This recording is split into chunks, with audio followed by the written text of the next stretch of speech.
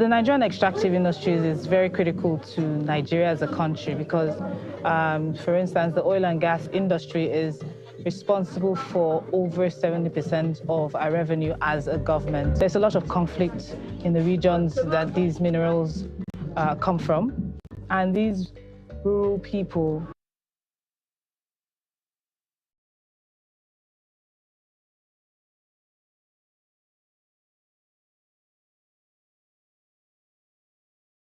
you can still go back and have your breakfast. So we're having a tea break, and if you have not had yours, you can go back and have yours.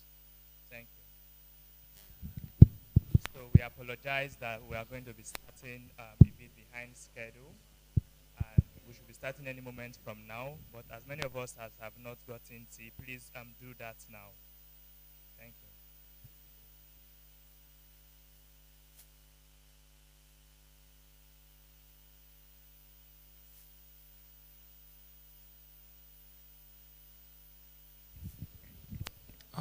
Check.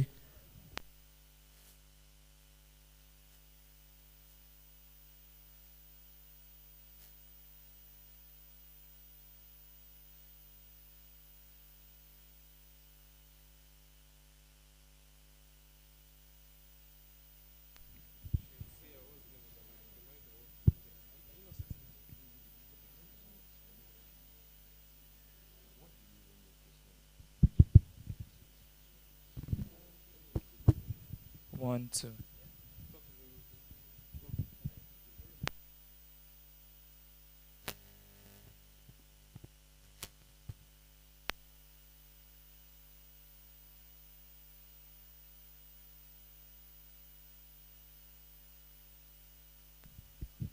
One, two.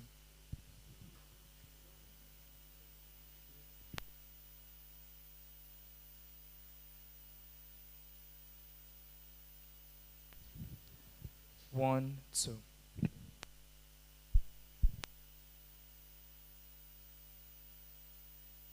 Your hands together. It's not easy to be, hosting this conference for 13 years running now.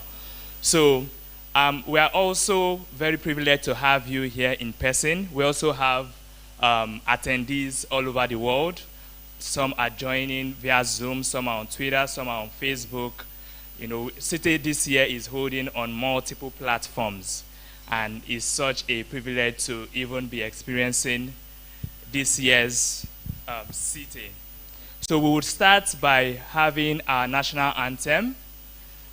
So media, just give us the national anthem while we start. Please, can we rise up on our feet as we take the Nigerian national anthem?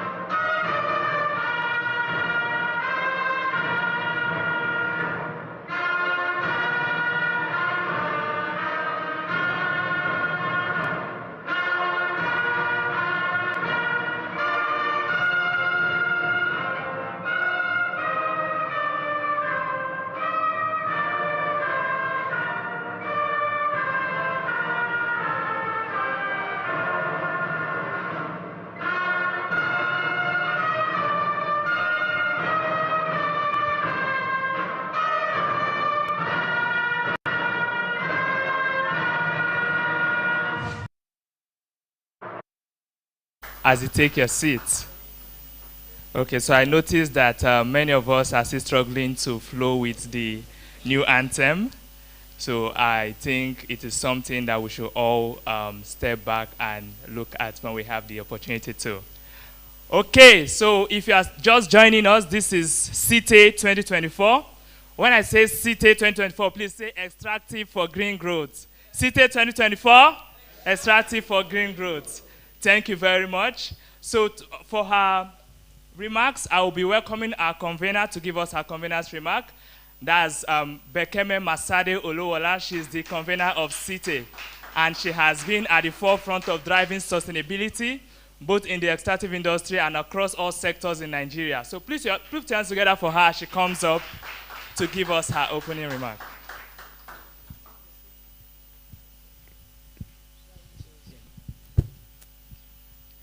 Good morning, ladies and gentlemen, our special guests in the house.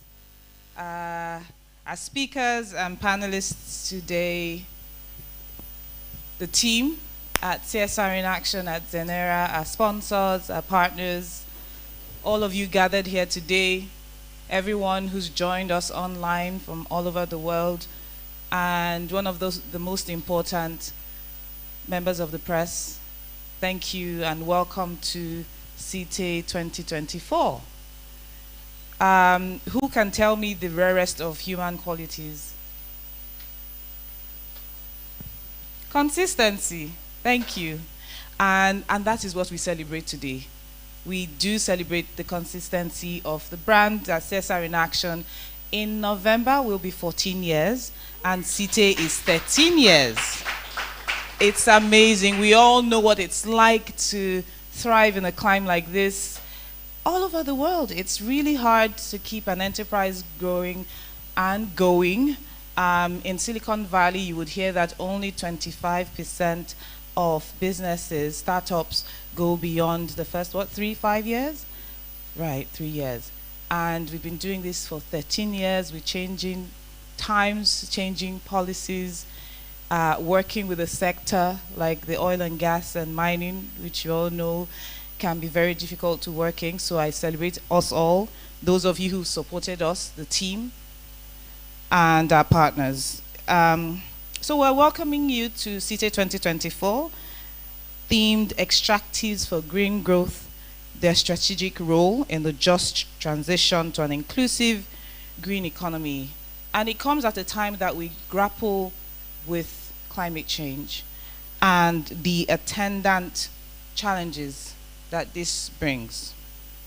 So I mean, when we talk about a just transition, the three important things would be reducing greenhouse gas emissions, increasing the share of low impact energy in the energy mix, and phasing out nuclear energy.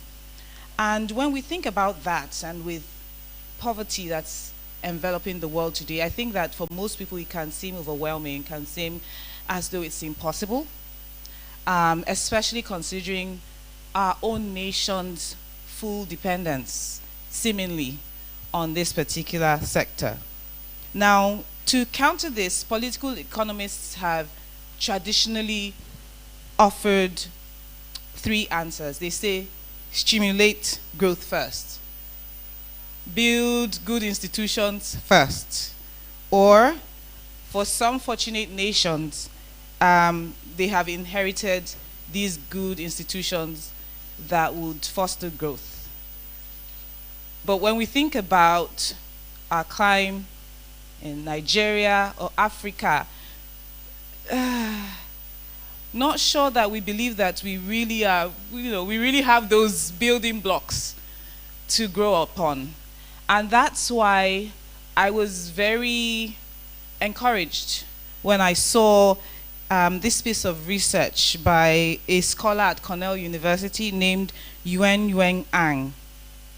She rejects the notion that poverty's cause is linear, and she believes that humans have the capacity for innovation, for adaptive innovation, and that growth can best be achieved through interdependence and that innate capacity to innovate. And that's actually what drives us at CSR-in-Action. That's what drives these conversations that seem to be a case of, every time we have, because we try to pull together businesses, try to pull together communities, and the government, and then we also try to get in CSOs and the press. And oftentimes it's a case of who sent you? Why are you having these conversations? Why do we need to talk about these things, especially to an audience that typically doesn't want to participate in it? And that's also why we have, in recent times, latched onto the concept of cultural humility. That is a full understanding of the need to respect any stakeholder group that you need to engage with. And we all know that in the extractives, there's the concept of the host community, and that this continues to be a challenge, and that these are the people that would continue to be affected by this just transition that we talk about. And so when an entity or an institution chooses to engage in a culturally humble manner, it yields benefits, not for the immediate term, but for the long term. And that's why, as I say, we remain committed at CSR-in-Action to be the most passionate and the most efficient at what we do to build collective growth. And we strongly believe that the individual has a critical role to play in that, because institutions are made up of individuals, and it is these individuals that would advocate for the sort of change that we need within the institutions. I say as we close that as I close my remarks, whether you are an individual who works in oil and gas, mining, or a related sector, that you find ways of engaging. Because this is a sector that's very critical to us. Even the United Nations has identified it as a critical sector in this growth, in this transition towards a greener economy. You would find that many countries, including Canada, have actually ramped up mining activities in this transition. Because, why do you think so? How do you think electric vehicles are built? Because they're also dependent on mineral resources. And that's why we have to continue to engage this sector. And as we do so from our own individual space, I want us to ask ourselves the four-way test every time that we need to engage. Who grew up or is still involved in Rotary or Inner Wheel? I mean, those were the building blocks for me. That's why we're running CSR-in-Action. That's why we're doing what we do today. And that's why we continue to understand that we have a responsibility to drive growth in humanity. So the questions are, in case you don't know, is it the truth? Is it fair to all concerned? Will it build better friendships and goodwill? And will it be fair to all concerned? If you ask yourself these questions, whether in your individual capacity or as a leader in an organization, I think you'll be guided best in doing what is right for us as a people. So let me thank you again for being here, for supporting us, and I hope that we continue to have this very important conversation, not just here, but through the different platforms that we have for engaging this topic. So thank you very much, and welcome again to the 13th SITEI conference. Thank you very much. Please put your hands together for her over again. Okay, so if you're just joining us, this is the 13th SITEI conference. And to participants online, this is the 13th SITEI conference, and you are welcome to also leave your comments in whatever platform you are on, and they would also be part of the conversation that we're going to be having here. Okay, thank you very much once again, Madam Bekeme Masadi Oluwola, and thank you all for joining us today. So we have here today the Regional Director of Ford Foundation West Africa. That's the person of Dr. Chichi Anyagolu Okoye. Please put your hands together for her. Okay, we also have here represented the Executive Secretary of the Nigeria Extractive Industries Transparency Initiative. That's the person of Dr. Oji Ogbunaya Oji. Is ably represented by the director of the Department of Policy Planning and Strategy at SITEI, Dr. Diete Basi. Please put your hands together for him.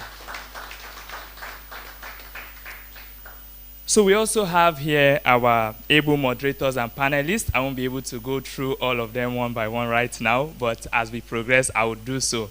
But just so that we make progress, I'll be calling up for our opening remark the Regional Director of Ford Foundation West Africa, Dr. Chichi Anyagolu Okoye. Please put your hands together for her as she comes up on stage.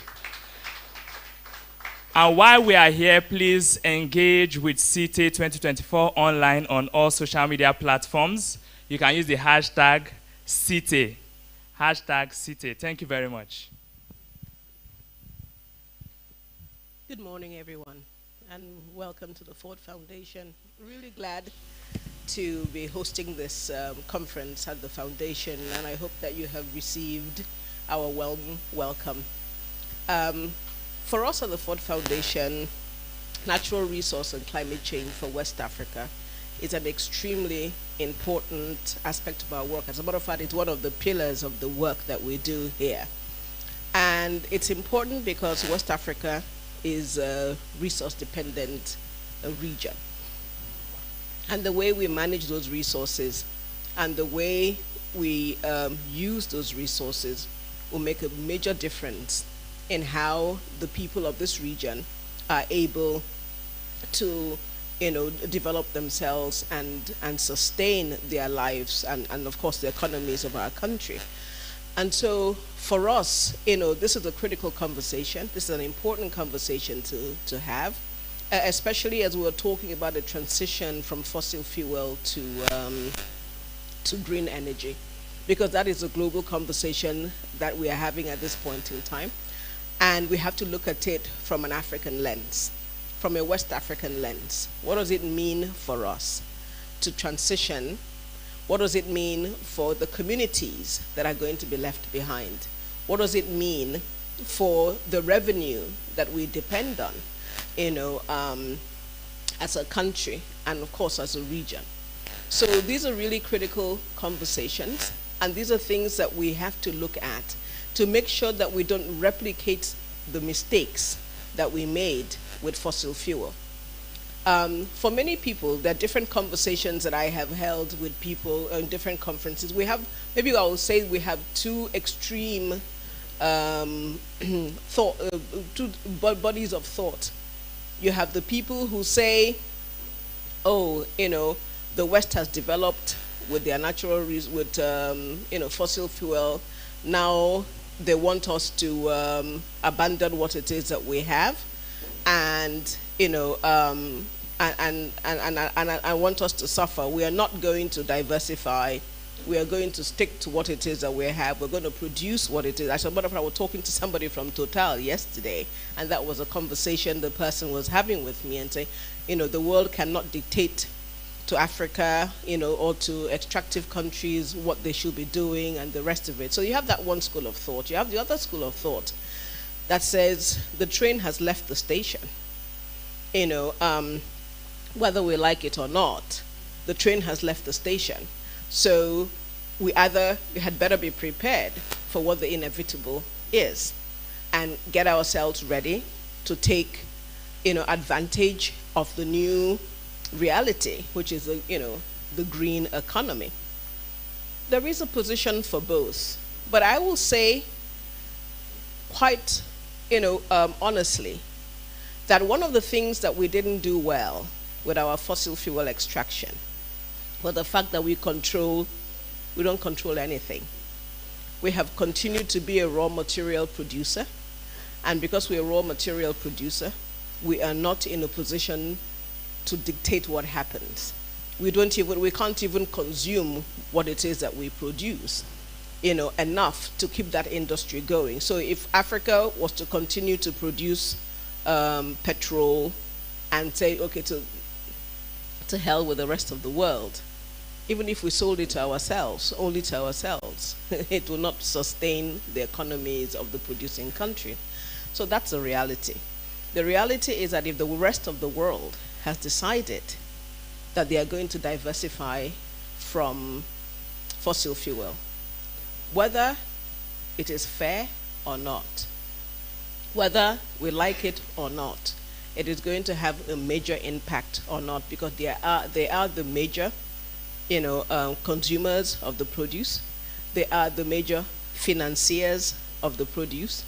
They are the major technological experts for the produce. So if you depend on everything that you need from the West or from the rest of the world in order to even bring the fossil fuel out of the ground, and they decide that it is time to move on, I think it would be foolhardy to say that you can continue, even if you wanted to continue. So I think that the first thing we have to say, what is a reality check? The reality check for us is that if we're lucky, we'll have the next 30 years or so to continue to benefit from fossil fuel. If we're lucky, we have the opportunity to also benefit from the green economy.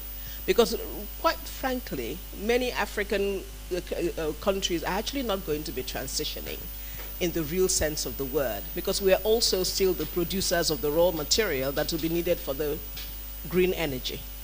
So we're just basically transitioning from one form of extraction to another form of extraction. And what does that mean for us? We made a lot of mistakes in this country with our fossil fuel.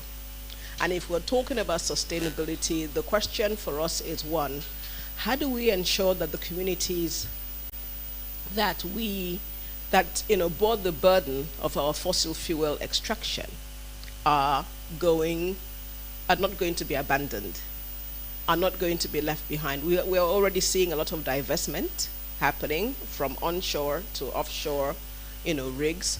And what that has meant is that for many of these communities, nobody's taking responsibility for the devastation that has happened, because the local companies that are taking over the onshore say they're not the ones who have done it, and they don't have the resources to do it.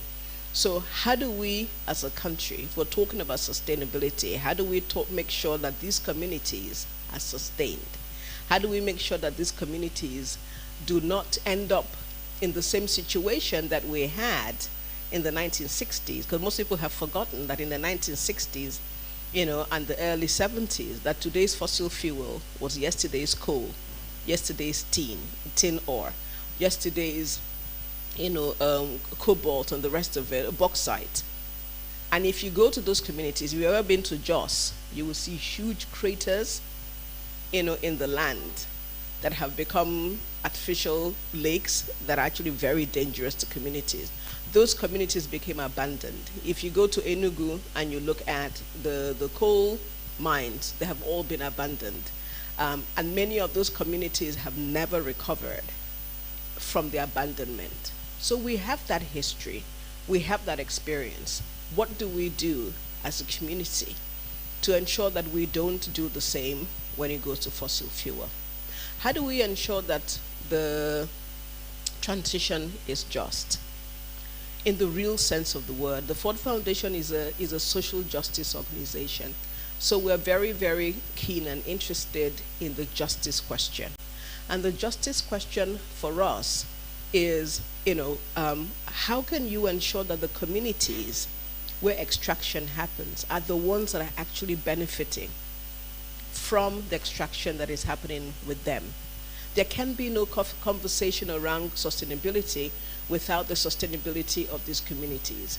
How do we ensure that Nigeria as a country and other African countries that are, fossil fuel dependent are benefiting from, the resources that are coming out from the financial resources? How do we reduce the illicit financial flows? How do we, how do we ensure that the balance of trade is fairer. And these, for me, are the conversations that is important to have. I think that I would like to close by also reminding us that Africa's contribution to climate change is negligible. It's only about, depending on the source you're looking at, 3.5%, 4%. But many times the conversations that we have is about reducing green energy, greenhouse emission. I don't think that's a conversation that Africa needs to be having, because we're not contributing much to it. And it's a good thing for us to have electric cars. It's a good thing for us to have, solar energy and the rest of it. But those are not, for me, the climate change or the justice question. Those, for me, are economic questions. Whether we like it or not, we will have to go to electric cars and those kinds of things because of the cost of just running fossil fuel cars, because it has become extremely expensive to be able to do it. So it's a bit like mobile phones. We had to have mobile phones because the landlines were too expensive. So the question for me is, if our conversation is not about greenhouse emission, what should it be about? I think that our narrative has to shift, like I said, to the justice question. We have to look at, how do we make sure that this transition, is looking at the issues that really affect Africa. What is going to happen to countries that are fossil fuel dependent, like Nigeria, when we transition? How do we, so that's one question we've got to ask ourselves if we're thinking about sustainability and we're thinking about, transitioning. The second question is, how do we benefit? How do we make sure that we actually benefit from the extraction that is happening in terms of the technology, in terms of the knowledge? How do we make sure that mineral communities are able to have the technology? How do we get our universities and our school system to be able to, actually bring out the experts we need to do the extraction that we need? How do we make sure that the communities are not abandoned for the fossil fuel ones, and that the devastation that happened with fossil fuel communities is not going to be happening with mining communities? As we are seeing now, it's even worse, because now it's also coming with a lot of violence. And how do we make sure that the country is prepared in terms of laws, in terms of policies, in terms of programs, to be able to take advantage of the transition, but also sustaining what it is that we have? I think that you have a lot, and I don't know how diverse we are in this audience, but I think that everyone who is here, whether you're in the private sector, in the extractive industry, whether you are with you're in government, or whether you're civil society, there is a role to play. And I hope that through this conference and many others like it, that we will really start interrogating the just energy question from an African lens, and the transition from an African lens, and most of all, the extractive sector from an African lens. Thank you very much. Wow. Please put your hands together for her once again. Those are really some very pertinent questions that we have to ask ourselves and answer, even in this conference. How do we answer the justice question? And also, how do we carry the communities that are the hosts for extractives along and ensure that they are not being left behind? So that and many more questions are what SITEI 2024 will be addressing. Thank you very much once again, Dr. Chichi and Agolo-Okoye. Please put your hands together for her. So I want to also, right now recognize every one of us here. I want to recognize our host, Ford Foundation. I also want to recognize Mr. Olumide Idowu, the Executive Director of International Climate Change Development Initiative. So thank you very much for joining us. I also want to recognize Dr. Olubumi. She is the Technical Advisor in the Office of the Sustainable Development Goals, Lagos State Government. Thank you very much for joining us. I also want to recognize members of the press present here. I also want to recognize every one of you here. And to those of us online, thank you for joining SITEI 2024. So remember, the hashtag is hashtag SITEI, hashtag SITEI. So I also want to respectfully invite for his remark the Executive Secretary of the Nigeria Extractive Industries Transparency Initiative, ably represented by Dr. Dete Basi, the Director of Planning and Strategy at SITEI. Please put your hands together for him as he comes up to give us his remark.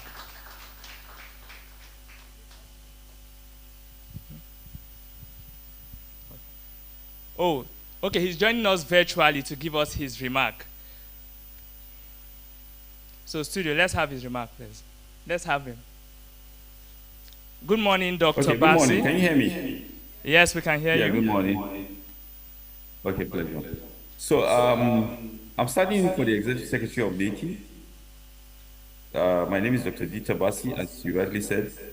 I'm reading the speech as presented on behalf of the Executive Secretary. I want to stand on all existing protocols. Distinguished guests, esteemed participants and organizers, I'm honored to extend my goodwill to this important gathering at the 13th Sustainability in the Extractive Industry Conference 2024, being hosted by one of our key partners with the theme Extractives for Green Growth, their strategic role in the just transition to an inclusive green economy. This theme resonates strongly with the challenges and opportunities facing Nigeria's extractive industry as we navigate a pathway towards sustainable development. I regret that I'm unable to be with you in person due to an official engagement abroad.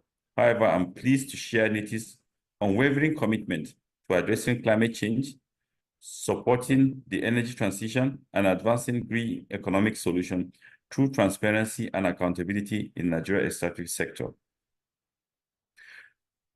NATI have recently released the 2022 and 2023 industry reports, which highlights key issues relevant to today's discussion.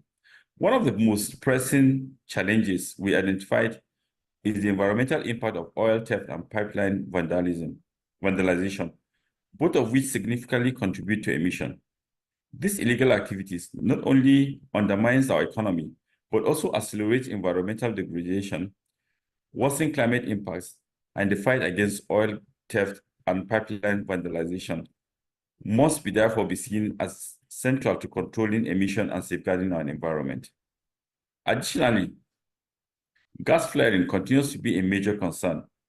Our latest report showed that total gas flaring for 2023 amounted to 183.4 billion standard cubic feet, which is a decrease of about 2.7% from the previous year of 188.4 billion standard cubic feet recorded in 2022.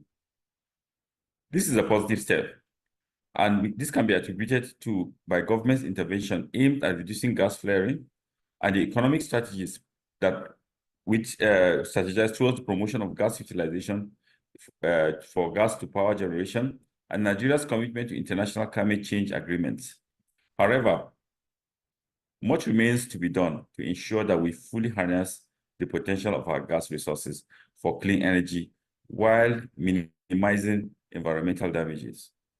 As we move forward, NATI remains committed to collaborating with stakeholders to ensure that the extractive industry in Nigeria contribute to green growth and economic diversification. Our focus is on ensuring that the sector plays its part in the global transition to a low carbon economy, while also addressing local issues of poverty, inequality, and environmental sustainability. I therefore encourage the participants today to engage deeply in discussions that will shape policies and strategies for a more sustainable future. These decisions must be at forums like this are critical for success of Nigeria's just transition and transition to an inclusive green economy. I wish you all a productive and impactful conference. I look forward to continuing to work together to achieve these important goals. For us in NATI, I think, like the previous speaker said, the journey to green energy transition has started.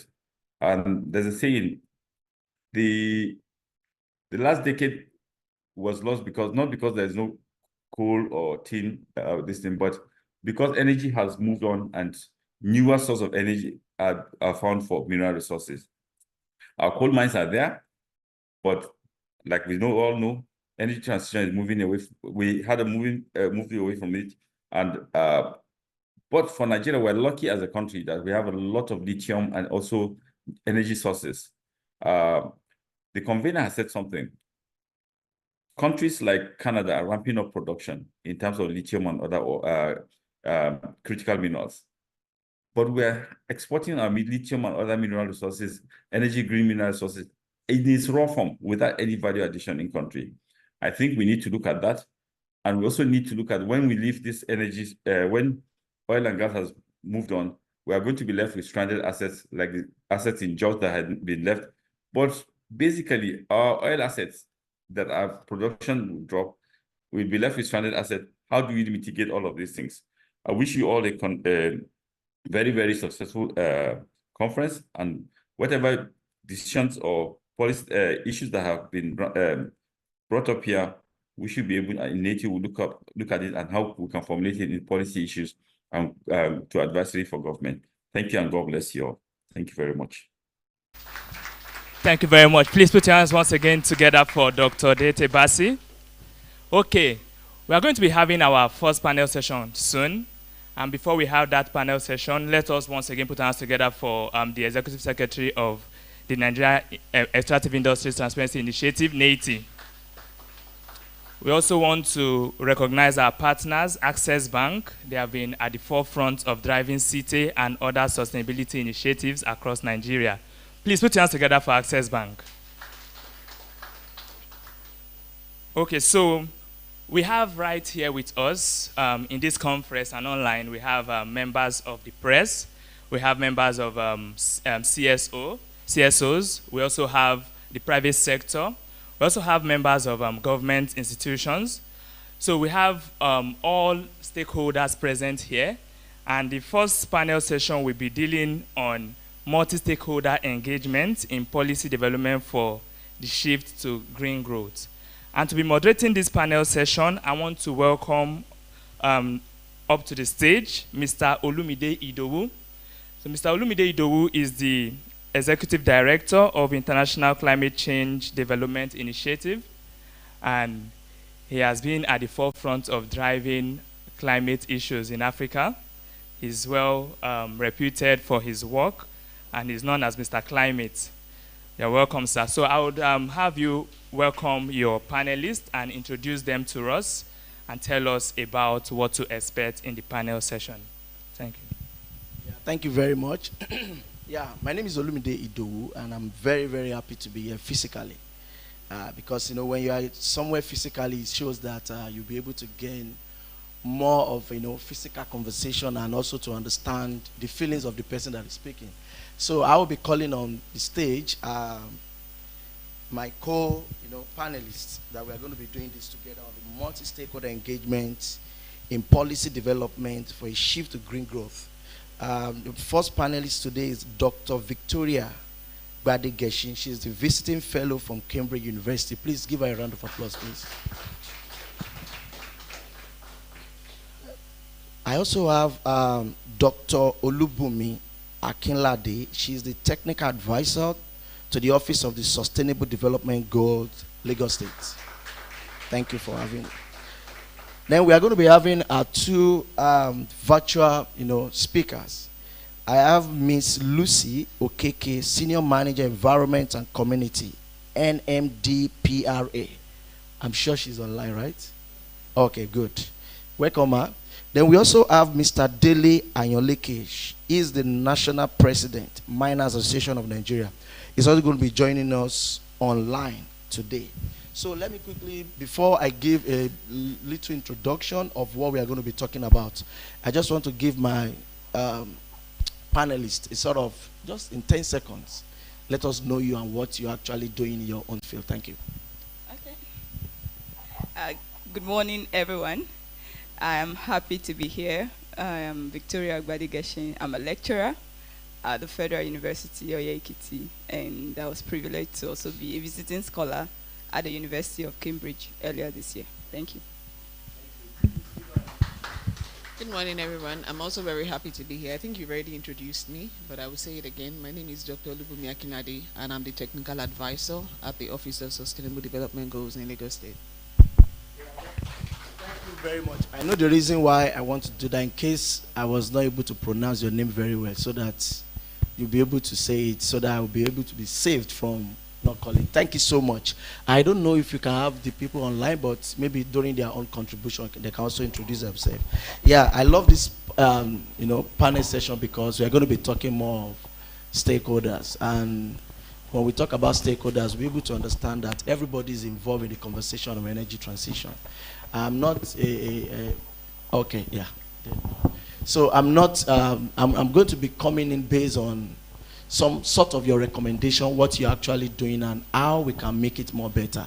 Earlier on, they were talking about moving from fossil fuel to, to a renewable way of, source. And sometimes I ask myself, in the kind of economy we have in Nigeria, can we actually move now? I remember some days ago, we saw that the so-called solution to climate issue, CNG, they started getting issues, And when you look at the multi-stakeholder engagement, when you look at what government or different stakeholders are doing, I think those are the kind of solution that we need to be looking at, not actually looking at the international solution that will not work for an economy that is Nigeria. So I just want to ask to my panelists, looking at the multi-stakeholder issue and even the policy making, how do you think, what is your view when it comes to your own field? How do you think we need to start looking at working together, building collaboration, and building an engagement? So let me start from you. Okay. Yeah. Thank you very much.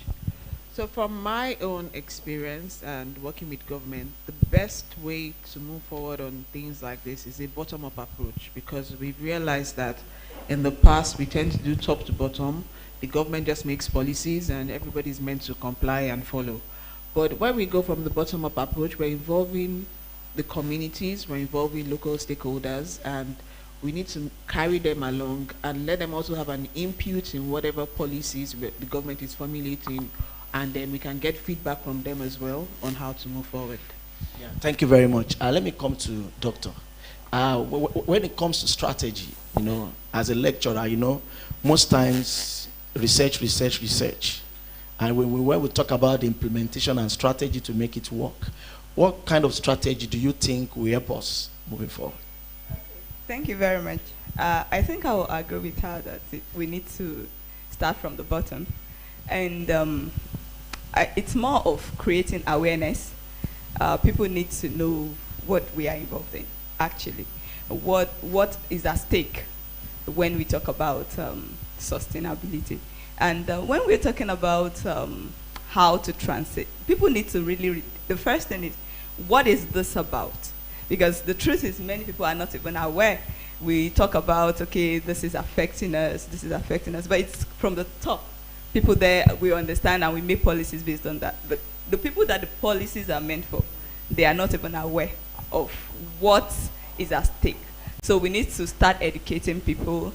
Of course, we can use the media, we can start engaging the media more. Now that we have social media, we need to engage that more to see how people who actually visit that space, how they get informed about things that affect them and things they need to do to start contributing to the sustainable growth that we are talking about. Yeah, thank you very much. Let me go to Dr. Dele. I just want to put it to you, sir. Can you, from your own field, Mining Association of Nigeria, that's a very powerful association, which I think will really help us to, drive something when it comes to green growth, actually. So how can we ensure marginalized community are actually involved, in the policy development? Because your association definitely will surely be guided by some sort of policies. How are you making sure that is working in your own field, sir? You are listening to me. You are hearing me over there. Are you hearing me?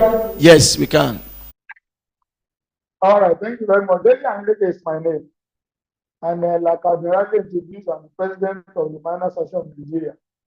Let me, first of all, congratulate SIA for driving this process, especially sustainably for the past 13 years. More kudos to you. And our moderator, your question is very germane when we look at the issue of green energy and mining. Because when we are talking of green energy, I think we are referring more to some solid minerals to be able to drive the transition. And in terms of this issue of sustainability and the environment, I think I want to say something that I know almost everyone on this platform is quite aware of. And that's about the fact that Nigeria is not bereft of ideas. We are not bereft of fine policies. We have a lot of them that are stockpiled in our various archives. For us to be able to drive this issue of sustainability and especially on the issue of the environment and management of the host communities, we need to do a lot in terms of improving the human and its capacities of the regulatory bodies, regulatory agencies. We have policies, we have fine policies. Say, for example, in the mining sector, when you look at the process of obtaining mining titles and operating the mines, you have the consent, which will afford the investors the primary contact with his community, with his landlord. And also have the issue of CBA, that's Community Development Agreement. If all these policies, if they are well implemented, because all these policies are meant to be able to transfer social and economic benefits to the host community, that even if they are losing their means of livelihood by way of surrendering their lives to mining activities, they should be able to get compensated from some other benefits that they are accruing from the mining operations. So, in a nutshell, what I'm trying to say is that we need to invest more in improving the capacity of our regulatory agencies for them to be able to perform their functions very well and then move us forward. Thank you very much for now. Your contribution, and that's the power of stakeholders, power of community people. You know, when we talk about capacity building capacity is actually different from implementing capacity or implementing the so I think that's one of the areas that we're also going to be looking at when we want to actually achieve the energy transition that we talk about. Thank you so much. Let me quickly go to Miss Lucy Okeke. You know, I also want you to share with us, because this issue of policy, you know, is something that is like what Mr. Daly just mentioned now. We have some of them in our archive, but they are not well implemented. So what is your own view? How do you think we should start looking at the issue of, you know, how effective are these policy to drive the sustainable growth that we're talking about?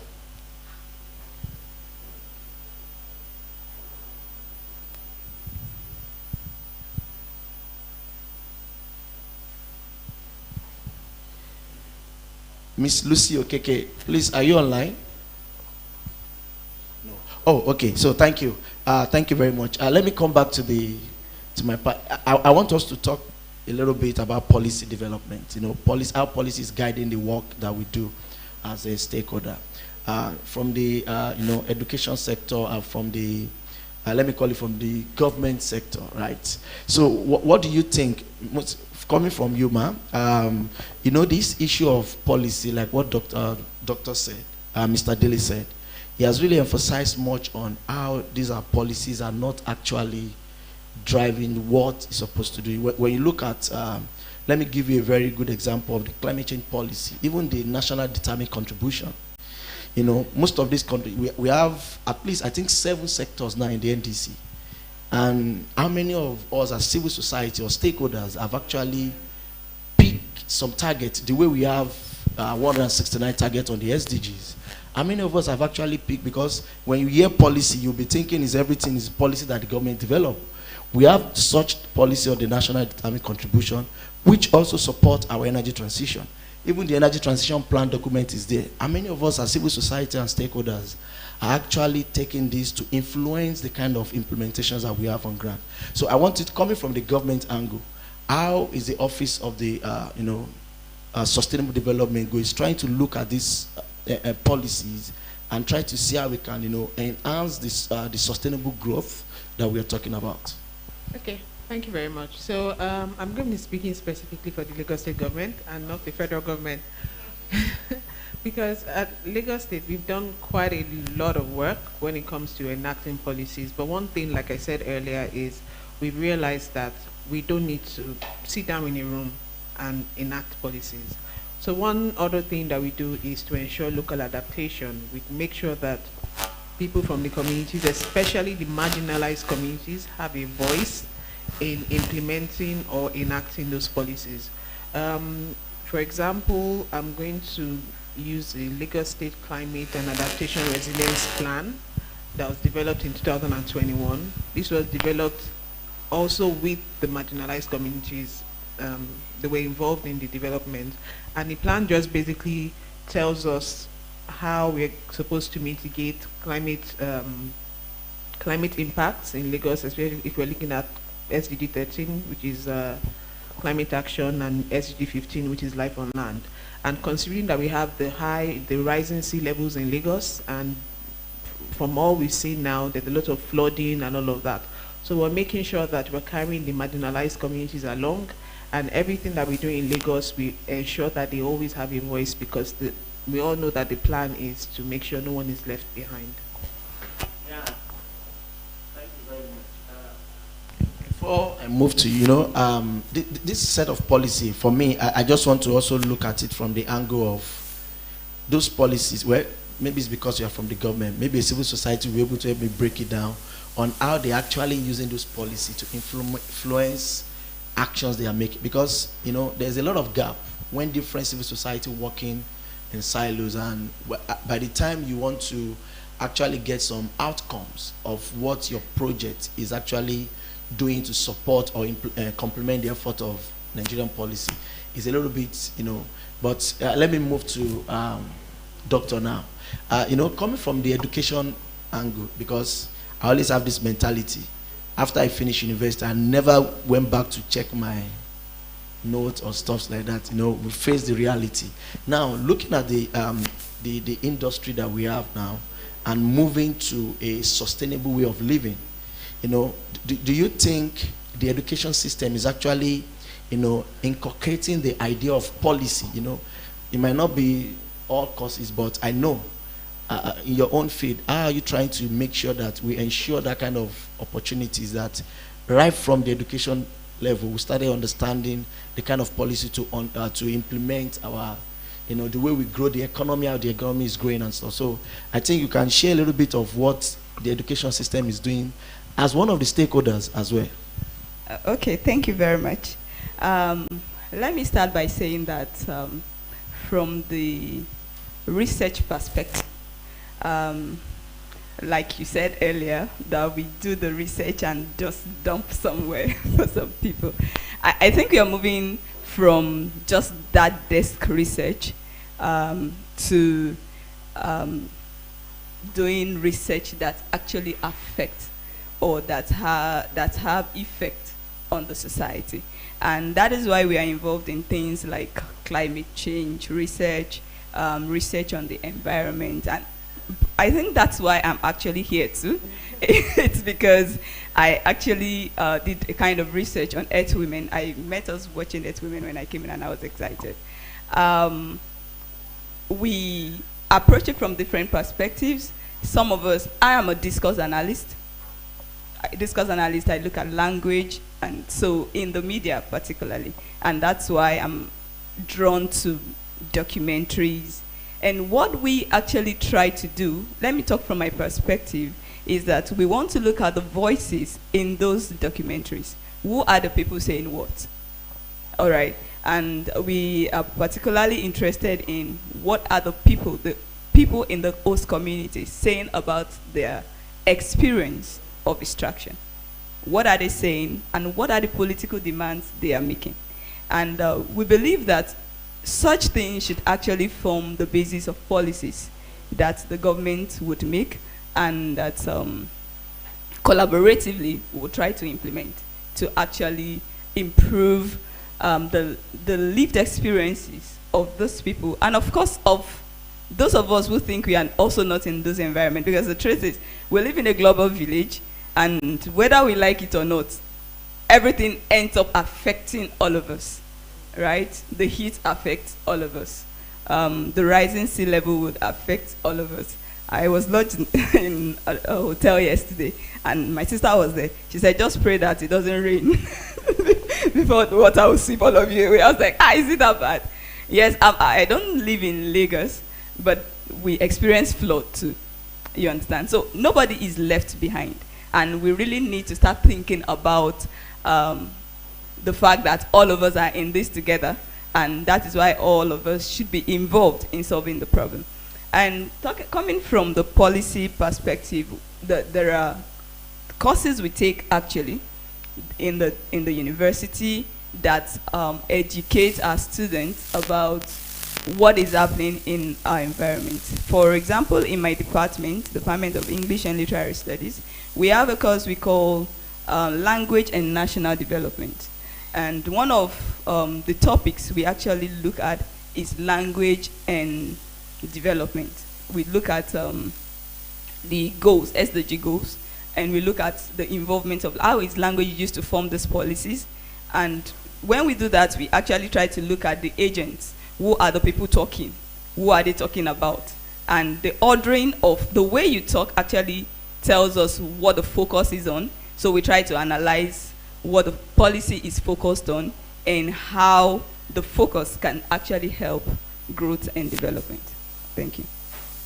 Yeah, thank you very much. Now I have the, even coming from, English, you also married with climate change. And, so it's interesting to hear how you are actually working on that. I want to go to Mr. Dele. He actually mentioned that we always leave our policy on shelf or anywhere. Sir, in the mining industry, how well have we been able to actually, also pick the policy from the shelf to, create conversation and make people to understand that, because you've said a lot around stages of local government chairman, the councillor, and what have you. But how is the, the association itself trying to make sure that this policy is working for the association and is helping them to drive change?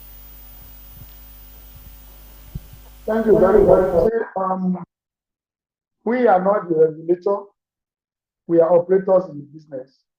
But one of the objectives of the association is to collaborate with the regulatory agencies, including other stakeholders and civil society, to make sure that all these policies, they work for Nigeria. Take for example, just recently, SITEI, that is Center for Leadership, Strategy and Development, went around the company. When there were complaints from the marginalized community as you want us to target, well, let me use host community, mining host communities. When there are cries of marginalization from them, SITEI conducted a research to know what exactly is missing in the guidelines for the establishment of community development agreements. And they came up with some fine documents in terms of the input from the stakeholders. I think in November last year or thereabout, the Honorable Minister, Solid Mineral Development, had to launch the new guidelines. This actually means that the host communities, they are involved in the process, because by going around each of these geopolitical zones and the states, they take input from them on what are the gaps that need to be filled. And that is why I said that the issue is not lack of policies. The issue is lack of implementation or effective implementation of our policies.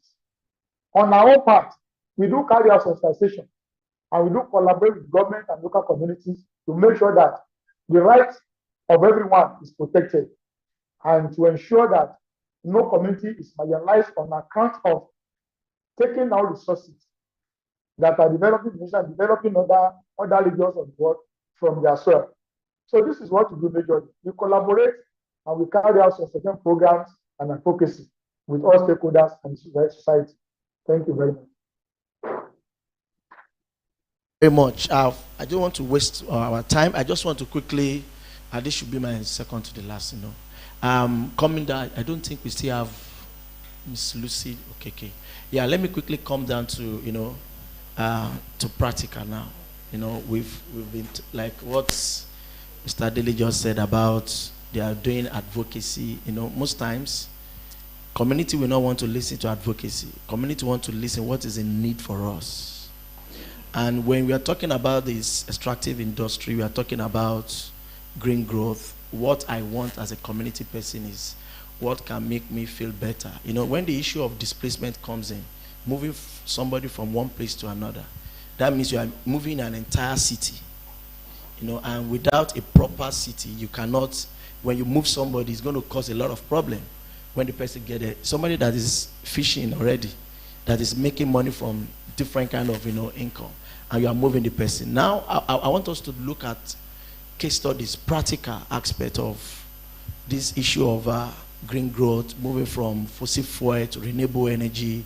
Because for me, in quotes, I think the economy we have presently, we need to do more of speaking to the community people, so that the issue of knowledge transfer will be able to, effective on ground, and the issue of bottom approach will work. So in the office of the, SDGs, what are the case studies, what are the practical aspects that you have been working on that actually work for the people to build that green growth you are looking at, and also to, support the economic of, the extractive industry that we're talking about. Thank you. Okay, thank you very much. So I think Mr. Dede had actually mentioned something like that when we were speaking earlier, and we're talking about capacity building, because at the end of the day, without, I'm still going to maintain carrying the local community along. Without carrying them along, without letting them know exactly what you want to do, there's no way to be able to sustain our efforts, because once the community is involved in whatever you want to do, you can even step back and they can take over. From my experience, before I joined the Office of Sustainable Development Goals, I'm actually a primary health care physician, and from my experience, whenever we wanted to have maybe campaigns that involved community leaders, the first thing we would do is to go and talk to those community members.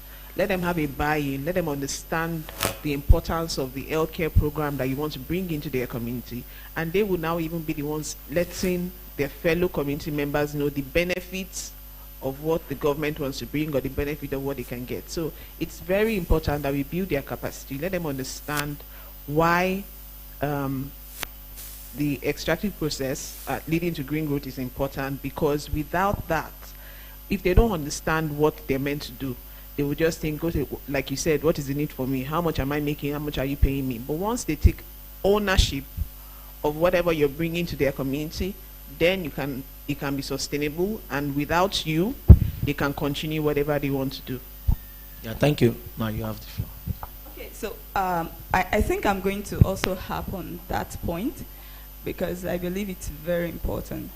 Apart from their involvement in educating them, letting them know what is in it for them, maybe not financially now, maybe the benefits the community is going to have from what is said.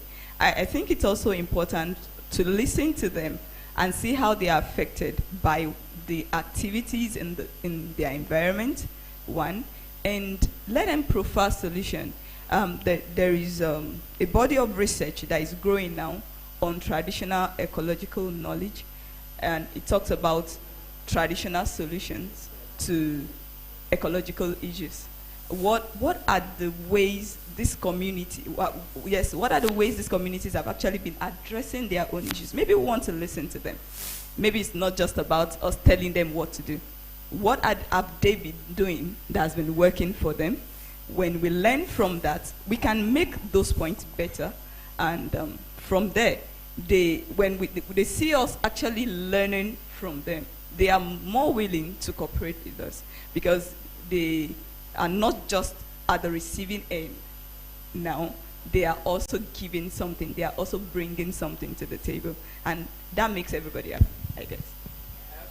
We also need to understand that one size does not fit all. What works in one community does not work in another, which is why you need to make sure, especially multi-stakeholder engagement, governments, CSOs, private sector, we all need to come together and speak with one voice and align our resources as well.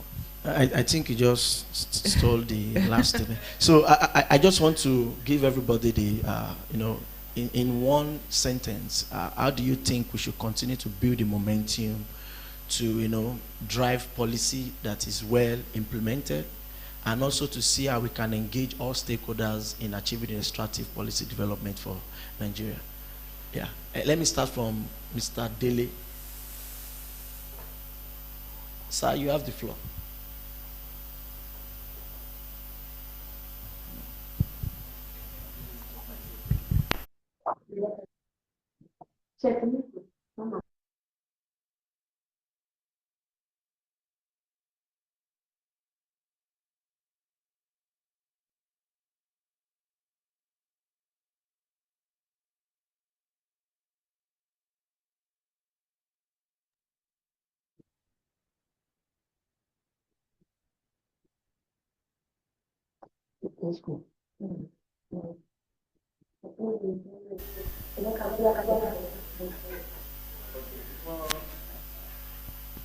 Okay, let's have the let me have yes, you can go on. So for me, maybe because government monitoring and evaluation is very important, and we need to make sure that we're aligning our commitments and we're evaluating whatever we've done. So it's very important to do monitoring and evaluation so that we can learn from our mistakes and go back to do what is better for the community. Thank you very much. I would say that we should keep creating awareness. We should continue to ask questions about the problems, and we should allow our solution to actually be based on what the people say it's affecting them. Thank you very much. And I'm very sure we've been able to actually enhance our understanding and also recommend some policy, advocacy for our multi-stakeholder opportunity. And I'm sure also that sitting down there, you'll be able to understand that the problem we have presently is how can we make sure that there's collaboration, and how can we build back better for the people that are living and that are suffering in the community. Because when we speak for them, most times it doesn't work. So it's better for them to speak for themselves and demand for that policy that can work for them. So thank you very much, and I hope we continue to have more collaboration as we continue. Thank you. So we have questions. Yeah, quick questions. From the audience. Okay. Online.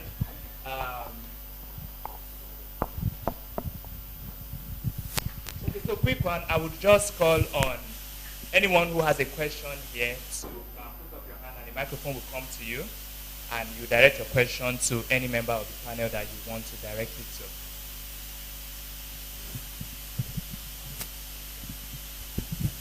Okay. Good morning, everyone. So my name is Coyote, and quite engaging conversation. I just want to ask you, doctor from Lagos State, right? Yes. Yeah, so you mentioned earlier that there is a particular document, like policy that was made earlier last year. Is this available to the general public? Right. And also I want to ask, there is a need for education, educating the community and the people about what it means to come and do any extraction in their community. So are there media materials out there? What platforms can they be gotten from? And how are this information being disseminated to these people in such a way that they would understand it to the tiniest detail? Someone can say, oh, we are coming to mine coal in your community, but in its real sense, they might not understand what coal is actually. What are they using it for? What are the different ways it can be used, right? So are there materials out there for these people to understand the details to the tiniest bit? Thank you very much. Okay, thank you very much. I was talking about the Lagos State Climate Adaptation and Resilience Plan, which is available online. You can Google it, you would find the PDF document online, and there are so many other documents like that online as well. It's available for the public to use. Regarding educating the local community, I'm sure you know that Lagos State is not so big on extractive mining. We do have some sand mining, and there are policies also from the Lagos State Ministry of Environment that, you know, talks about what is expected, and there are documents. I think there are also translations in different languages, Yoruba, even Egu. I'm not sure if those are available online. I know there are hard copies of those documents, and when they go into the communities, that's the kind of information that is passed to them. Okay, thank you very much, Dr. Bumi. So if you have a question, if you're online and you want to participate by sending in your question, you can scan the barcode displaying on your screen. Even if you are here and you don't want to ask in person, we'll take just 2 more questions. Let's take 1 from those online. Okay, let's take 3 more questions. Let's take 2 from those online and 1 more from those here. So if you have a question, just put up your hand and the microphone will come to you. Your name, where you're from, and your question. Okay, good morning. My name is William Wachoku from the Pistis Life and Leadership Institute. So when Dr. Victoria spoke about allowing the hosts, stakeholders from the host community speak for themselves, personally, I think it's a situation of dog eat dog, even amongst the host communities. So I'm thinking, how do we mitigate against vested interests, sabotage, amongst, and misrepresentation, from members of these host communities, misrepresenting, their indigenes and brothers, and friends. Thank you. Okay, thank you very much. I'll just give an example of what SITEI did with 8 women. It's a documentary. I don't know if you have seen it. It's a documentary. They went into the communities to actually speak with the people there, and mostly women, but they were able to actually relay what their experience is. Sometimes community engagement might not be effective when we speak with selected people, when we just call a few people together and say, okay, so what's happening here? We might actually need to go in there and speak to random people. That might not be very easy, but I think that's still the best approach. People who do not have anything at stake, they just want to tell their story the way it is. All right, I understand that it is important that we carry the leaders of the people along. That is very important.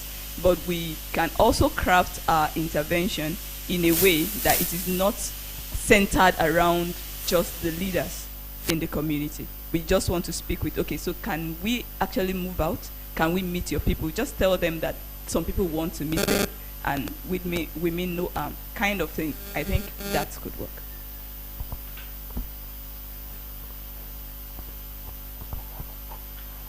Okay, thank you very much.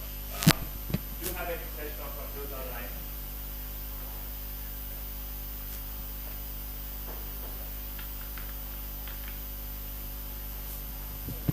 Okay, so Bayo is asking, should Nigeria be focusing on green energy, given that we have not yet maximized the energy we have really available in the nation?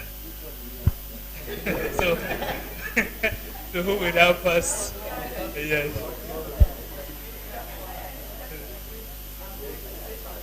Okay, Mr. Dilian, please. Sorry, Mr. Ido, yes, please help us. Direct the question to your panel.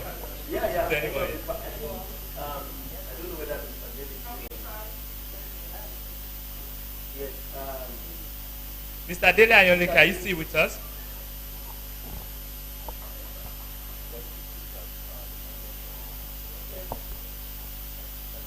Mr. Dele, please, if you're online, please, maybe you can respond to, I'm sure you can also read it from.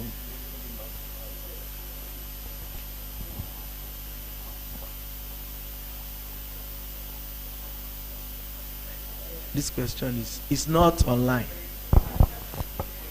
Well, I don't know if this addresses what the person is saying, but I think the person might be talking about the solar energy and that we are not maximizing that. I feel that is also green because it reduces whatever effects other forms of energy. It's a clean form of energy. And if that is what we are referring to, I agree with the person that asked the question that we are not maximizing it. I mean, we have the sunlight there, and it probably could provide quite the energy that the nation needs in some aspect. You'll be surprised that in those countries where they don't have much sunlight, they are actually trying their best to make use of solar energy and it's always very sad when the sun beats us very freely here and we are not actually harnessing the power to. So I agree with the person, and I think when we are talking about clean energy, we should be thinking about how to actually maximize this at the government level. Individuals are now trying to make sure that, okay, in my house I have solar. I'm sure we are not doing it for the clean energy. We are doing it because because there is no alternative. We just want to have something that is stable. But the government should start thinking along that line, I guess, that, okay, with this sunlight that is natural to us, what can we do? What can we actually do with this? And I think it will also lead us to more sustainability. I think I can answer for Lagos State government and say that Lagos State government is already thinking about that. We actually have a Ministry of Energy, and their focus is on solar energy and renewable energy as well. And if we look at most of our primary healthcare centers in like the rural areas, they actually have been solarized. Okay, thank you. Let me respond as a yes. For me, basically, I love to work with reality, you know. When you talk about green energy, what is green? What is our transition model? Remember, 2 years ago, I'm saying facts. They told us that our best transition mode is gas. How many of us are now using gas in our house? How many? To power anything that we want to power. Yes. If you check the Nigerian Energy Transition Plan, you'll be able to understand that. I'm not saying it's not a good way of transiting, but let us be realistic. I mentioned when I started, I said the CNG. People are now saying it's like it's not going to work for us again, because like the question this man is asking us, he's trying to let us to understand that the layman is suffering, and you are telling us to transit on what? So I think one of the best things that we need to do is to use what is available. And what is available is what our vice president told us. We have enough gas. So how do we now make it more clean or more accessible and more affordable? Because by the time we start negotiating on behalf of the people that are suffering, your question, sir, let me just address it. Anything for us without us is not meant for us. So if you come to my community to speak to me about transiting from fossil fuel to renewable energy, I will first of all ask you, which one are we using that you asked us to transit from? So it is better for us to start looking at a local solution than the one that will give us on paper because somebody is doing it in Ghana. I'm not saying you cannot, replicate ideas, but let us replicate it in local action, local way, so that by the time I will put on the lights, in the next 5 days, I will still tell my children, are you enjoying the lights? So that not tomorrow I will not, it's like it's not working. So I think we should just be realistic so that 2015, when we signed the Paris Agreement, they told us that that is the way forward.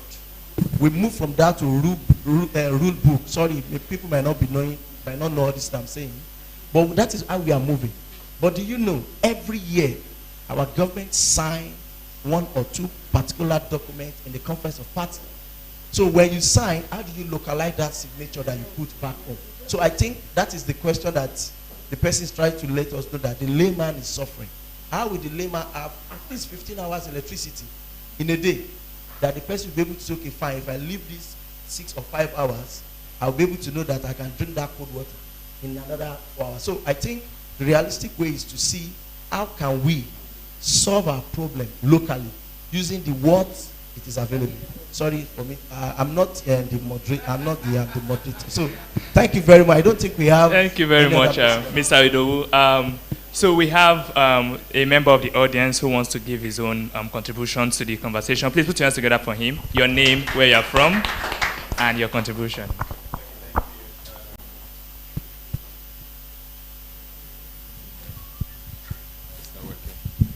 Okay, thank you very much. My name is Boyega Olorunfemi. I'm the Senior Research Associate at the Center for Climate Change and Development. Just want to share my view regarding that question. I think it triggers a number of things that has been discussed today. I also said that Dr. Chichi alluded to such questions. Yes, Nigeria should look in the direction of green, but how do we do this, right? President Muhammadu Buhari said we are going to transit to net zero by 2060. And then Olumide, you also talked about the energy transition plan. What plan do we have to achieve these goals and some of the parts that we sign into?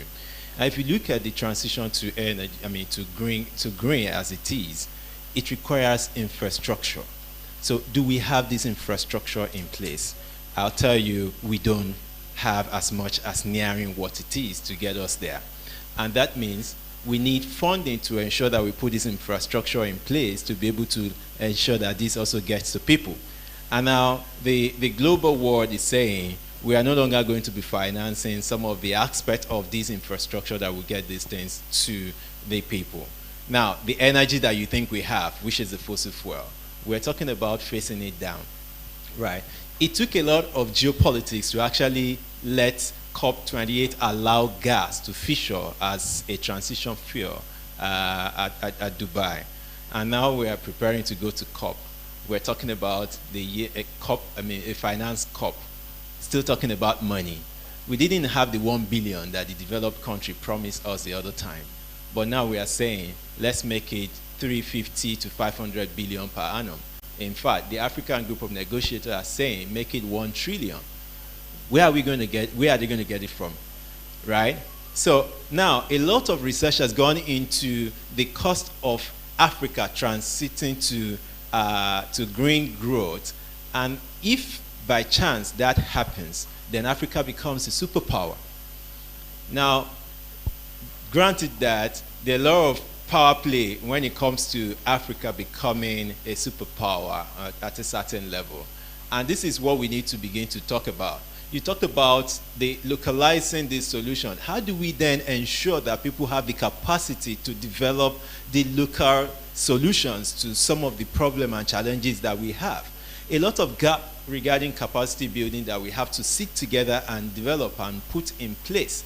So one of the questions that I could have asked is, for the Miners Association of Nigeria, how are they ensuring that perhaps younger people have capacity to also begin to roll out solutions that would present, that will then make sure that these communities where we have illegal miners operating from, that they are able to operate without having, to call Chinese people to come and start mining our resources free of charge.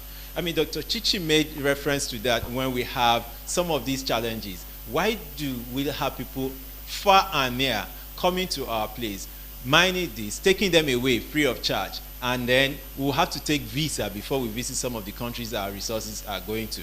And these are the realities that we need to begin to talk to ourselves. If we are coming up with a policy and plan, let us ensure that the policy and plan is driven by us, local experts, not international experts. And I think by the time we realize we have all it takes to develop this thing by ourselves, then we'll be able to achieve that desired progress that we want. Thank you. Thank you very much.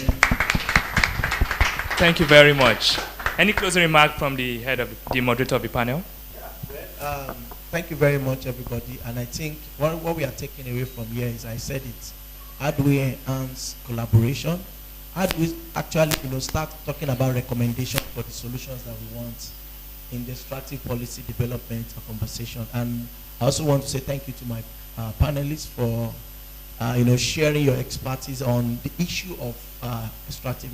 And let me end by saying, like what I said the other time, anything for us without us is not for us. So if you want to make a decision on my behalf, let me be there so that I can be able to tell you if it's going to work or not. Thank you. Thank you very much. Please put your hands together for this wonderful panel.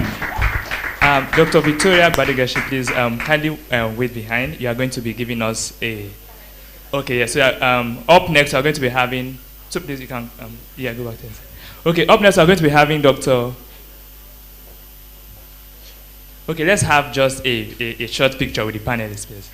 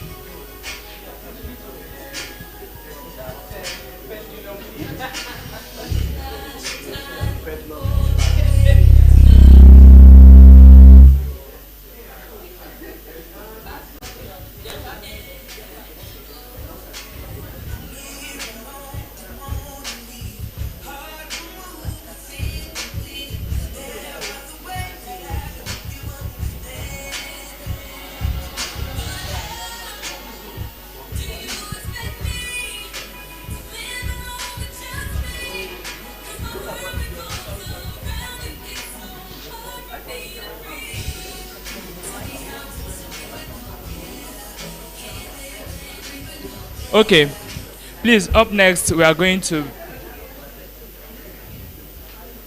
Okay, Dr. Anyoleke, thank you very much. We are done with this panel session.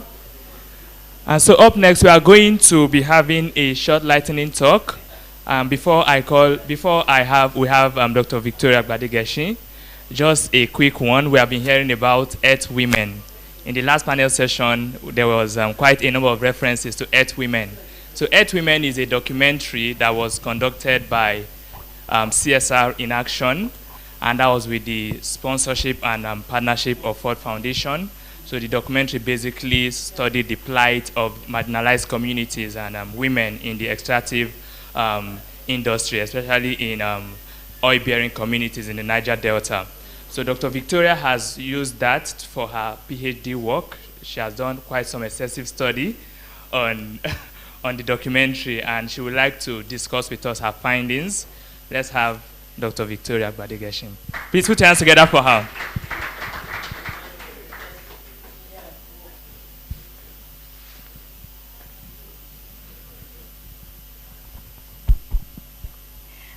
Good morning once again, distinguished ladies and gentlemen, and I'm excited to be here this morning. I want to sincerely appreciate the CEO, CSR-in-Action, Madam Bekeme, is that correct? All right. And every member of staff in CSR-in-Action for allowing me to have my research on Earth Women. And the reason this is important is that Earth Women is not fully online. So I needed to contact them to get the video, and they gave me the opportunity to actually watch it, I think a couple of times, so that I could do the research. So thank you very much. And okay, so late last year, there was a call to write something about ecologies in place by the Center for Research in Arts, Social Sciences and Humanities at the University of Cambridge. At that time, I developed interest in environmental research and climate change. And so when the call came out, I thought it was an opportunity to actually put in something of the things I've been thinking about. And that was when I came across Earth Women online. I saw the trailer and some comments on it, and I was like, oh, yes, this is what I actually need. and I put in the proposal, and it was accepted. So between January and March, I was at the University of Cambridge to actually do the research and also present some of my findings to the community there. So I'm excited to share what I have with us. I think I have just 30 minutes, and I might not be able to tell us everything about the Earth Women, but I'm going to definitely be telling us some of the exciting things that I discovered. I've mentioned it earlier that I'm a researcher, so you permit me to talk like a researcher. So I might be making some references that we may find boring. Just permit me. Thank you very much. Okay, yes. I think I can use the slides, right? Okay, thank you. Okay, so the introduction now. Let me have the introduction. Generally, women are known to be key actors in the creation, sustenance, and restoration of green environment and economy. Women are very important when we talk about the environment. I always say that if you remove the woman, it becomes very difficult to manage anything. And so when we talk about managing our environment, actually, women are key actors there. And in research, people have actually talked about women being related to nature in different ways. We have that women have special relationship with nature. We have people who believe that the earth is like a woman. And of course, we can talk about reproduction. The earth reproduces just like the woman also does that. We can see that the woman's body, like the earth, is the site of rootedness and fertilization. Also, there are studies that says women are weak objects. Of course, that's an opinion. Just like the earth, in need of male heroism. That says the man has to be there for the woman, just like the man has to be there for the earth, kind of thing. Then we also have the body of the woman as a site of energy, just like the earth is a site of energy. And these sites can actually be materially depleted or destroyed. I think we'll agree with that the body of the woman actually has a lot of things to be tapped from. If we talk about just the experience of childbirth, we know how much that takes away from a woman. And if it is not properly managed, we know that the energy can actually get depleted, and it can take a toll, permanent toll actually, on the life of a woman. The next slide. All right. The next slide. Okay, so when we talk about the environment, we talk about the adverse effect of the environment on human generally. Gender is one of the intersecting vulnerabilities.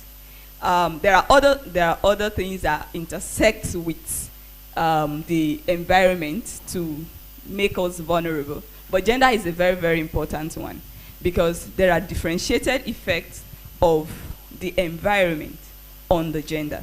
The effect the environment has on the man is actually different on what it has on the woman.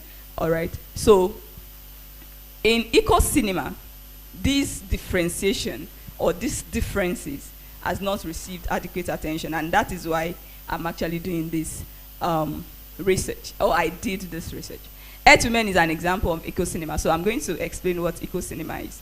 The next slide. Eco-cinema, generally, we describe as any visual at all that speaks concerning the environment. Any visual narrative about nature, if it talks about the environment, talks about human-nature relationship, anything at all, then we can actually tag it as eco-cinema. Now, I need to say that most films could actually be read as eco-cinema, because you can hardly have any visual without the environment. There's always something about the environment in all of those films. But there are some of these visuals that are specifically created to actually speak to issues of environment. And an example is what we have in Earth Women. All right, so eco-cinema will tell us human-induced problems on ecology and environment. It is critical to climate crisis mitigation and advocacy.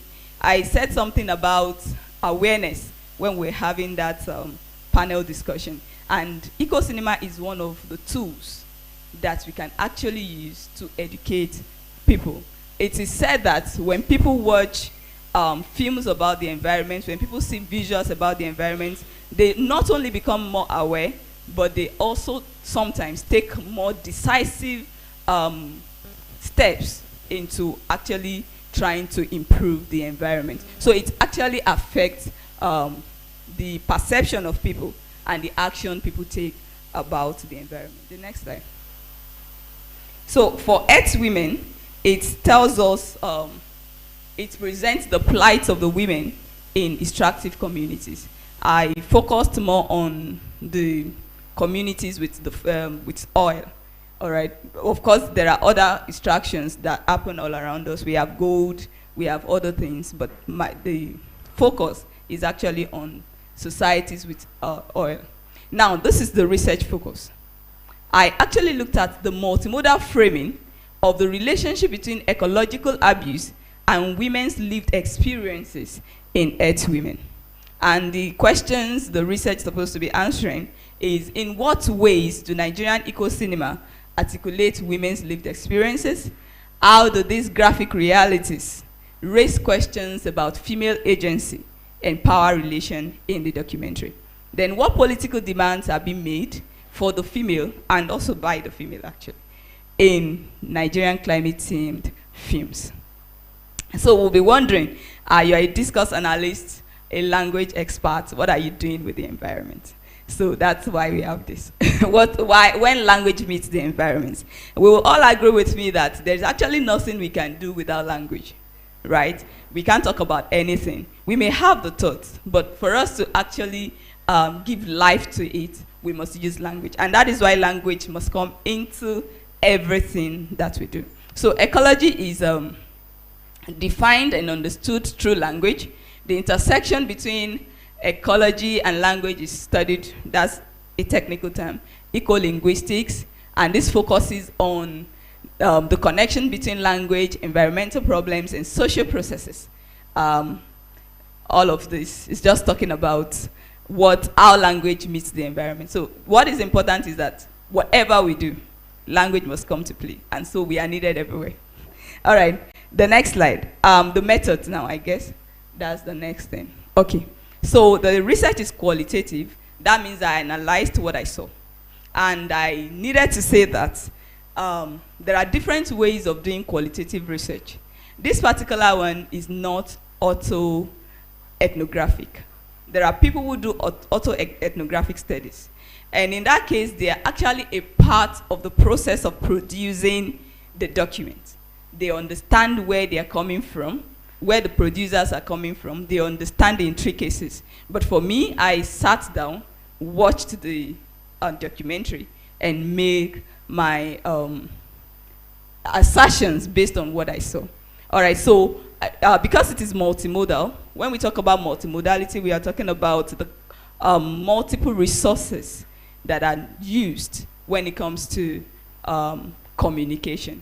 And when we talk about films, we know that we don't just talk in films. There are other things that are used. We have colors sometimes. We have attributes. We have prosemics, that's the use of space. We have posture, the body language, and many other things like that. All right, so I looked at the different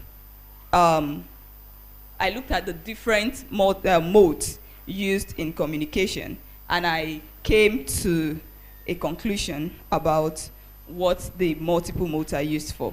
The theory for analysis in multimodal critical discourse analysis is just a theory that looks at social issues, socio-political issues, socio-cultural issues, and in a critical form, try to analyze language.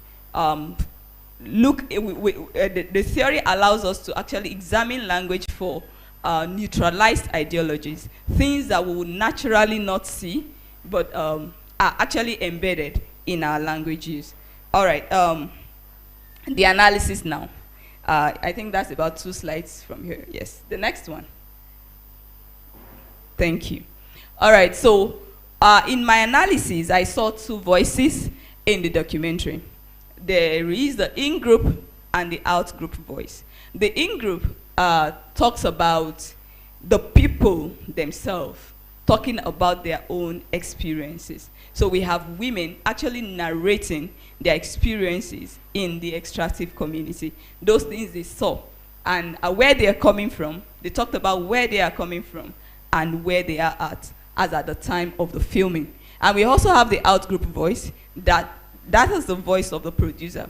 What the producer said about this environment, what the producer said about the extractive communities and the experiences of the women in the communities. All right, I should say that I was more interested in what the women said about themselves. And this is a summary of what I got there. So before extraction, we have the women say that they were agential. That this means that they had the power to take decisions about what they wanted their lives to look like. They could decide on the job they want to do. They could decide on what they want to do with their children. They could decide on what to feed their family. So they had power. That's what it means to be agential. And they were producers and providers. I'll give us examples as we go on. They were producers in the communities, and they were also providers. They were providing for their families. They were healthy. I put that in brackets because it's something that someone repeated. We have not heard of in the story. Then they were happy and they were content. All right, and during the extraction, because I use during the extraction because it's not like extraction has ended. It's still going on.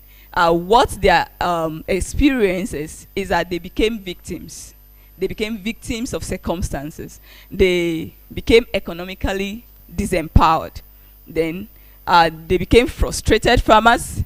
They became unhealthy, and many of them became exposed to abuse, domestic abuse. All right. Now, women before extraction, they were successful farmers.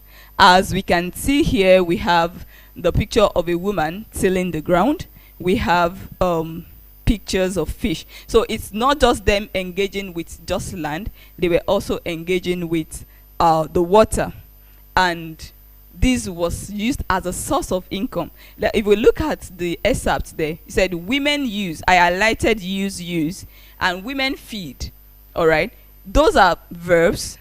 And if we look at the women there, they are the agents.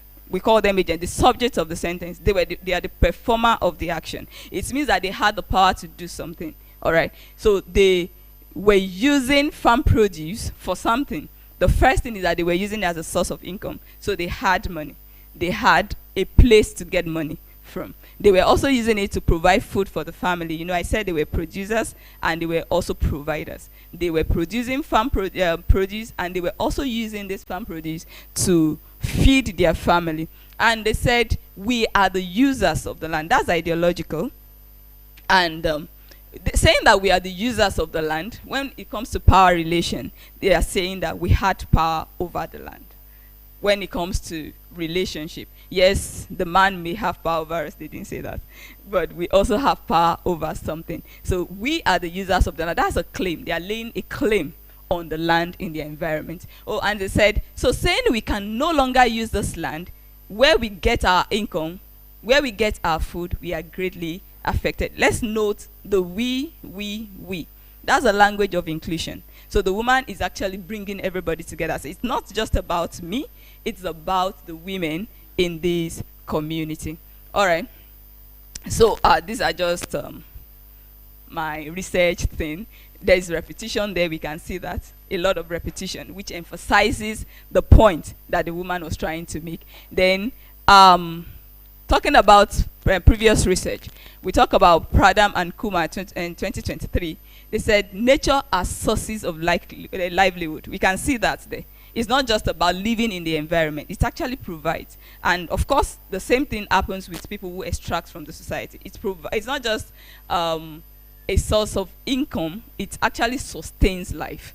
All right. Then if nature is seen as a resource, then we may be more likely to exploit it. You know, the woman said we are the users of the land. And when we lay claim on our environments like that, there is every tendency to overexert on the environment and exploit it. And I think that's what we are experiencing with extraction in Nigeria. All right, we have stated that nature's power over humanity is expressed in its ability to sustain the society, as well as the emphasis on its conditional awareness, environmental constraints, and fragilities. I think many of us are aware of the power of the environment to actually support us. We know that, okay, there are natural resources everywhere, but sometimes we are not aware of the fragility of nature. That nature is not just something that we can continue to exploit, because when it gets to a point, it pushes back. All right, and when it pushes back, that is when we experience those devastation. That's when we experience those crises that we experience, something like flooding, landslide, and all of those. All right, economically disempowered women, the women lost the moment they stopped producing. This is the women. The moment extraction started in their community, they stopped being who they used to be. All right, they could no longer have access to land the way they used to. You know, the first man said, saying we could no longer use this land. So it means that at some point, maybe some land was taken away from those people. Maybe the oil was discovered there and they needed to leave the place for extractors to work on and things like that. So they lost their means of livelihood.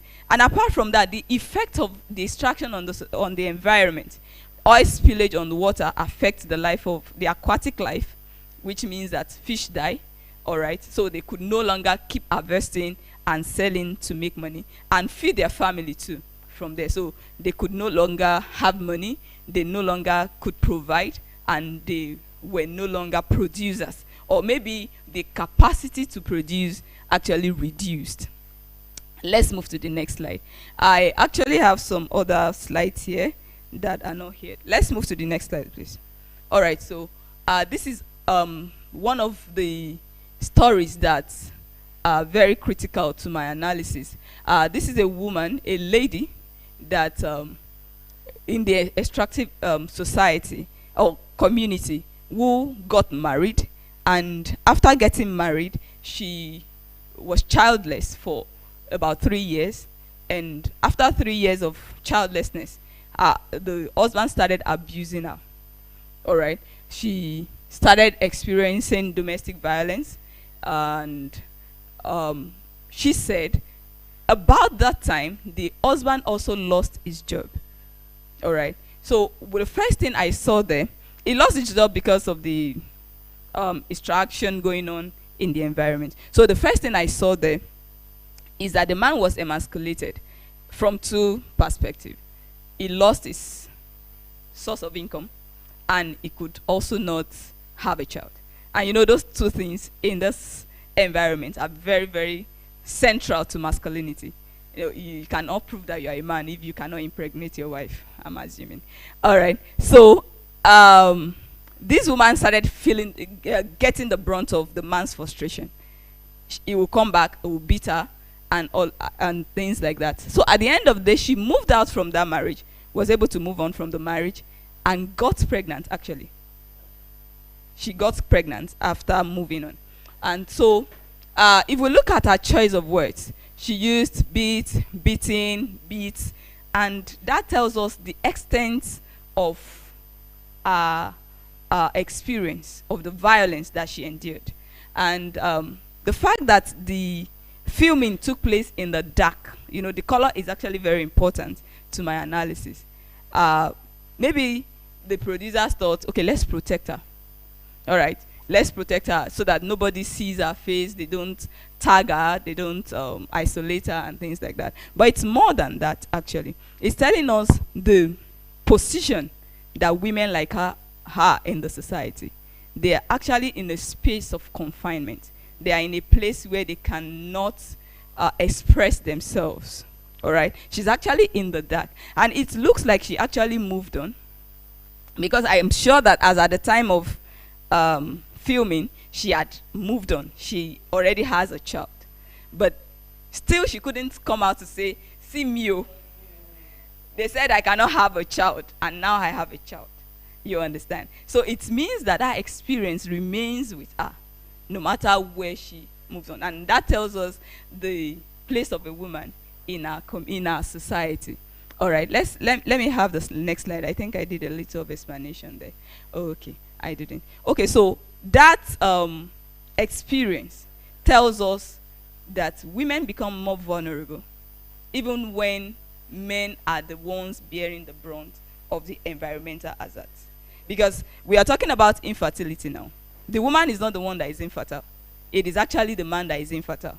All right, and there was a report there that said men who live in extractive communities become their fertility gets affected after a while. So I am assuming that's probably happened to the husband, but the man is not the one bearing the brunt now. It's still the woman at the end of the day. So we see how serious environmental degradation, environmental devaluation actually affect the female gender. It becomes very critical because we know that it's not just about them living like every other person.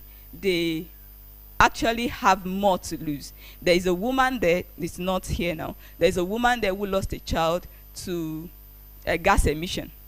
All right, she was very poor, and despite the fact that she was poor, she lives in the environment like every other person, but her own son became a victim of kind of gas emitted in the environment, and she lost that child. And I'm sure we all know that when it comes to a loss of a child, you would agree with me that it's one of the most devastating losses anyone could actually experience. Okay, so the women are affected in different ways in the community. They became frustrated. Their children were out of school. And it tells me something about the women in the community, that they are not just like the regular woman in the African society that we feel or that are ideologically classed as powerless. They are actually women who, when given the opportunity, can actually do things for themselves. Because they talk about sending their children to school by themselves. They talk about feeding their families. They talk about the many things that they can do if their environment allows them. All right. So what are the political demands for green growth? We have highlighted the problems. The women have these issues. What are the issues? What are the political demands being made? So we can talk about the fact that gender responsive climate policies need to be formed. We need to think about the woman when we are actually thinking about policies. We want to come up with things that we think can help the environment. We should think about the woman alongside. Okay, so this affects everyone generally. Does it benefit the women in the community too? We should talk about economic empowerment and green jobs. All right, the women need to be empowered. Some have lost their opportunities. We should start thinking about re-empowering them so that they can actually contribute their quota to green growth. We should think about climate justice, think about human rights. So is it fair to all, like Madam Bekeme said, is it actually fair to all? Is it fair to the woman in the environment too? Is it fair to the children? All right, because another thing we need to know is that when something affects the woman bears the consequences. If it affects the man, it still comes back to the woman. If it affects the children, it still comes back to, it's still the woman. All right. So we need to be fair to all so that the woman can rest. All right. All right. So we have access to clean energy. We should also prioritize health. The same thing I said. Then we should mobilize. Let's think about the woman. My conclusion now. The next slide.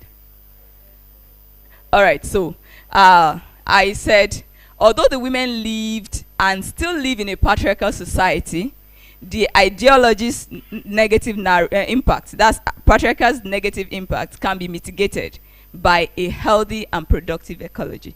If we have a very healthy environment, the woman can actually get empowered and not have to depend on the man for everything.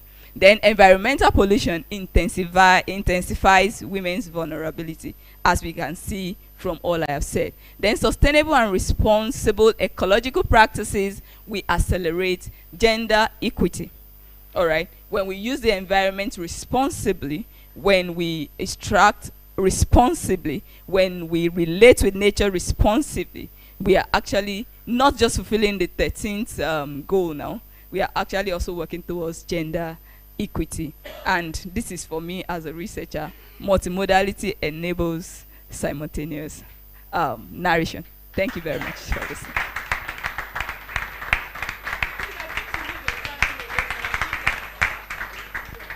No, please, I really think we need to celebrate her. Honestly, I mean, when we were doing this documentary, we thought we had a goal in mind. We thought we wanted to shock corporations, government institutions to take certain action.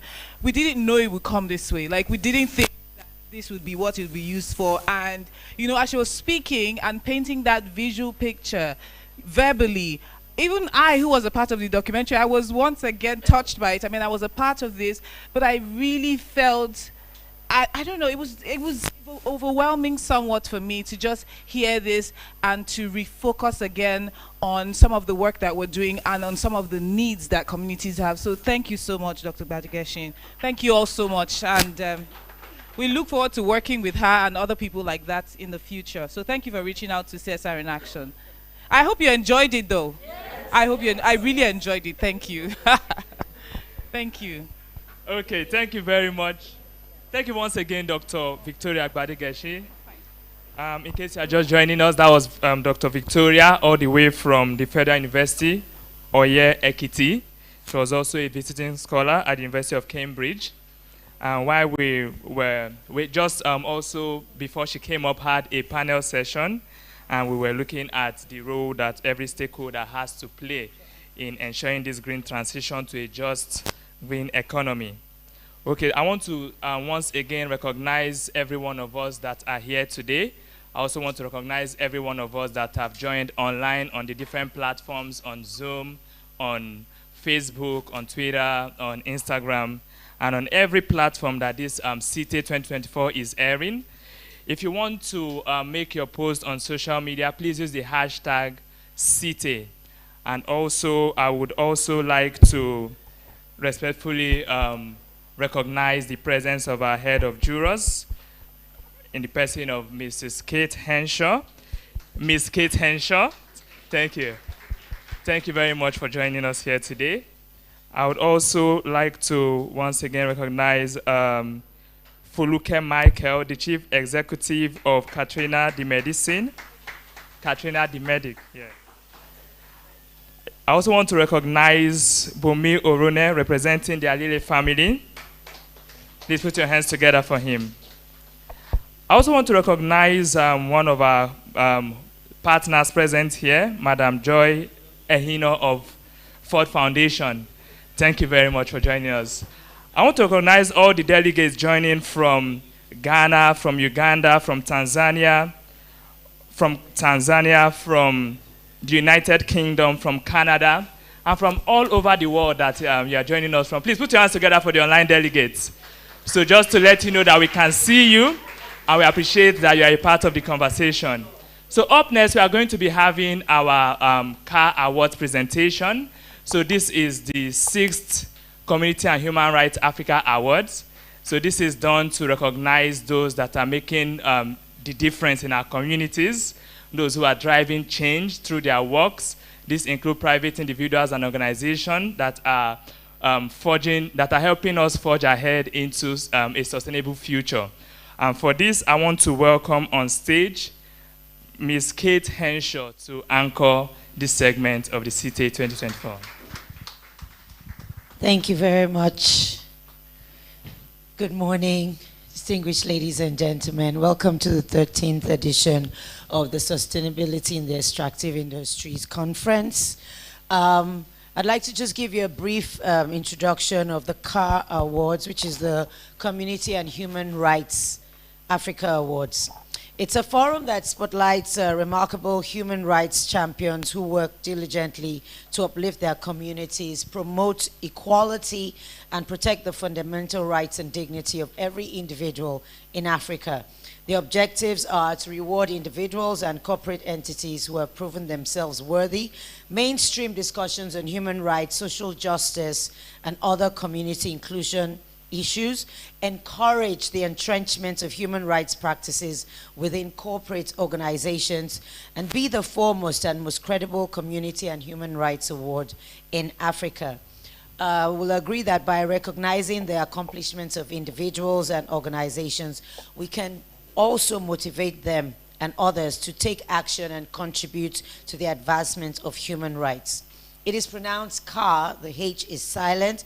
It's a 2019 initiative of CSR-in-Action Advocacy, Ford Foundation, and Zenera Consulting.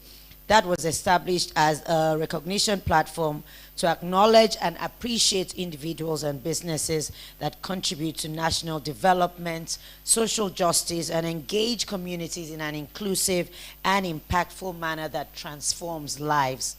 The spirit of resilience, compassion, and determination that defines our diverse continent, Africa, is embodied by those who work tirelessly to uplift their fellow citizens, promote equity, protect human rights, and foster sustainable development. This platform gives people the opportunity to nominate these outstanding individuals and businesses for a chance to win an illustrious award and have their efforts appreciated across the globe. We received 425 nominations for the awards, which came from all over the African continent. Thank you. Appreciating the diversity of perspectives and experiences that enhance our society.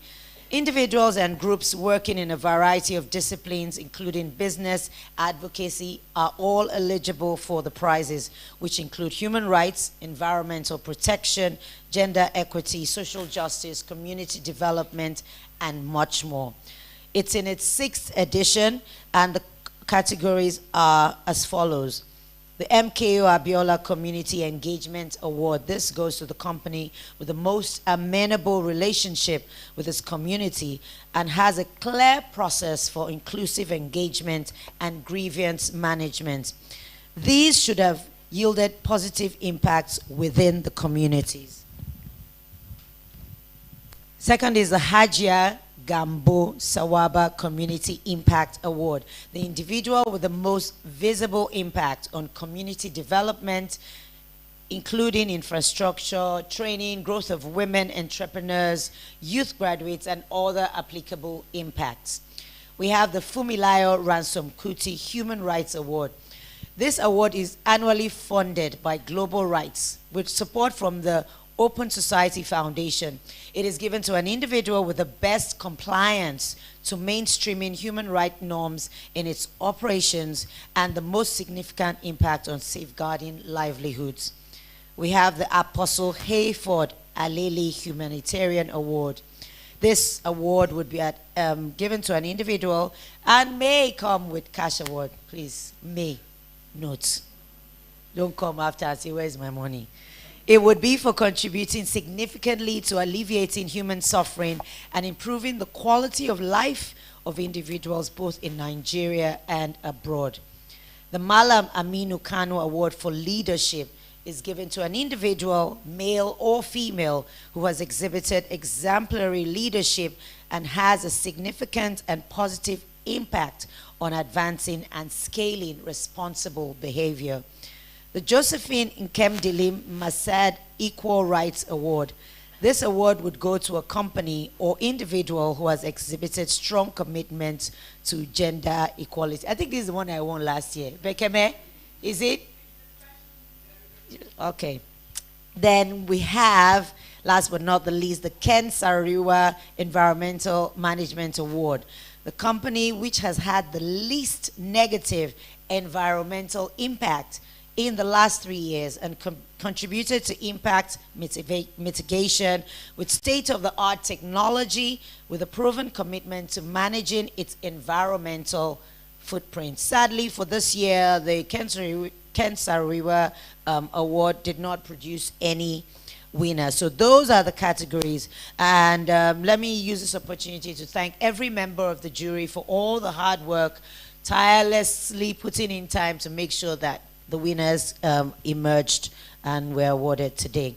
For more information, please visit the website www.sitei.org/CAR Awards.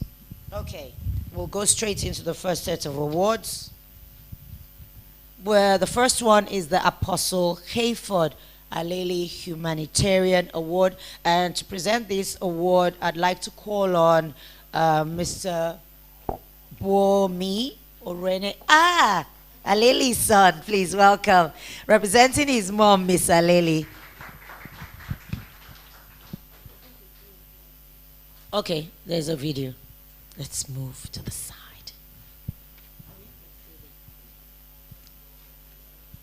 Life of individuals both in Nigeria and abroad. The nominees are Chika Okuolisa, Bukar Mohammed, and Valent Rachel Adiambo.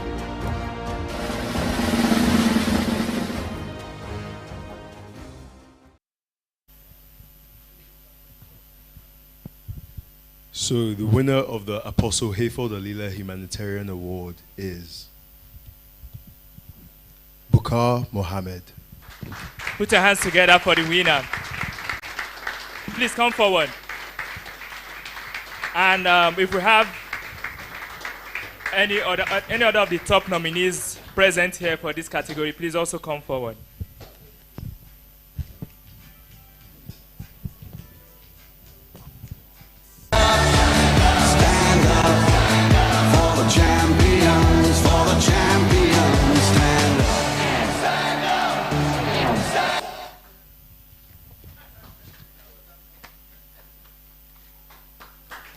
Your hands together once again. Congratulations. Thank you so much. Thank you. The next award is the Hajia Gambo Sawaba Community Impact Award. And to present this, I'd like to call on architect Samuel Lawal. Oh, there you are. A round of applause for him, please.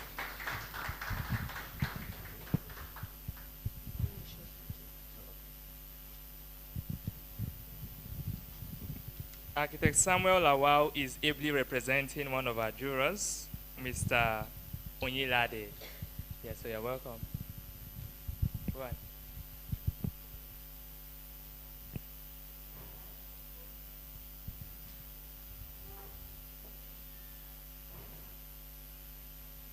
Odufuyi,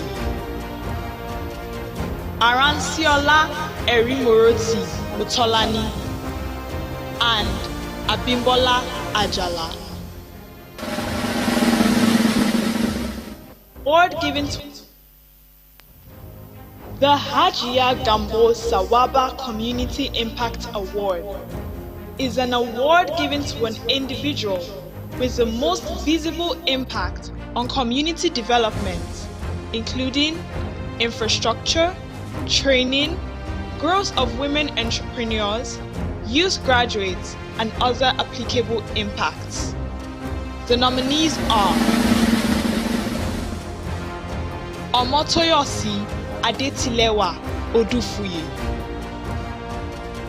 Aransiola Erimoroti Mutolani, and Abimbola Ajala.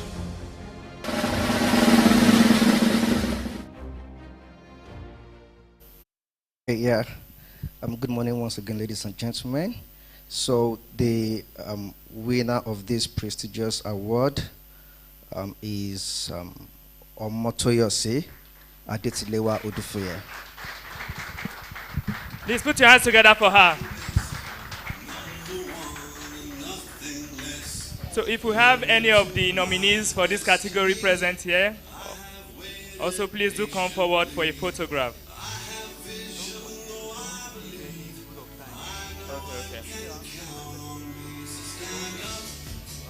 Congratulations. Please, can we give her another round of applause? Thank you.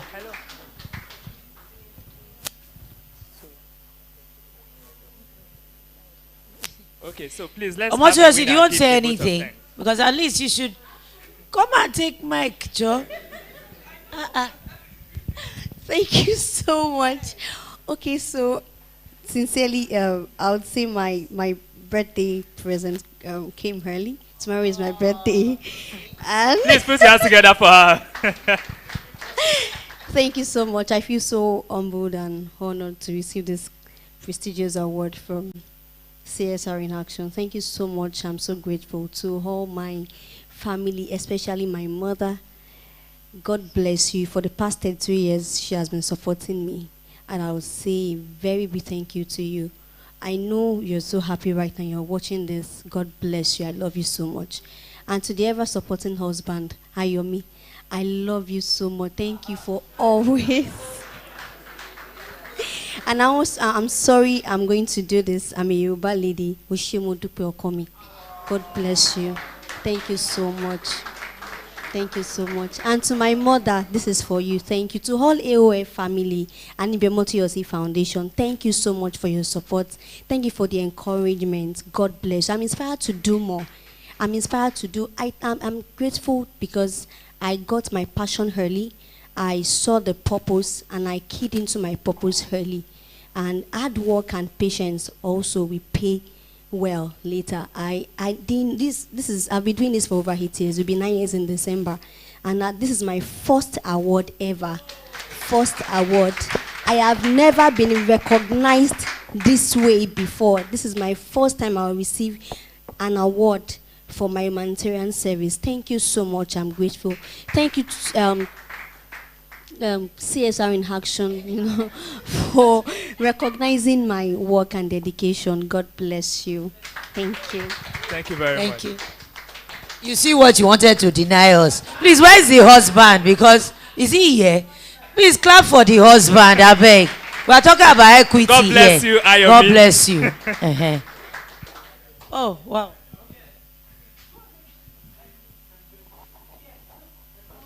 No, come on there. You no one give her mic. Let me palms them. No, let her husband come. The owner.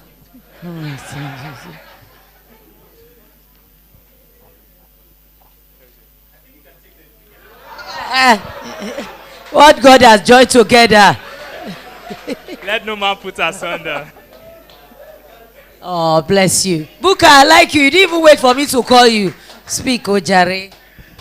All right, so newsflash. I'm here to represent Boka. Yeah, my name is Kayode, and I'm quite excited and honored to represent him. I got to work with Boka on a project called CPDHA about violent extremisms in the North. And I must say that working with him is such a bundle of passion. The way they go about helping women across in the North, empowering them, educating them about ways to assist the community is such an inspiration. Immediately I received this, I sent him a message. I said, look, I'm honored to be here to receive this on his behalf. So Mr. Buka, if you're seeing this, this is a very, very deserved award. Thank you so much, everyone. Thank you so much, CSR, for this. Thank you very much. Thank you. Okay. And last but not the least, in the first category of awards is the Fumilayo Ransom Kuti Human Rights Award. And to present this award, I'd like to call on Miss Odini Orise. Is she here? The Fumilayo Ransom Kuti Human Rights Award is an award given to an individual with the best compliance to mainstreaming human rights norms in its operations and with the most significant impact on safeguarding livelihoods. The nominees are Ambassador Dr. Prevail Farida Olayinka, Milka Hadida, and Mercy Odondo.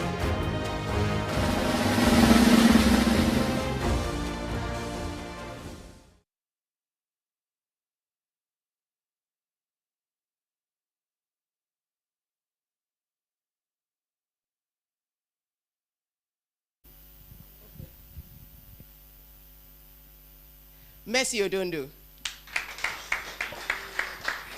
Put your hands together for Mercy Odondo.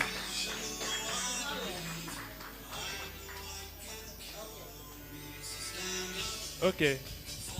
So Mercy is not here, but the award will be collected on her behalf. Yes. So Mercy is one of the Hello from Kenya. nominees from Kenya. Okay. A human rights defender from Kenya. I want to thank CSR-in-Action as the organizer of the Community and Human Rights Awards Africa for honoring me as the winner of the Fulminayo Ransome Kuti Human Rights Awards this year 2024. I received this award on behalf of thousands of grassroots voices of adolescent girls and young women who miss on representation at grassroots, national, regional, and global spaces to express their asks and demands. I commit to continually organize conversations and dialogues around human rights issues through my initiative, the Kenya Annual Human Rights Debate. To my fellow human rights defenders, thank you for continually inspiring communities with your bravery, with your consistency, and with your courage. Once again, thank you CSR-in-Action for spotlighting grassroots voices and actions to global spaces. Asante from Kenya.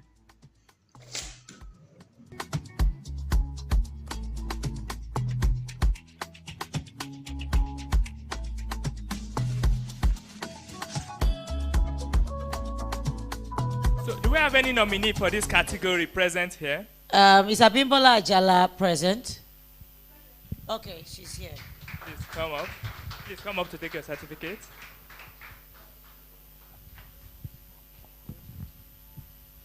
Yeah, this is for the Hajia Gambo Sawaba Community Impact Award.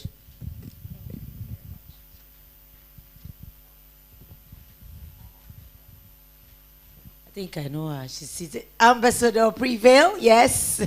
Farida Olainka for being nominated for Please the put your hands together for them. It's not Human easy. Rights Award. Congratulations.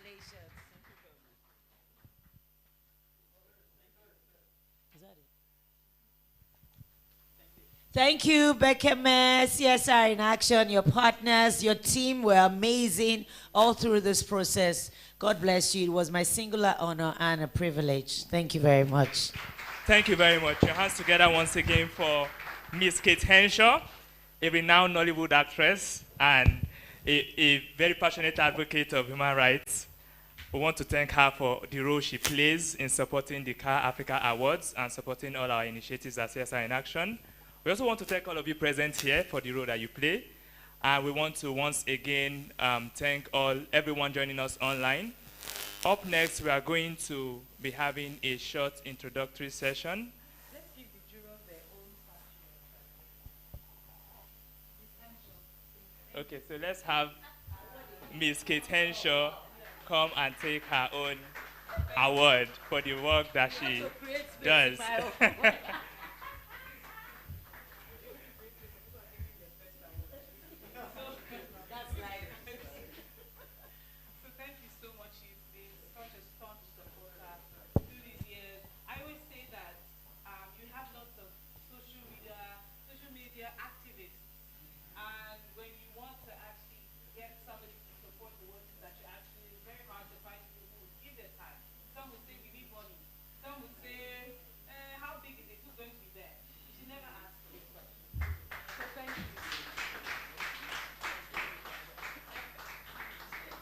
Okay, so we also have here architect Samuel Awal representing Mr. Onyilade.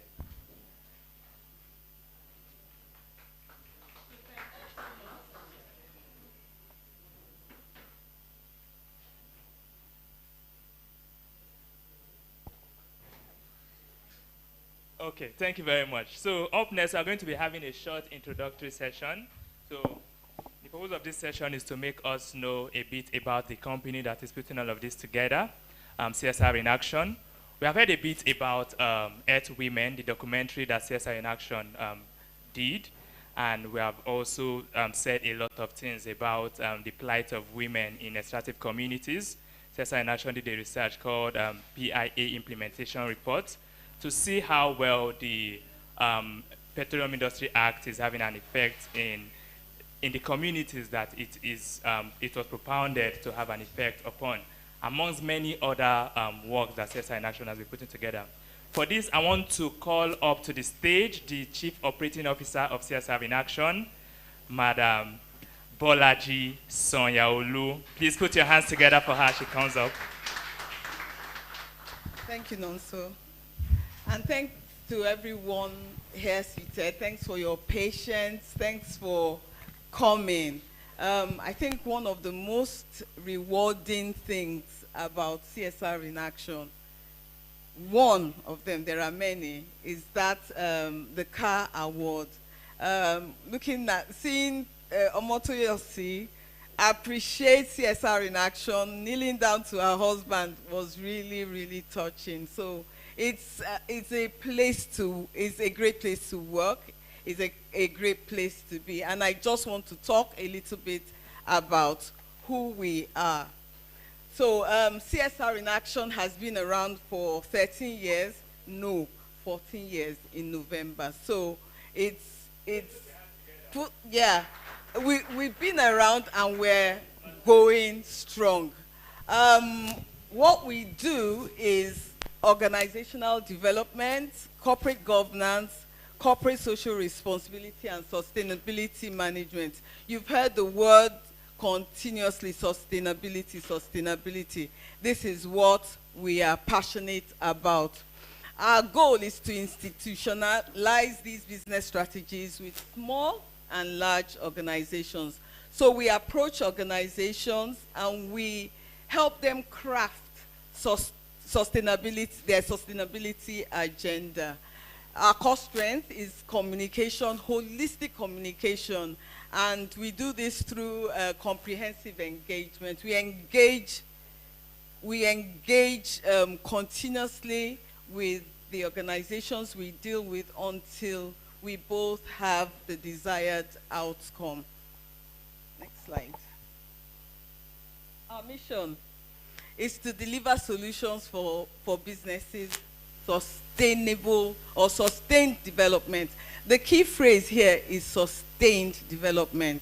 We all know that if we start something and we don't finish it, then it's not sustained. So this is why we are here. And we do this through ethical professionalism, flexibility, innovation, and global partnerships. So it's not just about Nigeria. We do this globally. This is how we do it. We achieve it.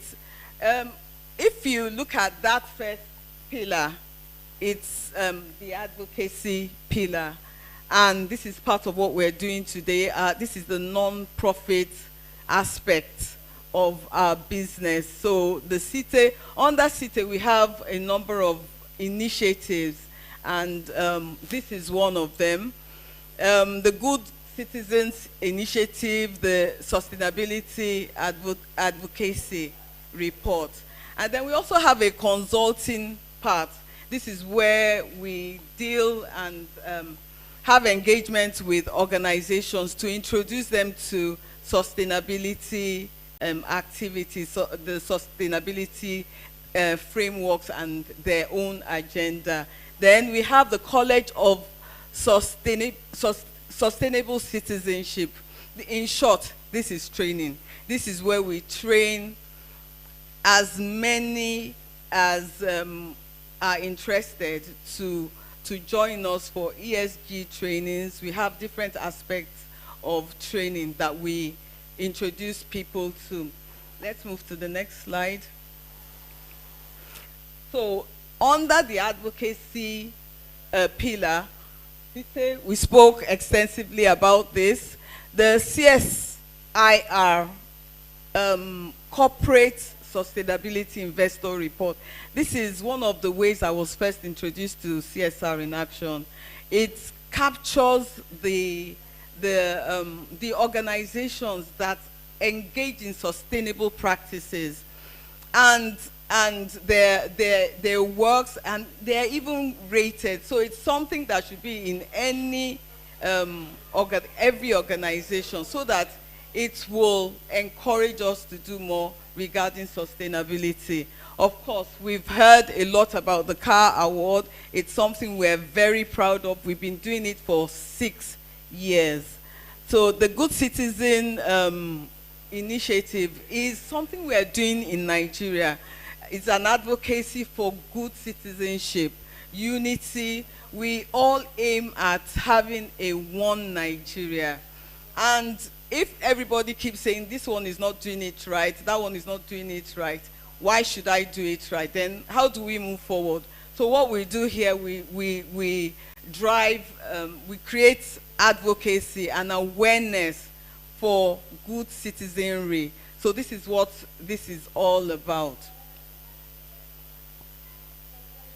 So I won't go through this, I won't bore you with all of this, but these are some of the consulting the consulting activities that we do. We provide sustainability strategy development. We write scripts for sustainability reporting. We do assurance services for ESG, and so on and so forth. If you want to know more, in fact, I invite you to know more. Our website is going to be on the last page. And then, of course, our College of Sustainable Citizenship. We train on ESG, on sustainability for professionals and all of that. And may I pause here to say that we are the first and only accredited GRI trainer, not only in Nigeria, but in West Africa. I think we deserve a round of applause for that. Please, we can do better. So we do that, and we also train on ISSB and IFRS.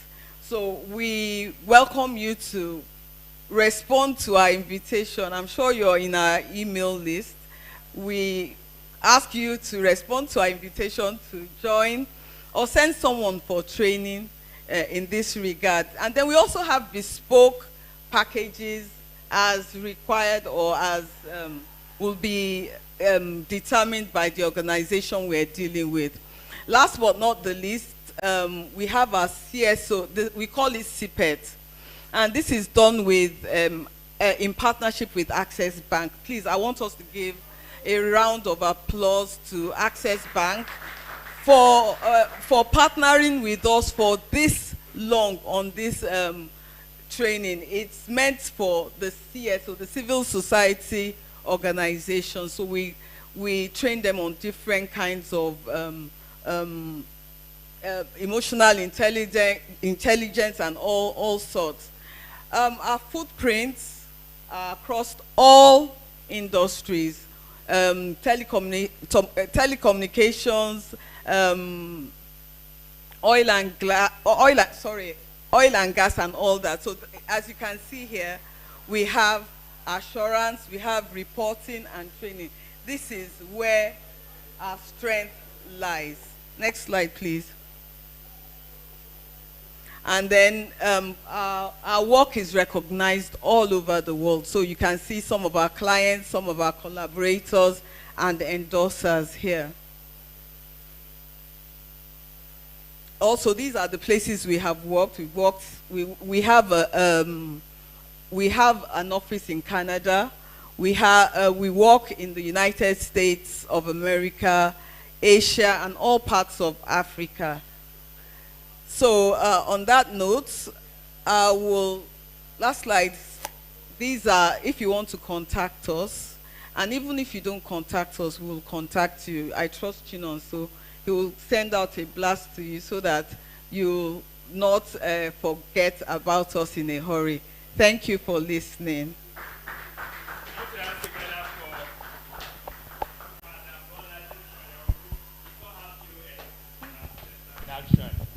So thank you very much for that very brief presentation. You've heard it all. In fact, you've just heard a bit of it. I would invite you to stop by at the stand outside to find out more about what CSR-in-Action does. We have been speaking to a lot of it today. So we don't just preach sustainability, we practice what we preach. And that is exactly what the SITEI conference is all about. That is what the CAR Awards is all about. These are products of our advocacy unit at CSR-in-Action. Up next, we are going to be having a very, very interesting section or segment of this SITEI conference 2024. We are going to be having a pitch. So we invited young people from different parts of the country to submit an application on designing a game-changing solution for financing the extractive industry in Africa. And we had quite a number of submissions, and all of these submissions were judged on different criteria ranging from their innovativeness, their practicability, their feasibility, and we also indeed looked at how well they conformed with green financing goals. And after a very long period of assessment, we had 2 finalists who we are going to be having up here pitching to us their solutions today. Are the finalists here with us? Okay. Okay, yeah. So we are going to be having these 2 finalists. I'll be calling them one after the other. So you have just 5 minutes each for your pitch. Be very straightforward, be articulate, and sell your solution to the audience. So the audience are going to be voting after the 2 finalists' speech. And for the voting, you are going to be seeing a barcode on the screen, which when you scan, it will take you to a link that can enable you just click on the candidate that you are rooting for.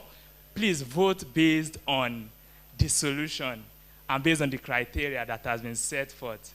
The innovativeness of the pitch, the innovativeness of the solution that is being presented, how well it conforms to green financing goals, and also let's look at the practicability in our context, Africa, and then Nigeria in our immediate context. So let's welcome Mr. Taiwo for his speech. Please put your hands together for Mr. Taiwo as he comes up to. Good afternoon, all. Slide, please. My name is Taiwo Adewale, an environmental sustainability consultant. So I'm going to be speaking today on what I call the game changer, which is sustainable green finance. This slide, please. Okay, next slide. Next slide. So I'm going to be talking on the game changer, which I call sustainable green finance. And a very good example is, let's give it to Access Bank. I know August 21st, Access Bank launched what is called the Sustainable Green Finance. And this is meant to promote sustainability in the industry. As you all know, there's a lot of problem already in the community, deforestation, water pollution, and so on. So there's a need to have a green bond and also green finance. And a very good example was in 2017, whereby the green bond was able to raise the sum of $30,000, which is meant for reforestation and also meant for renewable energy. Then there's also a need for sustainable resource management, whereby most of this extractive industry, they get tax incentives, they get grant and low interest for green initiative that attracts sector. They also import duty for environmentally friendly equipment. As long as they are bringing environmentally friendly equipment, they should be able to get import duty then. Earlier on, we have talked about partnership with the community, private-public partnership, then stakeholder engagement. Next slide, which we already talked during the panel section. Next slide. Then we are going to also be looking at providing green finance, small loan to local entrepreneurs within the community. During the other presentation, we talk about women that have been displaced, but they can have access to loan. They will also look at large-scale renewable energy through this green finance. Then diversification of economy, carbon credit, and offsetting by supporting gradual transition to renewable energy. Then looking at alternative livelihood. Then we also talk about green technology, research and development, which CSR-Action is doing already. Capacity building, CSR, they are doing that already. Then monitoring and evaluation, transparent reporting, CSR already, they are doing that. then regulatory framework, and next slide. Then why green finance? What is the essence of having green finance? This will help to promote environmental sustainability. It will encourage cleaner production technology, and it will support socially inclusive development, enhance corporate accountability, attract investment to green initiative, risk mitigation. Next slide. Then foster policy and regulatory alignment, which we've talked during the panel section. Then enabling innovation in resource efficiency. Next slide. Now, what are some of the immediate solutions? We talk about renewable energy, wind energy, then we have the solar energy. We also have the CNG, whereby in the host community, the company can provide solar power street light for them. Even most of the public buses used within the community, they can run on CNG. And most of them talk about we can't go back to farm anymore, we can't farm anymore. So there's a sustainable agriculture whereby they do vertical planting. A lot of waste there, especially the plastic waste and so on, they can plant without even going to the farm. They can plant in most of these plastic and bags because the environment has been polluted already. So these are some of the low-hanging fruit for the community. Next slide. Then, in conclusion, by integrating this strategy, Africa can harness green finance, not to only improve sustainability of the extractive industry, but also foster innovation, create jobs, and promote economic resilience. Then by encouraging investment in environmentally friendly technology, promoting social inclusiveness, and lastly, fostering corporate accountability. Thank you very much.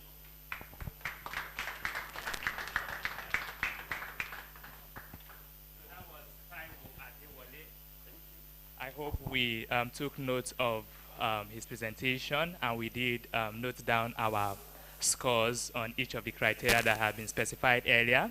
If you are just joining us, this is the SITEI Green Financing Pitch Competition. So these are candidates from a competition that we announced online, and we received submissions, and these submissions were appraised upon the criteria that has been set forth, and these criteria include their conformity to green financing goals, innovativeness, and practicability. So now let's welcome up to the stage the next finalist, Favor Onsachi. Please put your hands together for her as she takes the mic. Thank you. Good afternoon, everybody. My name is Onsachi Favor Ohunene, and I am very excited to be here to be sharing my ideas with everybody. I don't even know if I should call it my ideas anymore, because after the first panel session, I realized that they were probably in the room with me when I was thinking about them. So my solution is called Green Minds for Greener Minds, or shorter, the GM squared. Next slide, please. The task before me was to create a sustainable solution that leverages on green financing to solve the problems in the extractive industry. And I have chosen to focus on illegal mining as a specific problem to address, because reports have shown that Nigeria loses about $9 billion to illegal mining every single year. And if we already have issues regulating legal mining, how much more illegal mining? Which brings us to the GM Squared project. The GM Squared is an innovative project aimed at leveraging the power of knowledge and awareness, especially in communities engaging in illegal mining activities. Next slide, please.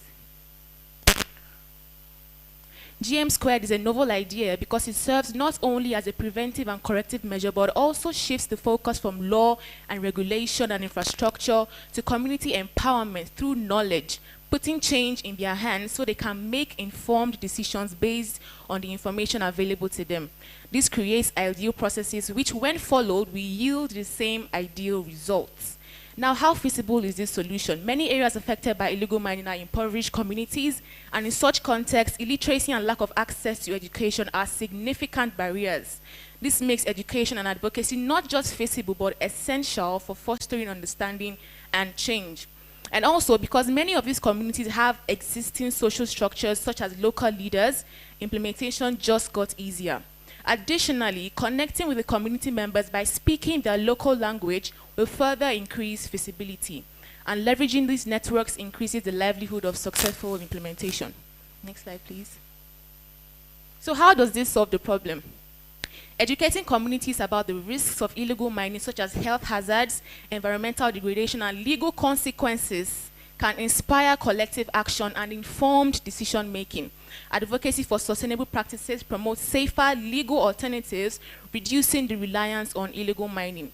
The GM Squared project will also enhance regulatory compliance, as increased awareness of legal implications is crucial, because ignorance of the law won't protect them from its consequences anyway.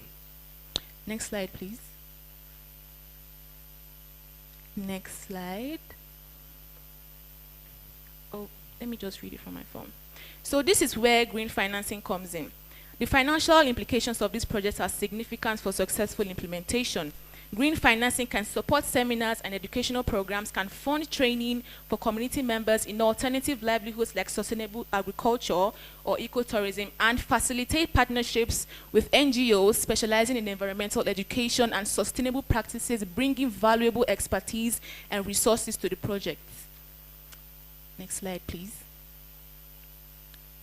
Now, because knowledge is highly scalable, the scalability of the GM Square project is a key advantage, because educational materials from community A can easily be adapted for communities B to Z, tailored to their unique cultural, economic, and environmental context. Also, employing the train-the-trainer model ensures ongoing education, and integrating sustainability into school curriculums helps plant the idea early. In conclusion, the GM Square project empowers communities through education and advocacy to combat illegal mining, which will create a chain reaction that solves other problems. I believe that the greatest form of investment is the investment of the mind. With the right mindset, anything is possible. So join us, or me, in creating a greener, more equitable future, and let those who know share the knowledge with those who do not. Thank you.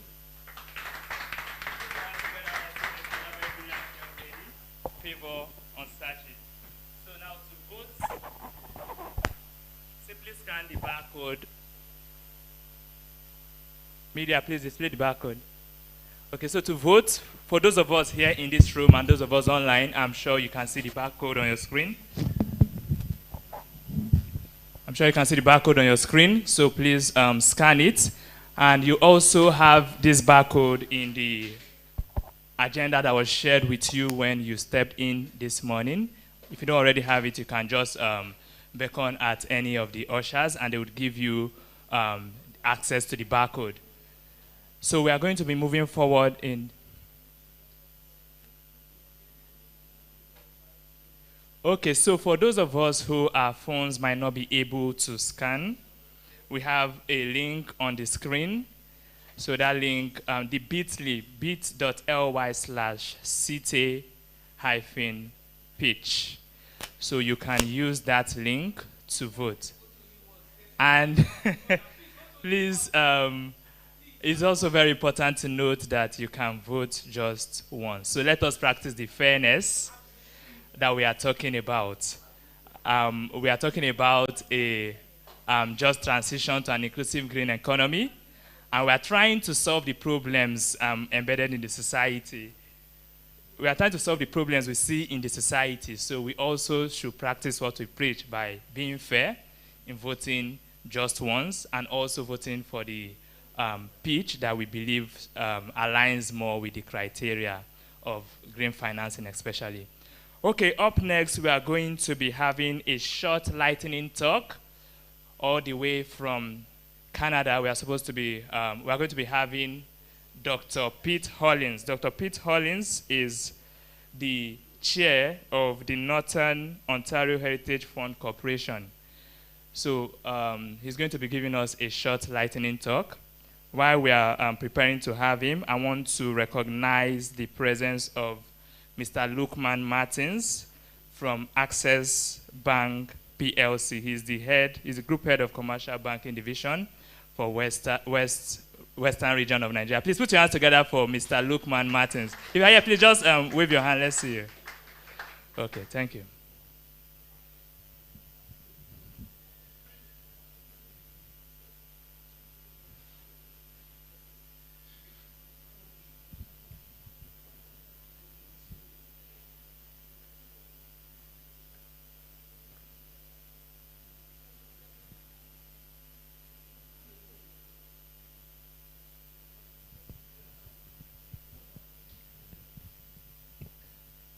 professor here at Hello, Lakehead Dr. University. Pete. Yep. Hello, Dr. Pete. Hello. Yeah, let's have you. Go ahead, sir. You're good? Okay. If we could get the slides up, please.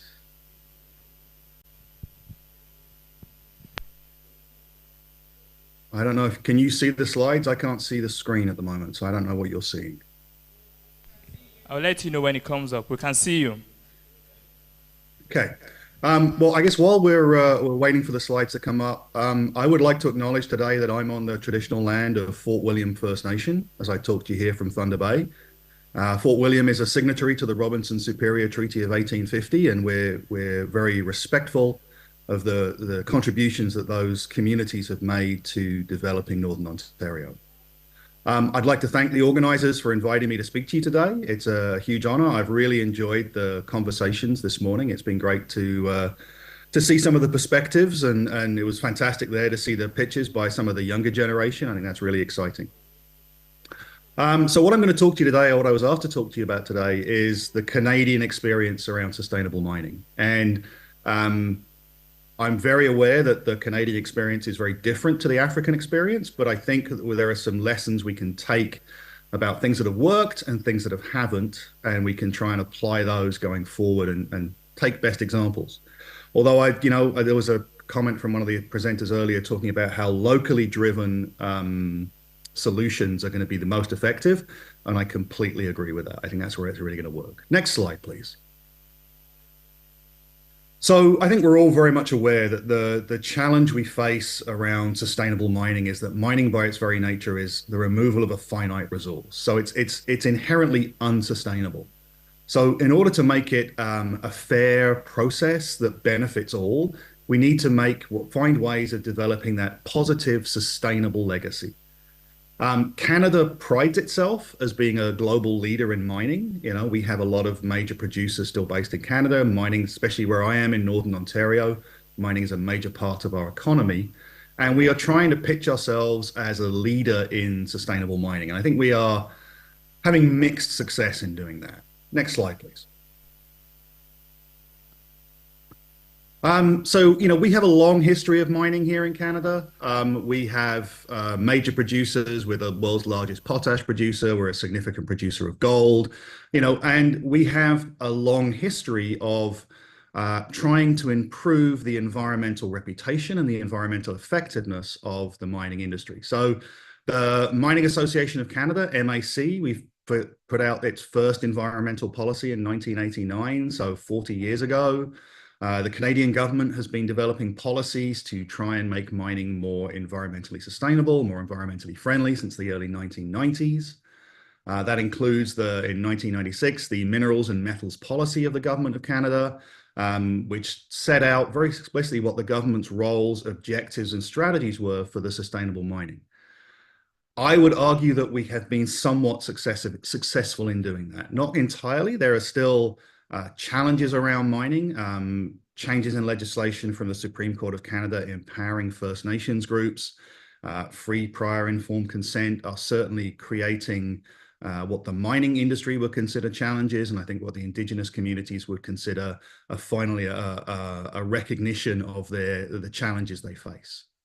Next slide, please. One of the initiatives that's often touted amongst, Canadian industry is the Mining Association of Canada's Towards Sustainable Mining Initiative. They started this in 2004. It's listed on their website as one of the first mining standard in the world to require site-level reporting with some degree of external verification. You can see up there on the right-hand side, the community and people. There are different focuses of the TSM initiative around community relationships, workplace health and safety, EDI or equitable, diverse and inclusive workplaces. There's also the more fundamental things like tailings management, water stewardship. All these things are measured and the participating organizations report back. Next slide, please. The TSM initiative has been widely adopted by global mining associations. particularly down throughout the Americas, so Canada, Mexico, down through South America. Not particularly well adopted in Africa. Australia it's quite popular. Philippines, not so much in Indonesia. So there's a lot of major mining producers which are not involved in this initiative. Within Canada, there are 48 mining companies who have signed on board. And to a certain degree, I think it is having an impact. But if we can go to the next slide, please. There have been a number of sort of studies done of these voluntary sustainable initiatives, VSI, over the years. The study by Potts et al. On the right-hand side in the bottom there, the standards and the extractive economy, was a particularly interesting read in terms of trying to assess of how all of these voluntary ranking indexes are working. The diagram on the right is the assurance index score. And if you're not familiar with it, assurance index is the methodology that an initiative employs to verify that practices defined in the standards are being achieved. And so standards which have a more rigorous, independent third-party verification score higher. And on that scoring, you know, TSM, the Canadian one, is sort of middle of the pack, not the best, not the worst. The diagram on the right sort of shows the level of obligation. So that's a measure of how required companies are to participate versus sort of what they're measured on. And I think on that one, you can sort of see TSM sitting down towards the bottom left, and it's not doing so well. So there are certainly challenges with TSM going forward. And if we could have the next slide. Even within Canada, there's resistance. So there's British Columbia, one of our major mining provinces, but an area where environmental concerns are certainly quite high. There's an organization, Mining Watch Canada, and they've reported that, you know, they make the point that of the 1,200 mining and exploration companies in Canada, only 47 are MRC members. And of those, only 22 actually reported their TSM material in 2018. So they would argue that the TSM, which one of the things it's supposed to generate is transparency, is far from perfect. There's also the concern that Mining Watch Canada present that companies only need to demonstrate commitment to the aim demonstrate commitment to aim to obtain free and informed consent, and rather than actually sort of being required to do it. I think although we rate this system very highly, TSM Canada, it's pitched as a thing that many international organizations have picked up on. The fact that we're having trouble implementing it in Canada suggests and indicates that, you know, importing these mechanisms elsewhere are a challenge, and we have to be careful that we're just not providing effectively a greenwashing for the industries involved. Next slide, please. Canada has also driven things like the Responsible Framework for Exploration, which is the E3+ initiative from PDAC. So rather than actually focusing on the mining, trying to bring in this sustainability from an earlier stage and the exploration side of things, trying to persuade them, generally junior miners, but also majors, to improve their social, environmental, health, and safety performance. There are a number of things. This is based on human rights, respect for human rights, engaging communities, contributing to development, social well-being, protecting the environment, sort of things that are fairly standard. I think this was, again, pushed quite hard when it came out. If you look at the PDAC website at the moment, they're in the process of reevaluating this, revamping this program. I'm really looking forward to see how they bring that forward in the next few months. Next slide, please. The last sort of big initiative I want to talk about is the Canadian Minerals and Metals Plan. This is a sort of a recent thing brought out by the Canadian, particularly the sort of the Mines Canada, which is one of the groups promoting this. And again, it focuses on economic development and communities, advancing the participation of indigenous peoples, the environment, science, technology, communities, global leadership. And the pitch of Mines Canada is that we should be taking best practices within Canada and then promoting those globally as a way of trying to accelerate the process and move things forward in terms of becoming more sustainable, both politically, environmentally, economically, in our mining activities. Next slide, please. How are we doing? PricewaterhouseCoopers did a survey a few years ago, looking at how mining companies are performing in terms of meeting their targets they propose within their documentation.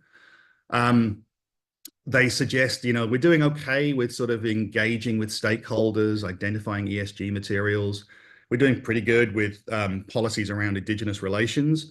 And this isn't necessarily the effectiveness of these policies. Remember, this is just how they are reporting those policies and having set up policies and are moving things forward. How effective they're being is a much more challenging thing to measure. You know, Canadian mining companies do pretty badly on the disclosing how they address modern slavery in their operations. I think this is probably a bias that the Canadian companies have. It's not something they experience in Canada or they're exposed to in Canada. And although many of them work overseas, it's probably something that they don't feel their shareholders consider particularly important. That's my guess anyway. The other thing I think is that only 10% of Canadian mining companies, based on that PwC survey, have set measurable diversity targets, report progress against those targets. So we're doing okay in some criteria, but we're not doing all of them. One of the things that we are pushing very hard within Canada is this idea of zero footprint mines. The idea that we can use decarbonisation through green technology, sustainable drivetrains, renewable power sources, electric vehicles effectively, so zero emission mine transport. There's a big push at the moment around reducing and reusing mining waste, and I'll talk a little bit about that in the next slide. And then we're also trying to address the concept of renewable energy for remote locations. And we have some challenges around that in Canada.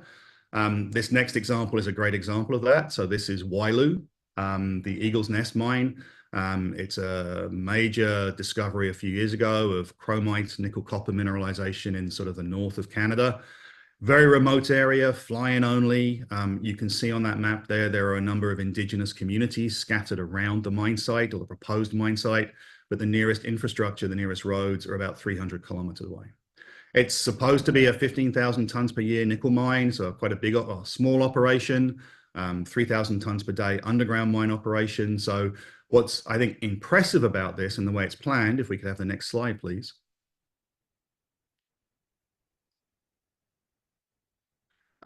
They are proposing effectively what is a zero emission mine. A net zero emission mine. It's probably not going to be technically net zero. It's going to have a very small surface footprint. It will have no tailings or waste rock, open quarries on surface. So the visual impact will be very small. They're going to minimize water usage, limit discharge of mine effluent back into those waterways.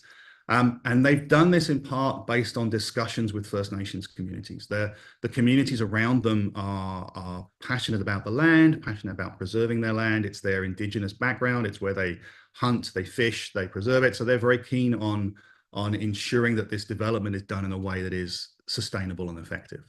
Next slide, please. We're also in Canada, there's a lot of sort of research around reducing, optimizing the impact of mining. So there's a really interesting paper back in 2016 talking about how we can optimize ore extraction in a way that minimizes the mineral loss, so more efficient processes. We can look at reprocessing. So the idea is you can go back to previously crushed extracted material and reprocess it. There's a lot of academic research into that field, but I'm not seeing a lot of examples of it sort of being done effectively in the industry. And then this concept of downcycling, where we take the bulk of the waste material and we use it either for a low purpose, and something might be carbon capture, or sort of the ideal fantasy is that we find a use for taking those waste products and making them somebody else's raw material. There's some really interesting research going on here in Canada, where we also have a pulp and paper industry about using the waste product of the paper and pulp industry as part of the mineral processing industry. There's a lot of talk as well in Canada at the moment about what they call enhanced carbon mineralization, where we are using the mine waste to extract CO2 from the environment and offset the climate change we are seeing, or hopefully offset that climate change. Certainly all the junior mining companies around at the moment are pushing that. You know, the junior mining companies in the nickel copper space, it's part of their mine plan. There's two ways we can do that. There's in situ processes where the CO2 will be injected deep into mafic or ultramafic rocks, or there's what they call the ex situ mineralization, where you can take crushed rock from the mine sites and you basically spread it over farmland, and it's mixed in with the soil. In the process of doing that, it traps CO2. There's concerns around that. I think people are concerned about the potential for introducing heavy metals into farmland, but it's certainly something we're interested in researching on. Next slide, please. So what can we do better? I think we need more research. It's been really interesting hearing some of the conversations this morning and some of the work that's going on to Canada. I think we need to look at the effectiveness of VSI, those voluntary sustainable indices, and how we can make them more effective, how we can promote the better ones and perhaps sideline the ones that are just effectively greenwashing. We need to look into ESG practices, how we can enhance those, how we can do work on environmental sustainability and green mining methods. And Canadian researchers are active. We're not alone in this. There are researchers around the globe doing this, but I think some of the research that's coming out of Canada is really quite interesting. Some of that research is being led by CanMet Mining. This is a Natural Resource Canada, so again, a federal organization with Canada. They are doing a lot of research into making the mining industry innovative and sustainable. Critical metals is a big thing here at the moment, and people are working on that. Making mining practices more efficient, returning mining lands to functioning ecosystems once things are done. So again, it's not the long-term legacy and sustainability. I want to finish up with a shameless plug. I'm director of the Center of Excellence for Sustainable Mining and Exploration here at Lakehead. We build our research center, and we're just one of many research centers in Canada working in this space. But we work our three pillars, so the mineral exploration, mining pillar, the Indigenous engagement pillar, and the environmental impact pillar. And I'll be honest, it's that Indigenous engagement pillar that's probably the most challenging. Building trust with the remote communities, building trust with these communities, education, training about, providing them with the tools that they can adequately assess the risks and benefits of mining. That's something I think we are critically trying to do. Next slide, please. And just to finish up, so our vision at SESME, we're a university-based organization, so we're about training the next generation, training people to be skilled workers. We have a real push to increase the number of Indigenous students at the university in the STEM subjects. We act as an incubator for research into the mining sector, charting new pathways that lead to enhanced sustainability. And then we're also trying to build trust and forge those partnerships with First Nations and project proponents. So we see academics, we see universities as that honest broker between these groups. We don't have an agenda. We are there to provide unbiased advice. And with that, I'll finish up. If we just have the last slide. Thank you very much again for the opportunity to speak to you today. Miigwech, the Ojibwe word for thank you. We're really grateful for the opportunity to share the Canadian perspective, and I look forward to participating in the panel as we go forward. Thank you very much.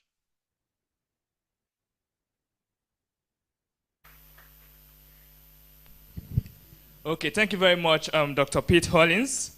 In case I just joined, that was Dr. Hollins from Lakehead University and also from Northern Ontario Heritage Corporation from Canada. In case you are also online and you are participating in SITEI for the first time, so we are holding SITEI this year, both in person, right here, and virtually online to afford us the opportunity of engaging people like Dr. Pete Hollins and other delegates and speakers online that will be participating. So we're going to be having 2 panel sessions up next. And one of these panel sessions we'll be holding right here in this room. And the other panel session will be fully online. So for these panel sessions, so for those of you online, to join the panel session, you would see a meeting room to join for that panel session. So just join the room 3, panel 3 for that panel session 3. To be part of this panel session, just remain in the room that you are in. And for those of us here, we also have the opportunity to join the panel session online if we would like to, or otherwise remain here in this room for the panel session 2.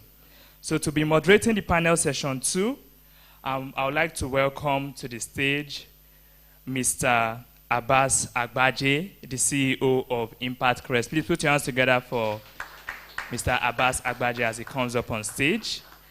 So this panel session will be dealing on innovative financing models for green extractive projects in Africa. Why we are waiting, hold on a bit, Mr. Agbaje. So just to give us an idea of what panel session 3 is all about. Panel session 3 would be dealing on breaking the resource curse, solutions for an African extractive renaissance. Breaking the resource curse, solutions for an African extractive renaissance. That will be moderated by Ms. Achari Tako. She's the head of intellectual property practice at SITEI Law Group. So, in Cameroon, yes. Okay, so let's have the moderators tell us about their panels and what to expect from their panel session. Tell us about your panelists and then your session. Thank you very much. So I just wanted to add that, you know, if you go back to the previous slide, I just wanted to add that what we've done is because we wanted to reach a wider group of people, we're focusing on Africa. Can you go back to panel 3, please? We're focusing on Africa, right? And we have speakers from all over Africa that we would have loved to have in the room, but we're talking climate change, right? And so we're trying to reduce emissions. We're also trying to manage costs. So we're trying to achieve all of our goals in an innovative way. I did say earlier on that innovation and interdependence is what we need. And so just to introduce, you know, we have panelists from Cameroon. He talked about Mr. Chari Takor. And then we have Georgia Mutagawia. She's Tanzanian. We have Nana Awa from Ghana, who's the chief executive of Precious Minerals Marketing Company Limited. Titus Aranilewa is here with us in Nigeria, but is in Abuja. And of course, we heard Dr. Pete Hollins speak from Ontario. And I just wanted to say that listening to his conversation, I'm sure that many of us agree that the challenges that they face in Canada are very similar to what we face in Nigeria. So, so usually when people say, you know, in the abroad, I'm like, the abroad is the Nigeria too. Like, it's the same thing, but dealing with the same challenges. And so it's important that we have these conversations. For those of us who are very much in the sustainability space, we know that when you talk SDGs, I mean, the SDGs came because the MDGs were developing countries. But because we know that as a global entity, the world today is interdependent.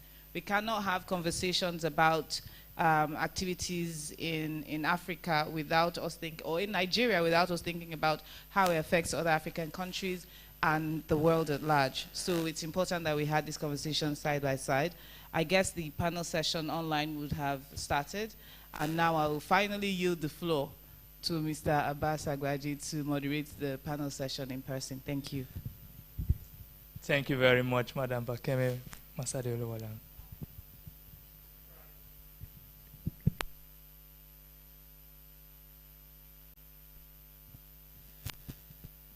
Good afternoon, everyone. I believe this is working, right? Is it?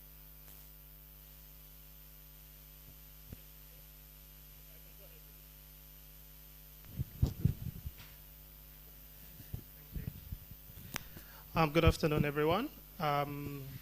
My name is Abbas Agbaje. I'm the CEO of Impact Crest Consulting, an ESG climate and impact advisory firm. It's a pleasure to join you this afternoon to explore what I consider a very important topic when it comes to conversation around climate and green transition. Like some people have said, that any activities you are doing in the line of conservation without finance is mere conversation.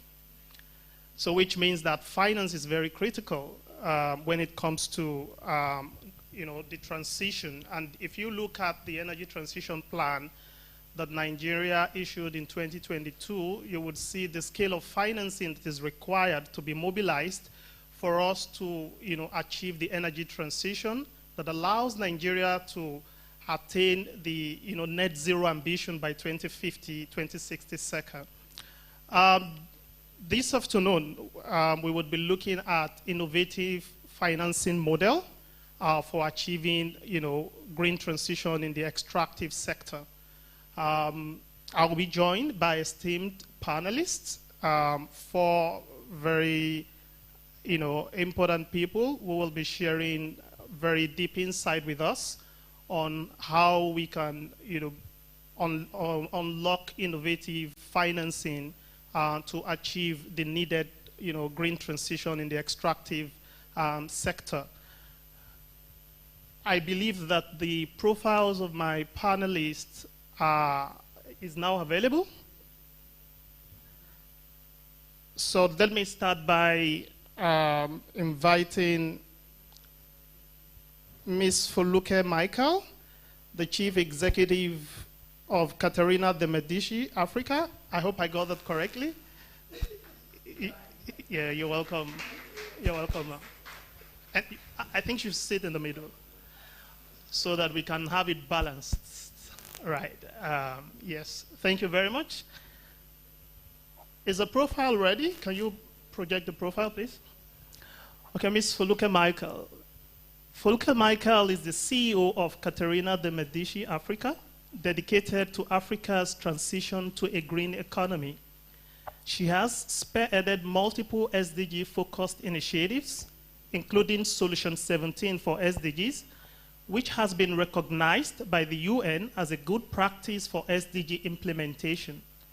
Foluke's climate action project, like Solution 17 HART for climate change, have garnered international attention.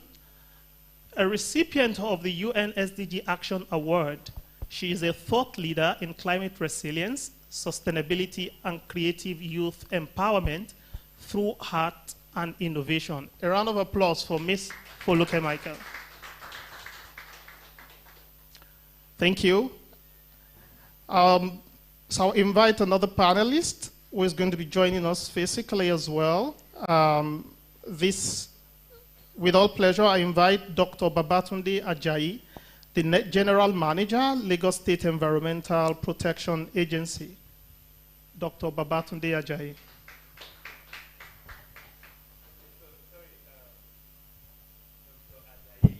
Unavoidably being held up by something that came up, and he's not here to join us. Ah, okay. So we can go on. So, yeah, apologies. Dr. Ajayi would not be able to join us. So we would, I believe, we have other panelists ready. We have Mr. Lukman Martins, the Group Head, Commercial Banking Division, West Africa, Access Bank. With a pleasure to invite Mr. Lukman Martins. Oh, Western Nigeria. Ah, okay. Maybe you got an early promotion. Right, thank you. You're welcome, sir. Mr. Lukman Martins. Lukman Martins is the Group Head of the Commercial Banking Division at Access Bank PLC, with over 3 decades of experience in corporate commercial banking.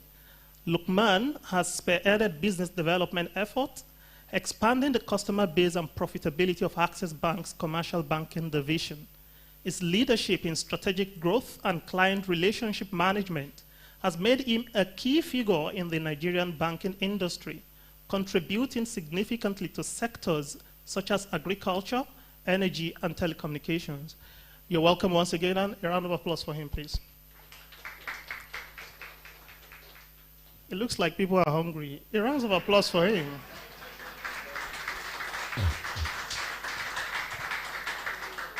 Very good. That's a positive green transition. Okay, finally, I believe he's online. We will be joined by Mr. Bankole Oloruntoba, the CEO, Nigeria Climate Innovation Center. Can we confirm he's already online?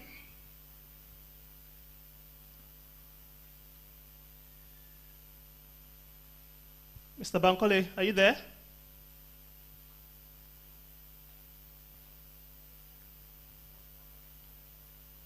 Yes. Okay, I think I can hear his sound. Okay, excellent. Mr. Bankole Oloruntoba. Bankole Oloruntoba is the country lead of the Nigeria Climate Innovation Center, an initiative supported by the World Bank. He leads strategic projects aimed at addressing climate-related challenges and promoting environmental sustainability across Nigeria. Bankole's work focuses on driving innovation in renewable energy, waste management, water solutions, and smart agriculture to foster sustainable economic development. His leadership is vital in Nigeria's transition towards a green economy. You're welcome once again, Mr. Bankole. A round of applause for him, please.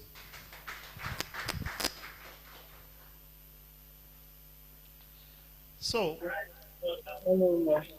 how are you? Good to see you.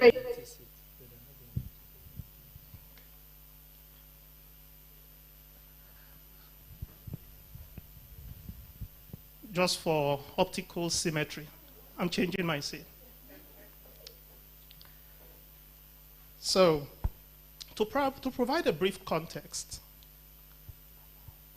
I mean, we've had very good, discussions early on. We've even had a pitch about ideas for transition into green economy. And all of this cannot happen without finance.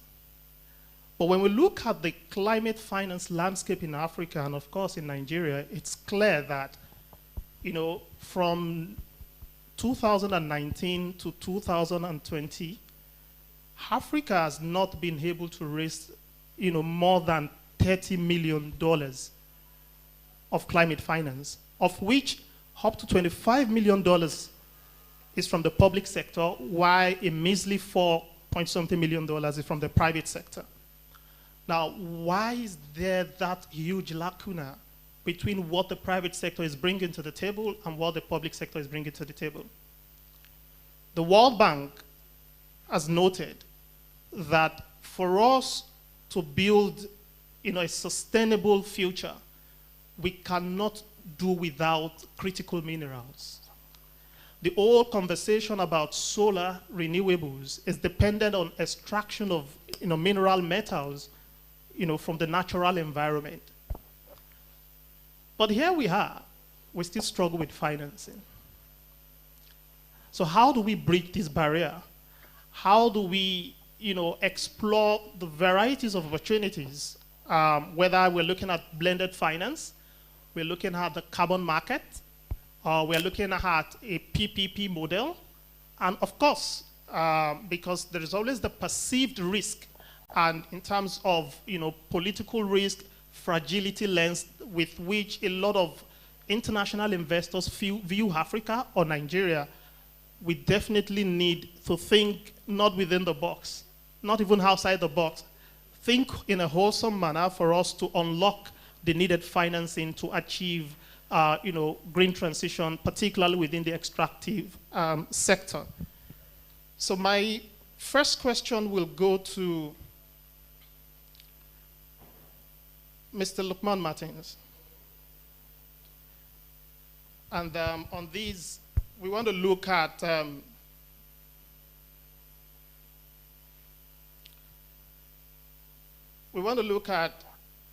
how can Africa extractive industries better leverage carbon markets and international finance mechanisms to meet both sustainability and investment goals. Because as you know, we need to deepen our carbon market. Access Bank has done so well, in some sense, in deepening, the carbon market. But beyond Access Bank, how many other institutions have taken that leap as private sector? And we can see from the Climate Policy Initiative actually released that figure about climate finance landscape in Africa. So how can we leverage the carbon market to unlock the needed finance for the extractive sector in Africa? Okay. Thank you for the question. As you know, first of all, I'm glad to be here. Thank you for inviting us. It's this kind of environment engagement that we learn, and we used to customize our offerings.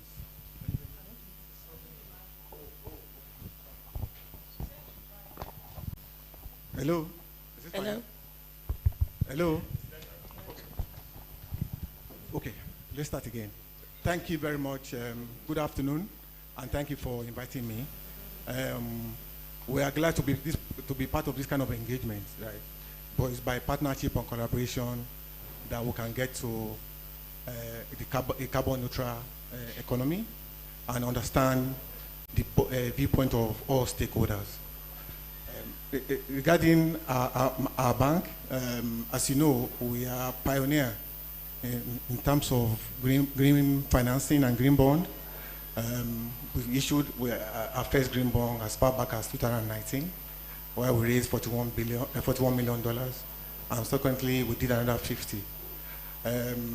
This we have done because given the structure of the financial economy, if a bank is not involved in sustainable finance, it will be difficult for the nation and for countries to meet their zero emission objective. Right. So in terms of carbon market, I think it's an avenue that needs to be explored.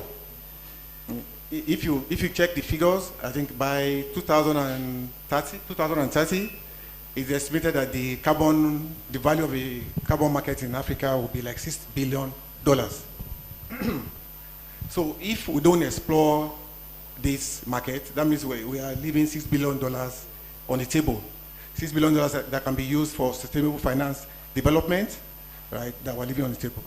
Now, to access this potential money on the table, we need to develop instruments that is able to meet the expectation and the expected outcome from funders, right?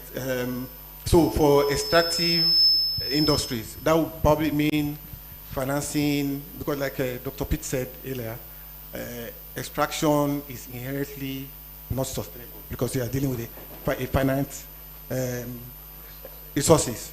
So the way to go about using extractive industry to tap into the carbon market is by, first of all, implementing carbon capture projects, developing renewable source to finance extraction, right? And probably also financing of reforestation projects. That way, the project is able to attract, reduce its carbon footprint, and that leads to carbon credit, which can be traded in carbon market to generate additional revenue, right? And the way the role Access Bank is playing and will continue to play is we are on, I would say, on both sides. So we're not only on across Africa, we are also in other developed part of the market, developed markets. This gives us access to be able to generate financing, right, that will focus on those projects that make the extractive industry generate carbon credits that we're able to leverage and sell on. In most instances, this generation of carbon credit can make a big difference into whether a project gets the go-ahead or not, right? Because which will make a big difference, like I said. Okay. Also, being able to implement those 3 projects I mentioned earlier, we also give projects access to climate funds that can be used structured into blended finance, right? I'm sure we'll get to blended finance, right? That will reduce the risk of projects and make them bankable. So that's how I'll say for that. Thank you. Thank you very much. Those are very insightful contributions. I mean, definitely, Access Bank has done, has set the pace in terms of, unlocking finance through sustainable mechanisms. And, the beauty of what you've done is that it serves as a case study for how private sector can lead, in terms of climate action. And I believe, just like you've said, more than ever, we need this sort of collaborative effort between the public sector and private sector for us to really, move the needle. Because government has competing priorities, right? And, finance is also finite. both words come from F. Finance is finite. So we don't have abundance of that. And, that would lead me to the next question, which will be to Ms. Foluke Michael. As someone, who has demonstrated, the importance of partnership and collaboration at both local and international level based on your engagement, how do you think we can, leverage the PPP model, to sort of drive sustainable innovations and financing in the extractive sector? Thank you very much. Let me say a very good afternoon to you all, most especially to MS Bekeme for bringing me here, and Temitayo or Temitope. She's chased me everywhere. Thank you so very much. Sure, I arrived here in person. So I appreciate this panel, and I want to be real, if you don't mind. Go out of the box, because it's better for us as women to break the box, come out and see what is doable. Let's break it. Okay, from my own experience, I wear a couple of caps. So I'm just going to wear two right away and answer this question. Now, we're talking about blended financing, talking about carbon markets, talking about the partnership with local and global corporation. I read a report that was made by World Bank, POS. I don't know if anybody else heard about that, POS. The report was put together in 2021. They wanted to see why Africa is not being financed. What is the problem with African extractive industry? What can we do better? So it's like this kind of forum in 2021, and the report came out to say, oh, we are underutilizing, about 30 million has gone in out. We don't even have how many percentage in Africa. Why is this not happening? So they sat again in 2023. This is where I'm driving my point, to discuss the progress that has been made from the last 2 years up till 2023. I realized a long panel session, almost 1.5 hours. The same problems that were analyzed in 2021 was all brought back to the table. And the final, I like to draw a conclusion. My own conclusion is that Africa has not moved, though some progress, they were not quantifiable. In Botswana, in another country like that, South Africa, were made, but still, we are still on the same point. That brings me to breaking the point. Last year, I was onboarded as part of the team in Germany to look into institutional capital forum, to look into how the world can look into Africa. I was privileged to be the Africa in the room, and I listened to those conversations were for 3 long days.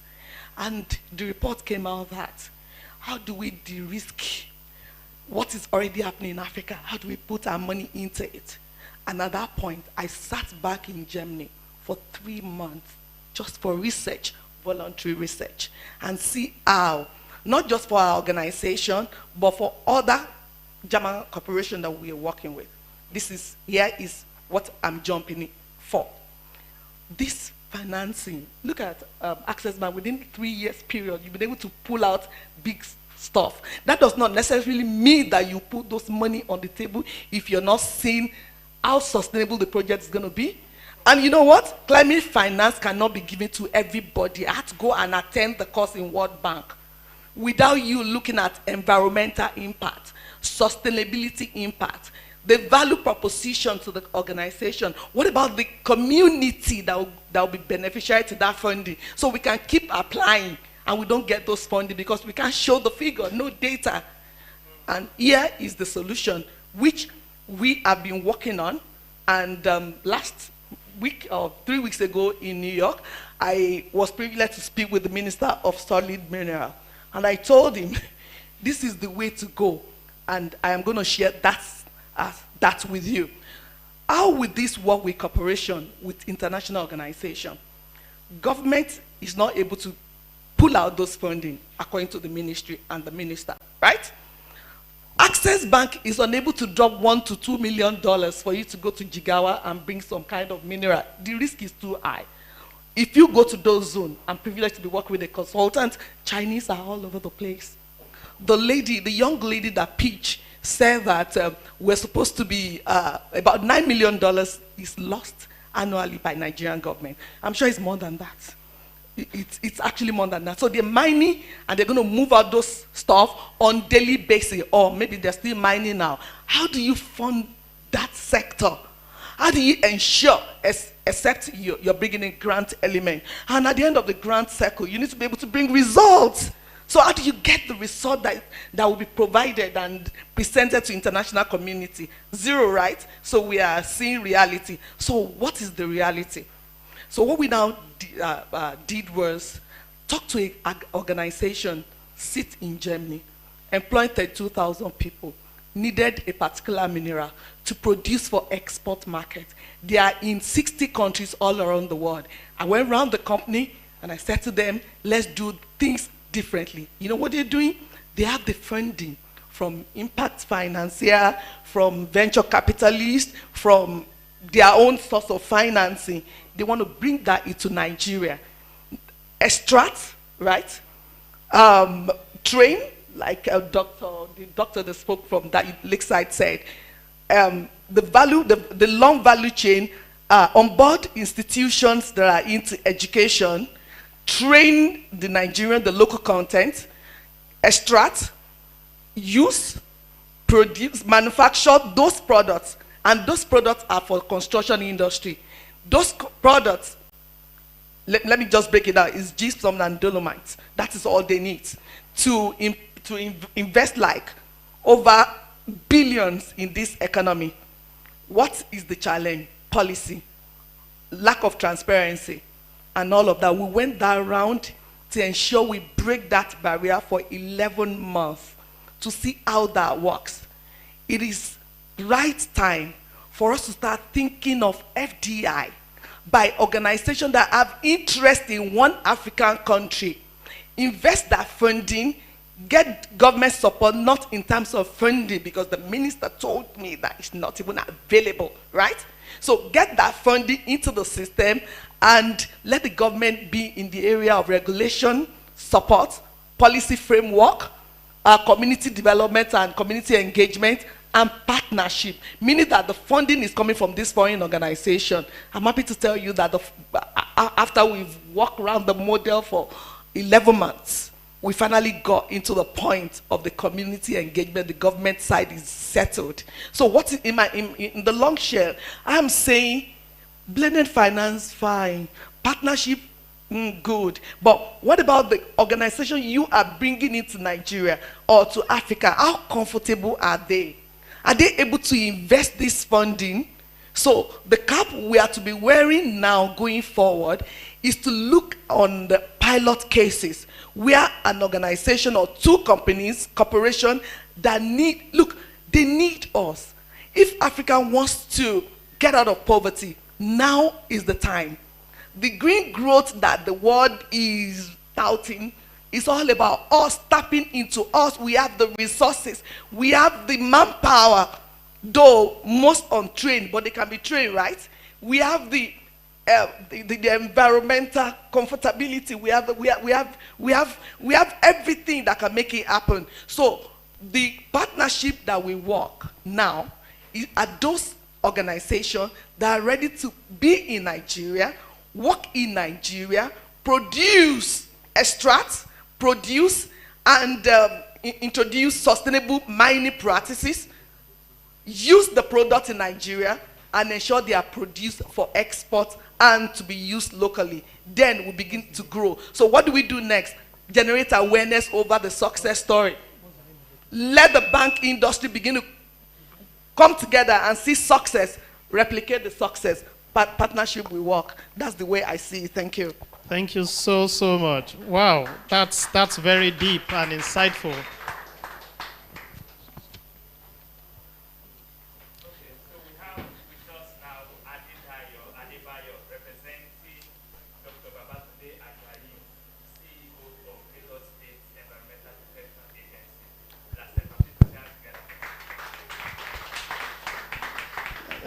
You're welcome, ma'am. This is good. You can see the symmetry in gender here. So So thank you so much, Ms. Feluke Michael. I think you've touched on a whole number of things, from policy to data infrastructure to identifying organizations that really have interest in promoting sustainable development in the country, not just who are just focused on money or whatever profitability they can draw out from this ecosystem.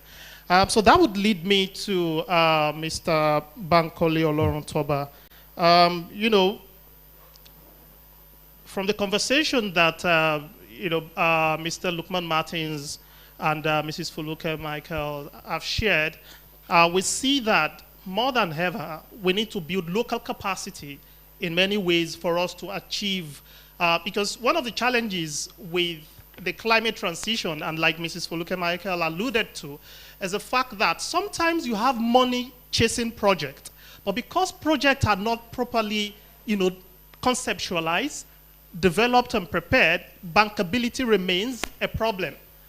And for this reason, you can write as many proposals as you like, apply to GCF, apply to the Adaptation Fund, apply to Global Environment Facility, you will not get anything out of it. So, how can we develop capacity of local enterprises, understanding that this is one of the strengths of the Nigeria Climate Innovation Center, building that entrepreneurial spirit to empower local enterprises for them to be the game changer in the green transition conversation. So how can we develop the capacity of local enterprises to unlock opportunities in the carbon market and to mobilize climate finance through both local and international partnerships? All right, thank you. Thank you very much, Abbas. I hope I'm audible enough. Am I audible enough?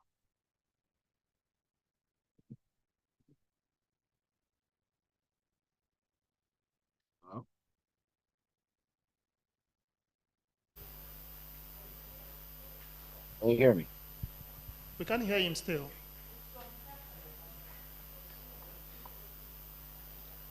Is it from his hand or from here? Mr. Bankole, could you please check your mic again or to unmute? My mic is open. My mic is on. He's unmuted, so he's speaking, but we can't hear him. Okay, Mr. Bankole, looks like you're still muted. We have the icon showing your mic is crossed out. Maybe he's not able to unmute himself. Can you do that? Okay, now we should be able to hear him. Much. Thank you. I'm now muted. I think those online can hear me. I think it has to do with the venue. Check the venue. He's speaking, but we can't hear him yet.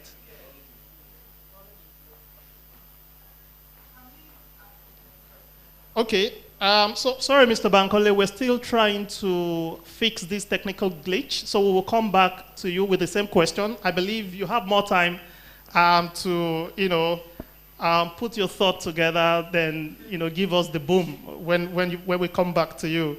So thank you so much. So we'll come back to you as soon as we fix this technical glitch. So welcome, Mrs. Adedayo. Is that correct? Yes. Thank you for joining us. Although the questions I have is for a man, but I can manage, So, I think you just entered just when Mrs. Feluke Michael was sharing a bit around how we can structure PPP arrangement for us to unlock the needed finance to push green growth within the extractive sector. Now, there is what we call the Intergovernmental Forum on Mining, Minerals, and Metals and Sustainable Development, IGF, that supports government to advance good mining governance for betterment of communities, economies, and the environment. Now, we know Lagos State as the center of excellence, right? What are some of the initiatives that Lagos State has embarked on, that sort of mirror a PPP model that support green growth or climate transition within the state to sort of drive activities within the broader environmental sector and more especially within the extractive sector in the state?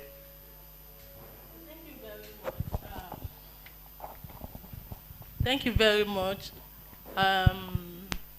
First of all, I want to apologize for coming late due to some little each along the way. Then secondly, from your question, part of what the Lagos State government has been doing, thank God for our Excellency, our governor, is this strengthening legal framework. Legal framework whereby those the initiative, the policy it's encompassing the private and the public sector. And it brings about the strengthening of the framework, having a platform whereby all legal policy can be put into one that inputs the private sector and the public sector. Part of it is the ESG standard. The ESG standard by our own agency were able to incorporate the corporate organization, the private organization, ensuring they have the EIA, a technical report or all projects in the state that will talk about the impact of those projects on the environment and the people. And from the technical reports, you'll be able to have a data of what is needed to formulate policy that matches what we're talking about. And part of what we're talking about is also the diversity conservation within the circular, within the legal framework of the state government, and the involvement of stakeholders.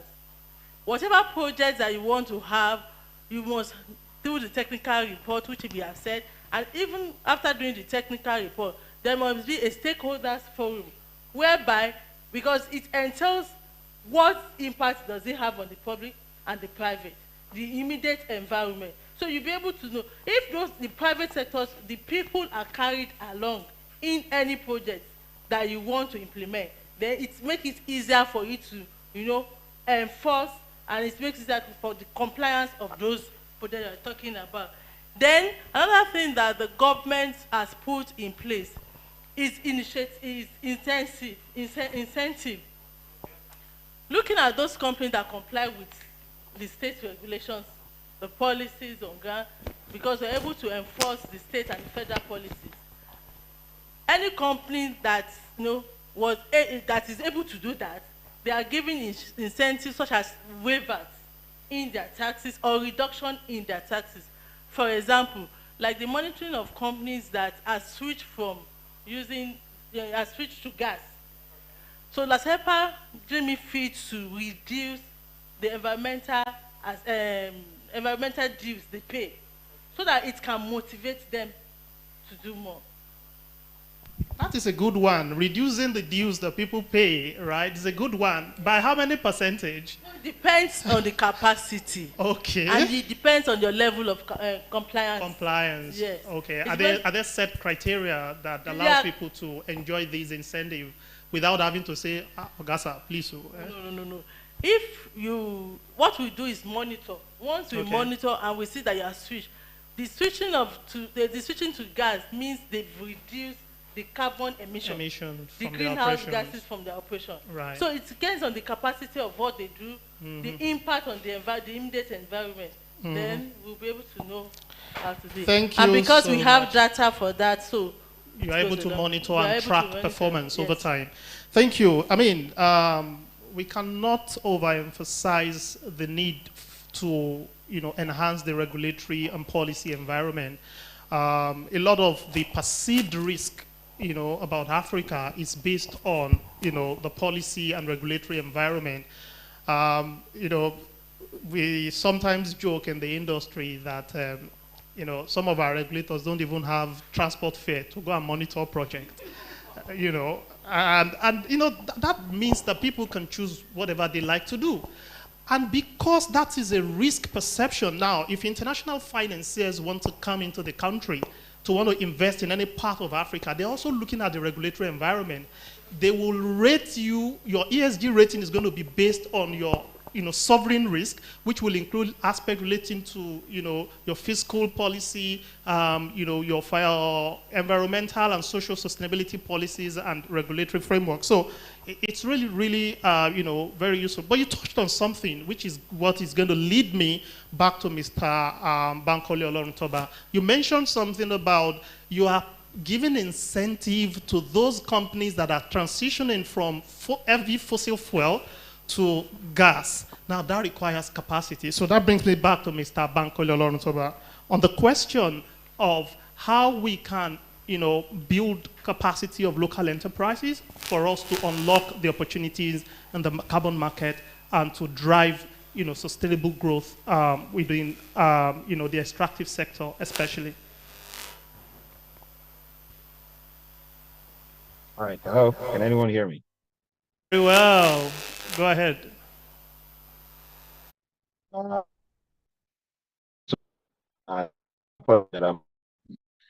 Things that are totally beyond your control. I think that capacity for us again is we sort of have up to a certain level. There's also the need to be able to understand the dilemma of entrepreneurs when it comes to due diligence or how having to put papers together. In the 6 years that we've run the NCIC, one of the biggest problems we see is that entrepreneurs see the dream, but again, they don't have the time and the patience to be able to translate it into a proper functional document. And most funding instruments have this litany of resources or structures that you need to put together. That you need an experienced packager, if that's the word we can use, right? An experienced consultant, someone that is very good with documentation, understands the process of auditing and together, to put you in the in the right path. Now, to get someone like that is quite expensive. And so again, who is going to bear the cost? Putting a well-put document together and then submitting it. Which is where for us as an innovation center, we've come to see that there have to be a give and take here.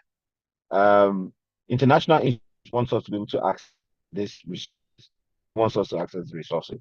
But some way, somehow, the capacity of being able to access the resources has to be paid for. Now, the capacity here is not just training. It's way beyond training. It's based on experience. And so it's like calling someone like you, Abbas, that have been doing consulting for a while, right? And then for me, that I'm always running everywhere in the world, trying to look for partners and co, right? Before you document a 20-page, 30-page document, it will take forever, right? Because again, seeing a whole bunch of opportunities that I also have to pursue. And this is why entrepreneurs need, sort of like a COO or, someone that understands project preparation.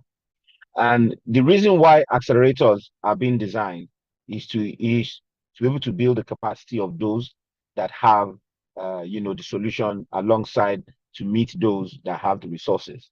So I think that going forward, what we should try and do is for those who've got the resources, try and be a bit patient to create a system whereby the entrepreneurs can, can take the benefit and also leverage on the cluster or co-sharing type of system that you to be able to put their product or rather their project in the right frame, and as well as the right standards.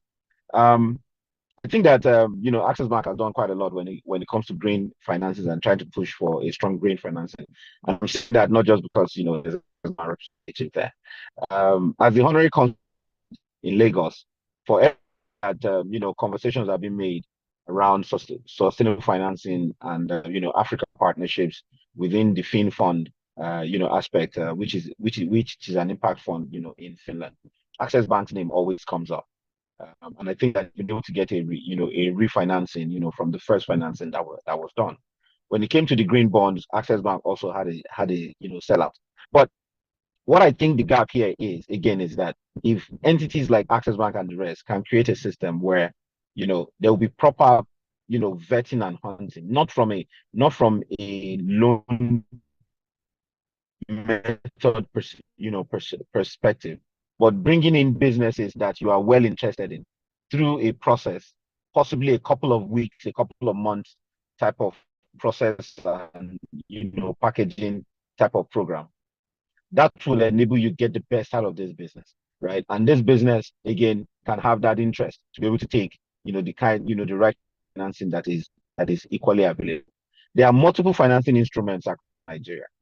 We just also that there's a new climate agri fund also around the BOI corridors. We know about the IDAs. There's a main component within the IDAs.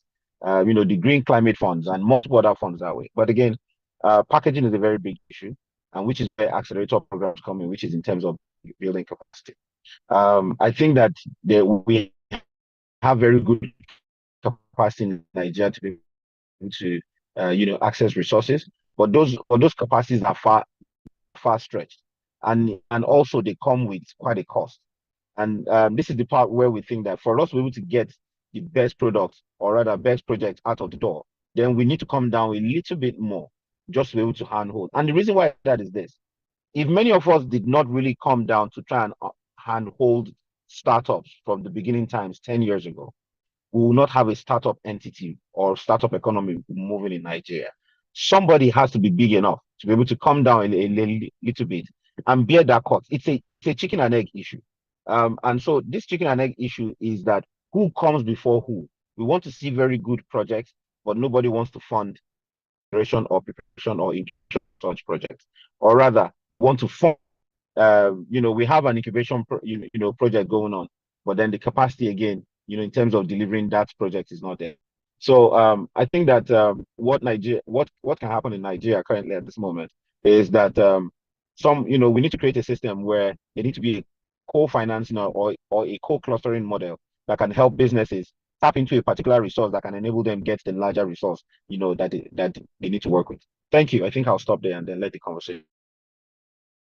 Thank you so much. I think you've been able to draw our attention to the fact that capacity is not just about training, and the fact that most times financiers always wait for ready project, but you need to put the context of countries into perspective and see how you can incubate ideas, accelerate them, then optimize the capacity to deliver the expected outcomes. If I can say a few things. Very well.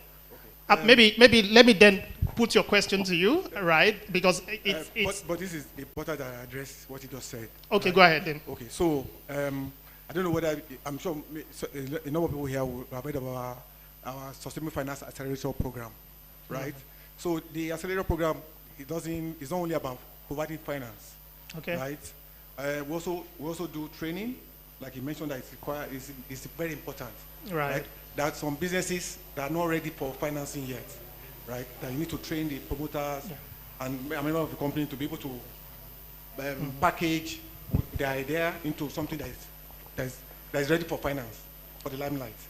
In addition to that, we also provide seed financing, seed financing, right? So seed funding. So what it was mentioning about having to meet various documentation requirements and the like. So if you have a viable idea, I think you should talk to Access Bank. But we have those alternatives. It's not only about providing money, but also getting you to progress on your dreams. All right, thank you very much. That's very useful. Access, you've heard it. Access Bank has a Sustainable Finance Accelerator Program. And again, maybe that's where partnership and collaboration will happen. I think a lot of times the challenge is we work in silos, right? Can we explore synergies, right?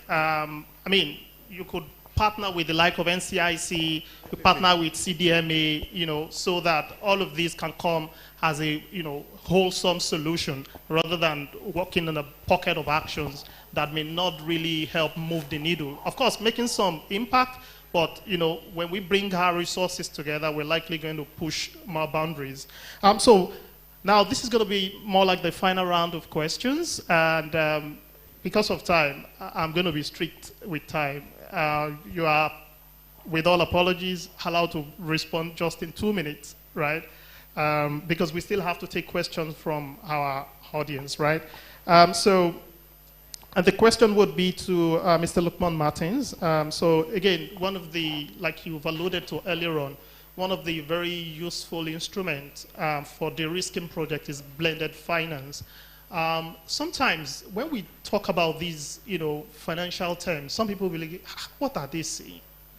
What are they saying? So let's concretize the concept of blended finance, and let's bring in some experience from Access Bank. So how can blended finance models be used effectively to de-risk investment in Africa's extractive sector? And of course, what roles do banks, and of course, Access Bank play in sort of structuring these kind of deals? Okay, thank you. Don't forget. I don't know whether I can answer in 2 minutes, but I'll try. Because I wanted to also give, it's not only about theory, also practical experience. Very well. Right, I want to share some practical experience that we have had. Okay, so blended finance basically is mobilizing the DFI funding and philosophical fund to mobilize capital for sustainable development projects, right? So because the DFI and other funding usually come at lower than commercial rates, right? Blended funding is able to achieve some pricing that might make projects, reduce risk of projects, also make projects viable, right? I know I don't have time, so let me tell you a practical experience for Access Bank. So this is not in the extractive industry, but it will be useful. Okay. Yeah.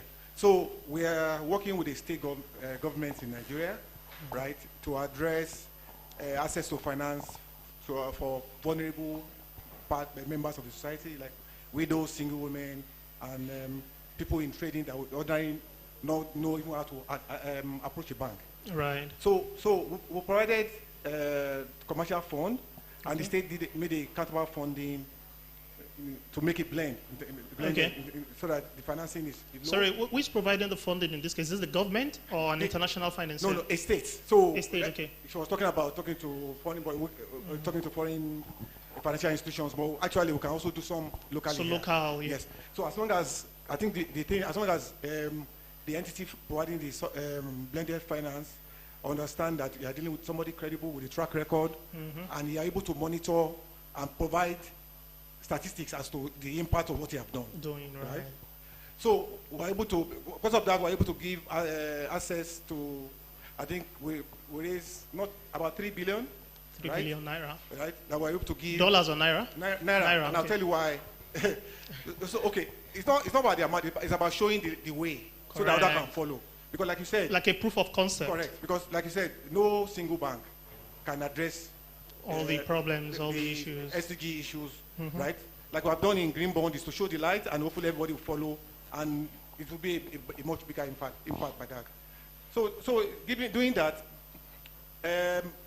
people that ordinarily will not be able to access 500,000 or 100,000 to finance their business are now able to do so, right? That has impact on well-being, on the education of their children, on the society, right? And so that's kind of impact blended finance can do, right? Coming back to the theory, right? So you can use blended finance in a couple of ways, right? It can be a first loss facility. So in case the project does not pan out as a physic, take part of the loss. It can be by way of credit guarantee, right? So also reducing the risk. So blended finance basically is to reduce project risk, right? And encourage entrepreneurs and project developers to go into projects which they might otherwise be hesitant to do. Correct. Thank you very much. That's very useful. A round of applause for him. I mean, it's in my whole life, I worked in an institution where we provide credit guarantee to unlock finance for renewable energy access in rural areas. And most of the time, you see that a lot of these projects are not bankable. And when you look at the cost of capital from commercial rate, it's high up here, right? So for those who don't understand what blended finance means, so let's say, for example, the commercial rate, this is just an example, the commercial rate is about 20%, right? But the blended finance is the concessional finance. So there are two parties in the blended finance framework. One is the commercial rate, then there is the concessional finance. The concessional finance pursues both financial and non-financial objectives, right? That is why the cost of capital is sort of low. So when you so let's say the concessional finance is coming at 10, right? And the commercial capital is coming at 20. When you put both together, it becomes 10 plus 20 divided by 2. So you have average about 15%. So instead of a project accessing capital at 20%, you can access capital at 15%. Then there are also other moratorium, the payback period, the holiday period, and other things like that. And this has been a very useful model that has worked in the renewable energy sector. And, this brings me to Mr. Bankole Oloruntoba. I want to end with our beautiful mothers here. Mr. Bankole, you do a lot of work in the off-grid renewable energy, solar system, solar ecosystem. What are some of can you share some thoughts around how ESG, and green bond, ESG financing and green bond can, help break some of the barriers to accessing, developing projects within the ecosystem? Because the extractive sector is very intensive when it comes to energy consumption, right? And if that is the case, if we want to transition, now there's also the transition financing. There's always a transition cost, right? So which means that certain instruments like ESG bonds, there are transition bonds, there are sustainability bonds, sustainability-linked bonds, and in fact, banks can also offer green loans, sustainability-linked loans. So how do you think that these, and again, maybe if you partner with some banks, perhaps this sort of instrument can be useful in scaling some of the enterprise that go through your incubator and accelerator program? Your few thoughts, sir?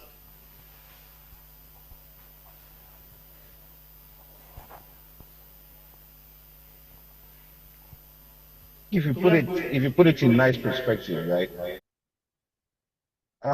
There's a need for stronger collaboration, sort of like a long distance type of collaboration. I mean, if an entity says in the next 5 years, I want to be able to invest in about 20 big ticket green projects. Let's not do the fast food type of incubation program that has happened over the years. And the reason why this fast food type of 3 weeks, 2 weeks, 6 weeks type of program happened is because of very short-term resources, very, very limited resources, and then everybody just wants to quickly get some quick wins, and many development organizations just want to tick boxes. But for investors, I think it should be a different approach. I think a financial investor should be able to say, look, yes, we've got this program going on, but we also want to have a wider reach and have multiple partnerships with multiple organizations that, within a span of 5 to 10 years, and say that we really want to invest in a $1 million, $2 million type of project within the next 5 years. And we want to have 20 of them, and these are the criteria.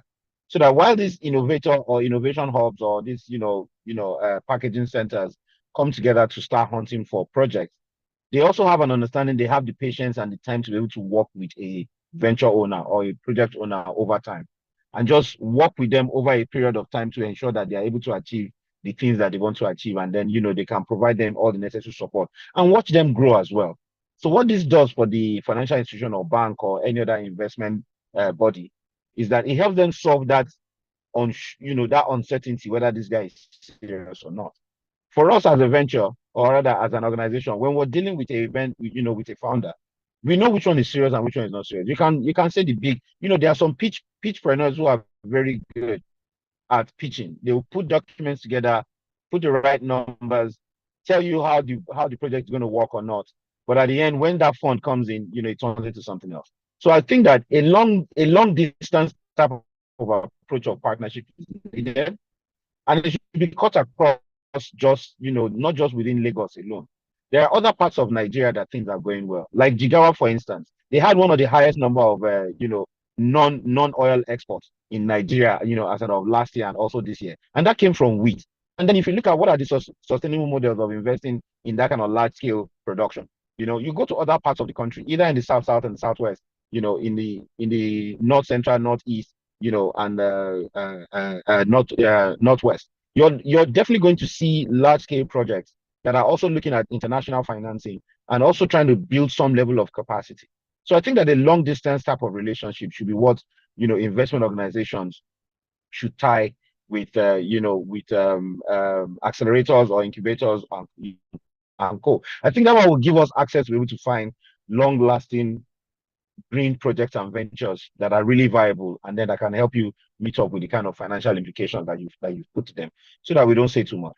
Thank you. Useful. A round of applause, please. Again, let's go for the long haul rather than short-term relationships and then just leave people to the lurch. Sometimes, some people would only be able to go far as the help that they receive. That constant support has to be there for the ecosystem. Now, that word, ecosystem, we are viewed in a certain way, and Mrs. Foluke-Michael said that earlier, right? How come we are struggling to mobilize financing? Despite the potential that are available in this country, it boils down to, what even Mrs. Adedayo said earlier, a lot around the regulatory environment, the policy environment. So it's critical for us to address this, and this brings me to the next question, which would go to Mrs. Foluke-Michael, and that would be, how can we address, and same question that would go to Mrs. Adedayo as well, how can we address governance and transparency challenges to reduce perceived risks and improve investment conditions in the sector? Thank you very much. I'm also going to talk from the place of personal experience. I believe it's not as difficult. We need to work with them. We are far away from government because we have labeled them. It won't work. It's government. So how will this nation move forward without them? Since the investors are not ready to come to Nigeria without having all the regulation in place, and Folu cannot bring any policy on the table, no matter how brilliant you think I am, nothing can happen. So working with them is the best. I'll give you a very good example. After COP28, UAE announced the big funding for Africa.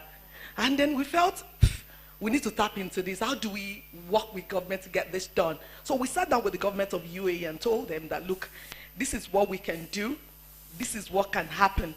Do you know what we came to talk to them? You can call it like a lighting talk.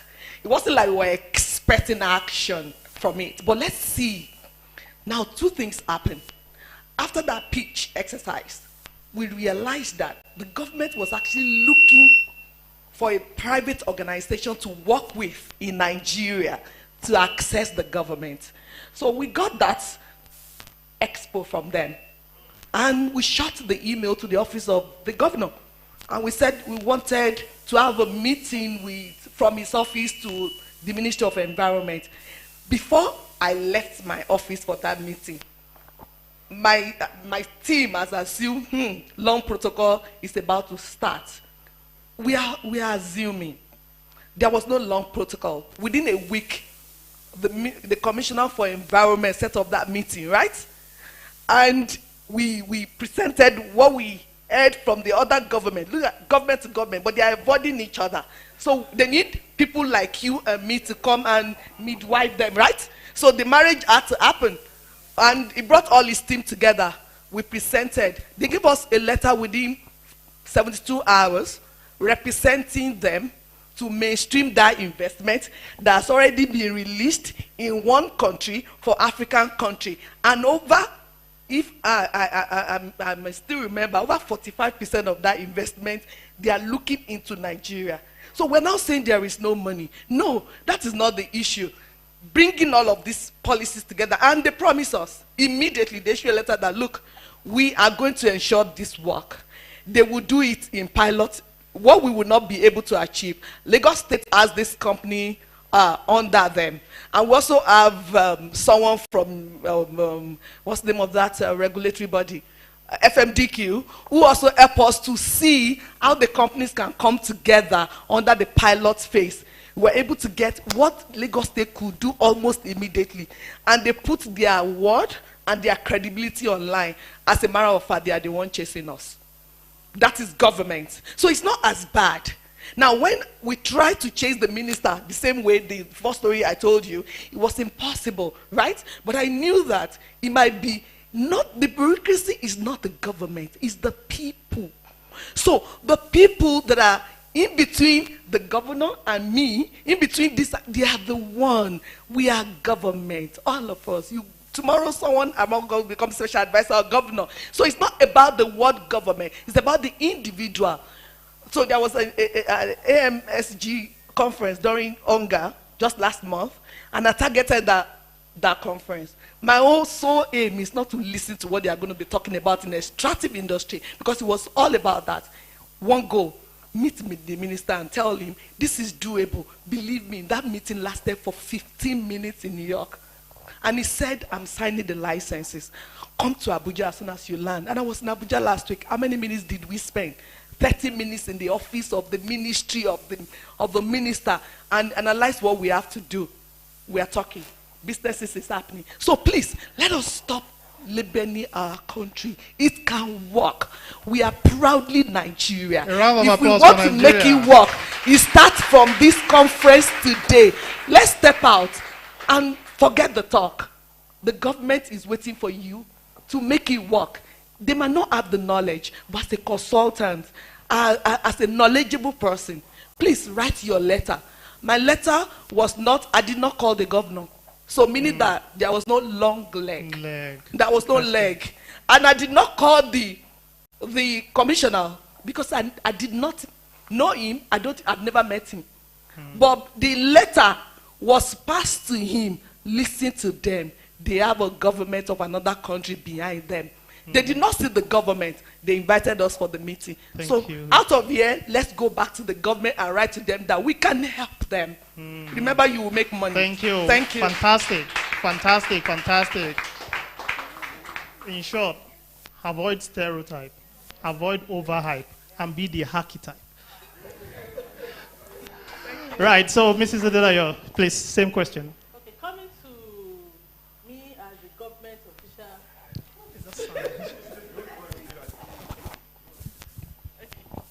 Coming to me as a government official, you know, okay, let's start from my agency.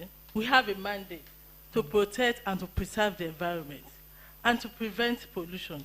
So any project that is going to affect the environment, be sure it will not see the light of the day. But for your project proposal that has input, the impact of what you want to do on the environment, then we'll sit down. The government is open to collaboration. No one can do, as she has said, no single entity can do it. The government, the private sector, and the government, which is the public sector, will all sit down on the right table, look at the project, look at the prospect of the project, the impact of the project, the financial aspect of the project, and what is the impact on the environment, the immediate environment, and the future gain. And see if the project is sustainable. That is what we are after. So we are open. The government is open to any dialogue, as she has said. Thank you so much. Thank you so much, Mrs. Adedayo. It's been a very, very insightful conversation with the panelists.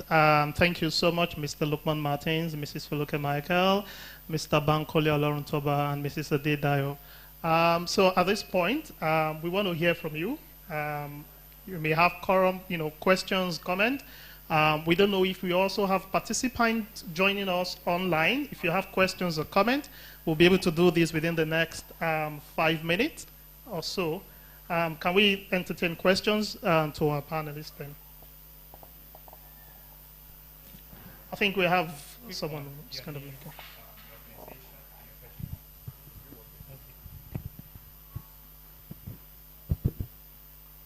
Good afternoon, everyone. Good afternoon. My name is Abdi Wadelawa. I work as a strategic consultant at Office Matters.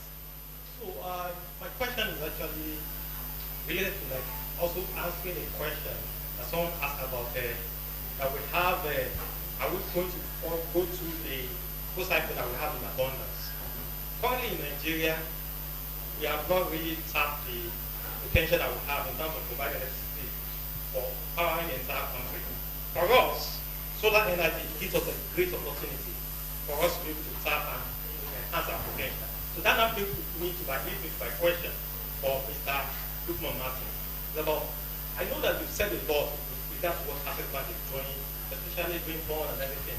I just wanted to also give people here the benefits of opportunity to know what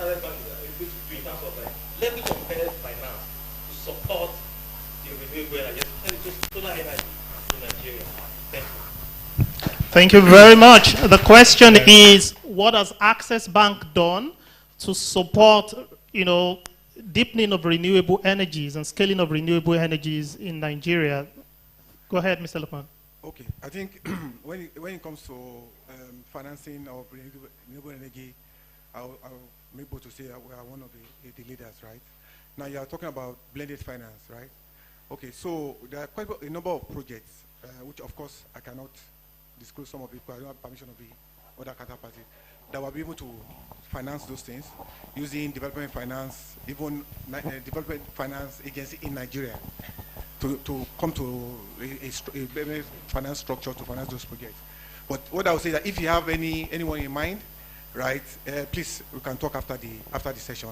And we'll also send you a link of our Sustainable Finance Accelerator program, where you can also apply online for those kind of financing products. Thank you. Is there age limit for that? Because everything you now reduce it to 32 or 35.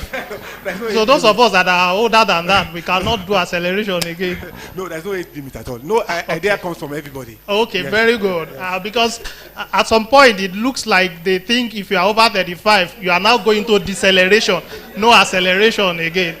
You cannot incubate anything again. So thank you so much, Mr. Lukman. Can we have any other question, comments? We have a question online. So can we have online question? Let's take two of them. Okay, so we have two questions online. The first one is, hello, my name is Samuel. My question is, what do you see as the most promising innovative financing models for green extractive projects in Africa? I don't know who wants to take that. Okay, go ahead, Ms. Olkema. So since Samuel is asking this question, please, Samuel, if you're hearing me, invest in yourself. You are the first financier of that idea that is running through your head. Go for capacity building, like Mr. Oloruntoba had said. Put in for the Sustainable Financing Innovation or Accelerator Hub in Access Bank. Develop your own capacity. Invest in yourself. Take a lot of courses. Because if we continue to tell you what works, it will not work for you because of where you are. So if you have small project as a startup or as an entrepreneur looking into, maybe you have a solar project or maybe you have like a green growth, because I'm running a project on grow what you eat. And that started with me. I've not collected money from anyone, but I'm growing what I eat in my house. So start to do that. Reach to family and friends to help you put your proposal together. Do a pilot. Once your proposal is ready, and you can convince yourself that if you are a financier, you can put money in that project, reach out to Access Bank or any other bank that will finance you. But bottom line, start to finance your idea. As a PM, I will tell you out of the book that the best and the biggest financier of that project you're thinking of is you first. Thank you so much. That's quite inspirational. Invest in yourself. I mean, it's what I always say, that the greatest asset is your mindset. The greatest asset is your mindset. You're only as good as how you think.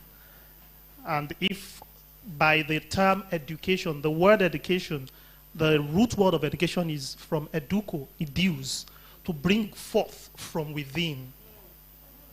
So your education is meant to unlock something from within you to positively impact the world outside there. So thank you so much, Mrs. Fuluke Martins. Michael, sorry, don't let me re-christen you. So we have the second question from Charles. My question is, what strategies can be implemented to mitigate the financial risks associated with green extractive projects in volatile markets? So I wouldn't know who would like to take that, Mr. Lukman or Mr. Bankole. Okay, I can speak to it. Okay, very well. Go ahead. I think we've spoken quite a number of strategies to be used, right? And like we said, the initiator of the project, right, also has to have an understanding of what risk that is there, but the bank is also there to help them identify those risks. So in Access Bank, right, financing this kind of projects, we have a framework, right, that guides everything. We'll check whether does it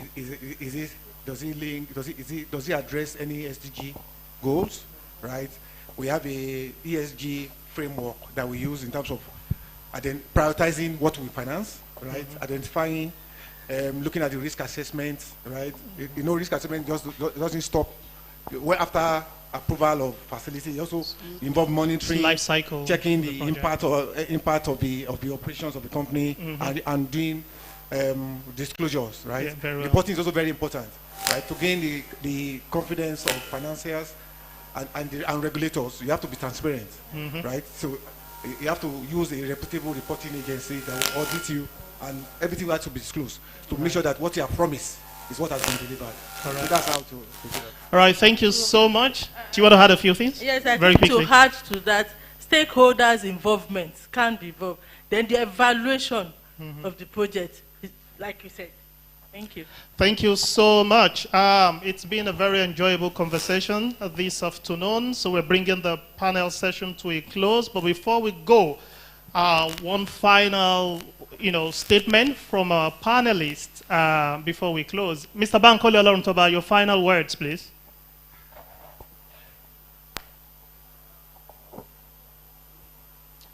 In 1 minute, your final words, Mr. Bankole.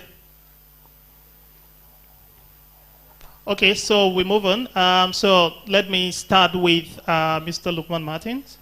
Okay, final words. Okay, just to, first of all, just to thank everybody. I think apart from being part of the panel, I've also learned a lot, and that's why we come to this engagement to further our knowledge and engage with all stakeholders. I will encourage anybody interested in sustainable finance or looking to access sustainable finance to check out our Sustainable Finance Accelerator program. I mean, we cater to everybody, right? Whether you're looking for finance, whether you're looking for finance or is knowledge you need, right? Or exposure to other third parties that can give you the capability that you need to take your idea forward, or whether you need seed funding to even start the feasibility study. I encourage everybody to do that. Thank you. Thank you very much. A round of applause for Access Bank. Right, Mrs. Fuluka-Michael. Yes. Let me just give my final word to the organizer for putting such a masterclass together, because I've come. A round of applause, please. I don't like to come to speak. I've learned so much that I was writing while I was sitting. Everybody that's come here has really done some beautiful stuff that we will go home and work with. And I also want you to know that every community, as the doctor from the Cambridge University, Lakeside University have said, every community has their own challenges. Our environment is very volatile. It's not hard for you to buy 1,200 fuel to come here. So things are not working so well in Nigeria. But you know what? We cannot manufacture a solution without carrying the people that will benefit in that solution along, like Olumide, as SITEI said in the first panel section, right? Please, let us stop labeling this country. Let us, that volatile, there is a way to it. We told the government, how do we reach out? They have told us the kind of community leader we're going to be talking to. They will cooperate and do the work. So, Nigeria will work. Let us develop the mindset as we're living here, that whatever project you have in mind that you have already written off, rewrite it, go back to the drawing table. Have that mindset, like our moderator has said, it will work. That your mindset will make us to come back here next year to share testimony of the goodness that has come out of this event. Thank you. Excellent. It will work. It will work. Mrs. Adedayo. My own final word is to every one of us that for it to work, we need to play our parts. It takes a collaborative effort of everyone. And if you are investing in any project, make sure it's eco-friendly, that it doesn't affect the environment, and it's worth doing. Thank you. Thank you very much. Thank you so much to our esteemed panelists. To be honest, it's been very enriching conversation. We've explored the innovative financing mechanism to driving green growth within the extractive sector. We've looked at issues relating to blended finance. Perhaps someone has learnt about blended finance today and understand that we have local players, and of course we've gotten very excellent case studies, examples from Mrs. Foluke Michael as well. And we've also seen that green bonds, Access Bank has led the way. Other institutions can also play their part, right? Like we've all agreed, we are all accustomed to complaining. Not many people are given to contributing. So let's shift the paradigm from complain to move to contribute. And this is what we see SITEI is doing, right? Our dear lady earlier, I don't remember her name, who presented on the GM Square, talked about raising awareness, building knowledge. If you're living here today without having a strong impact on your mindset, perhaps you are hungry, right? So this has been a very useful conversation. We've seen the role that innovative financing mechanism can, play in unlocking the net scale of development that we anticipate in the extractive sector, and of course for our general green climate growth ambition. We've also seen the part that public-private partnership can work. Mrs. Foluke Michael, anytime I remember your name from today onwards, what will come to my mind is bold. A very bold approach. She just said she didn't use any leg to reach the government. But somewhere, you are sitting somewhere, there's a lot of doubt in your mind. The doubt that would never let you take the leap. And perhaps God has bestowed you with that seed of change that will take certain one of our problems. We have myriads of problems, but each of us can target a problem that we are uniquely designed and endowed to solve. Mrs. Foluke Michael has shown us. She flew all the way. Some of you just want to take, some of you have been thinking of Maldives. You want to go to Maldives to go and enjoy. She flew all the way to go and have a 15-minute conversation. For what? For the progress of this country. See example of contribution, right? And trust me, Mrs. Adedayo has told us that government is doing a whole lot to make the regulatory and policy environment better for us to operate, right? Incentives created by government. Some people don't even know about this incentive. What they are used to is that story, government, forget, corruption. Government is doing a lot, and you need to pay attention to the things that are happening. And together, we've seen that even Mr. Bankolola Ontoba has told us, this is not a sprint when we want to provide support to unlock the needed financing. It has to be a marathon, right? Look at what happens when you see the car racing. Sometimes once they turn around the track, they come back, change the tire, change some oil, put them back again, the race continues. So we need to apply this car racing mentality. Don't just leave business. And that is why there should be, maybe after acceleration, because after acceleration, one has to decelerate. There should be a maturity program, that Access Bank will have to create to ensure that even businesses that are doing well can scale even better, right? Nigeria has the capacity to solve our own problem. We have been solving our fuel problem and been solving other countries' problem in terms of fuel. Remember, when we decided to increase the fuel, they were crying, shouting. We can do the same thing here by solving our own problem and extending this same opportunity to other African countries. Thank you so much for joining us. We wish you a blessed, day. Thank you very much to the panelists. Let's have a quick picture. May I call the convener to join us in this picture with the panelists.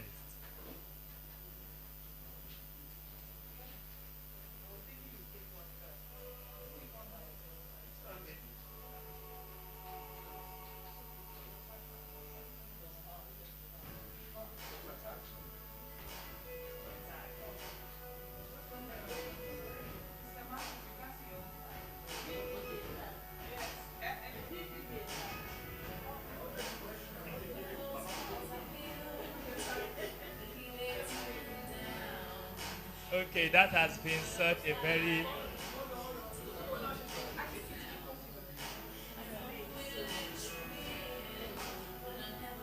Yes, so why they are having the pictures. I'm sure that has been such a very enlightening session for every one of us participating, both right in here and online. Keep the conversation going. Hashtag SITEI. Please also step outside to have a picture. So please step outside to have a picture at the red carpet. At the red carpet, please step out to have a picture at the red carpet.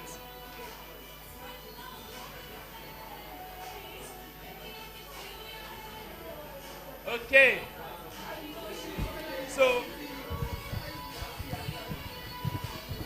So do we still remember this? SITEI 2024, Extractive for Green Growth. So when I say SITEI 2024, you say Extractives for Green Growth. And when I say Extractives for Green Growth, you say SITEI 2024. SITEI 2024. Are we tired? Extractives for Green Growth. Okay, thank you very much. Again, that has been such an enlightening panel session. Access Bank, let me just put it out there once again. Access Bank has been very, very supportive of all our sustainability initiatives. So not just what they do. So you can see that they come tops among the banks in Nigeria when it comes to sustainability. Access Bank is the headline sponsor for this program that we're sitting here right here for today. Please put your hands together for Access Bank. So, and they have also just told us about their financing for their financing accelerator for innovative ideas. So please, let's also take advantage of all of these opportunities that they are putting together. Before this program ends, we'll display a flyer of this, their financing accelerator. And Access Bank has also been the major funder of our training for CSOs, a free training called CPET. This is also one of the highlights of the presentation of our Chief Operating Officer, Mrs. Bolaji Sonyolu, earlier today. Please, to know more about CPET, if you're a CSO or a representative of a CSO present here today, and you want to be trained in how to improve your operations, how to better help the communities that you're helping, Access Bank has put together a special training for that, fully funded by them. It is called CPET, and that is done in partnership with CSR-in-Action. And also we have had here today Mrs. Foluke Michael tell us everything she has been doing with the government. She went all the way down to Saudi Arabia, and she was also bold enough to approach the Lagos State government to sell her solution to them. That can also be you. There are a lot of solutions embedded within you that you can sell. Even those of us that are corporate organizations here, we need to better relate with the government. We don't need to just think that the government is by the side and we have our own things doing different from the government. So we are all in this together, and all stakeholders working together is what will lead to sustainability in the extractive sector and in every sector indeed. I'll be calling up very soon our Chief Operating Officer once again. We are going to be having the next segment of the Community and Human Rights Africa Awards 2024. If you were not here when the first segment of the awards were taken, headed by the head of jurors, Ms. Kate Henshaw, the Community and Human Rights Award is in its 6th year, and it was made to basically recognize individuals and companies that are driving growth, that are driving inclusion, that are empowering the underserved and underprivileged in our communities. Many of them don't get thanks for their work. Many of them are not being driven by the need to make profit of what they do. But we have set up this platform to recognize what they do, to encourage them to keep at what they do, and to also encourage those of you, or those of you out here, both physically present and those of us online, who have the dream to take up projects to uplift our communities, but do not have the necessary push. So we believe that these awards can encourage you to that honorable part. Mrs. Bolaji Sonyolu, please come forward to help us chair the next segment of our Committee on Human Rights Africa Award. Thank you, everyone. Thanks for your patience. It's really interesting to see how at least 80% of the room is still full. So it means that we are all interested in this subject. Thank you very much. And now to the CAR Awards. The next category that we'll be presenting is the MKO Abiola Community Engagement Award. And to join me in presenting this award, I'll welcome Ms. Tokumbo Osagede. Let's clap for her as she comes. Jam your hands together for her. Thank you for joining me here on this stage. Yemi, the video. Please. Engagement Award is an award given to a company with the most amenable relationship with its communities and which has a clear process for inclusive engagement and grievance management. The nominees are IHS Towers, Yield Africa, and She Does Foundation. Okay. And the winner is Yield Africa.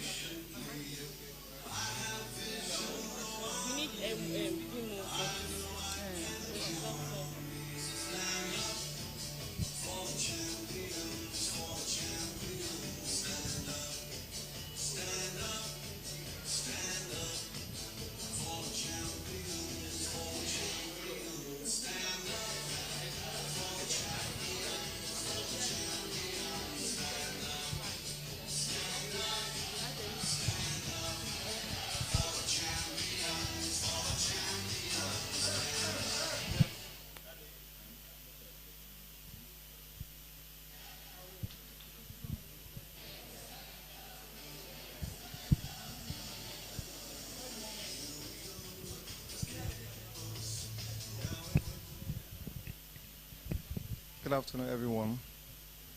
On behalf of Yield Africa Foundation and all the management team, I want to say a big thank you to CSR-in-Action, the organizer of this award, for this prestigious award. Thank you very much. God bless you.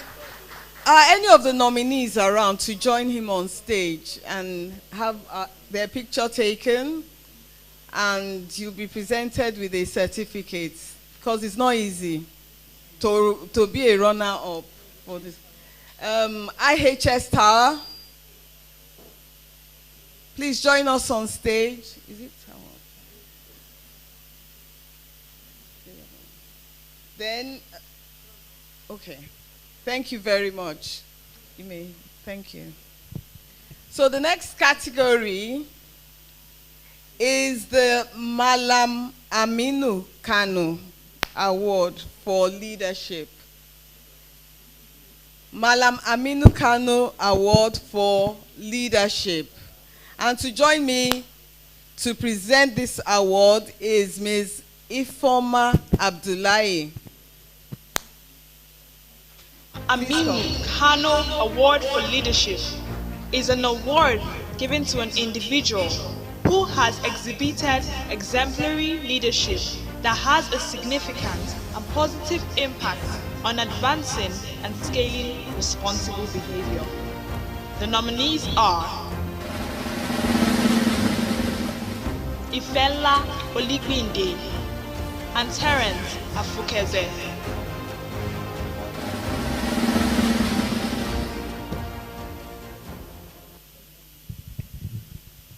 Okay, so the winner of the Aminu Kano Award for Leadership goes to Ifenla Oligbinde.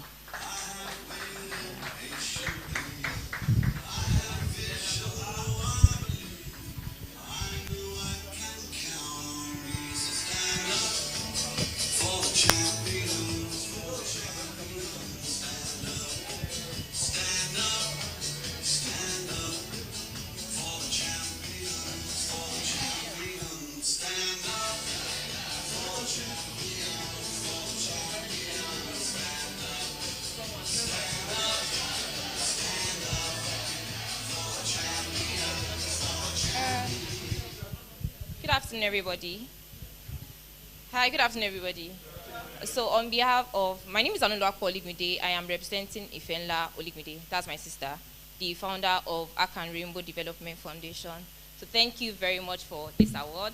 I'm going to surely deliver it to her. Thank you very much.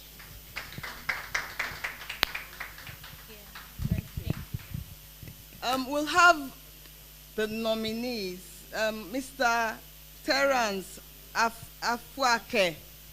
Is he here? That's one.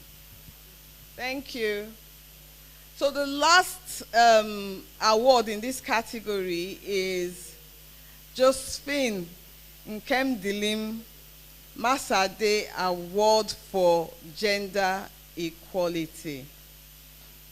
And to join me to present this award is Ms. Esosa Osagide.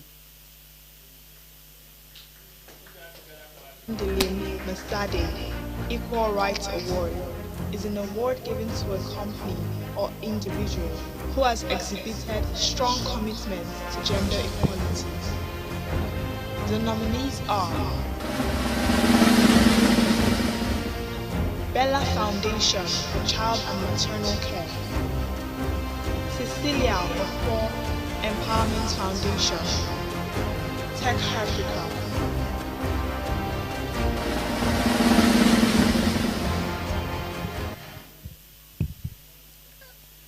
And the winner for this category is Tech Africa.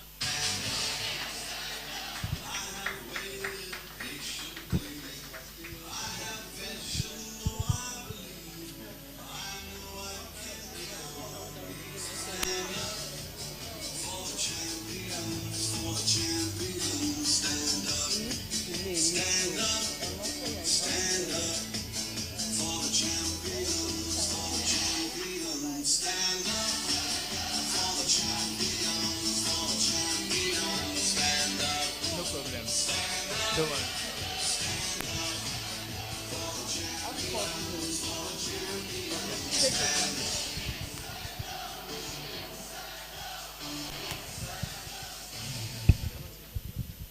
Hello everyone, good afternoon. I hope we've been having a pleasant time so far. I am Adekemi and I have Lanre with me. We're representing Tech Africa. And we'd just like to say a big thank you to the organizers of the award. It's not every time you see effort being rewarded, and so we're really delighted to have been nominated and now won the award. So thank you. We look to be back next year to celebrate even bigger. Have a great afternoon.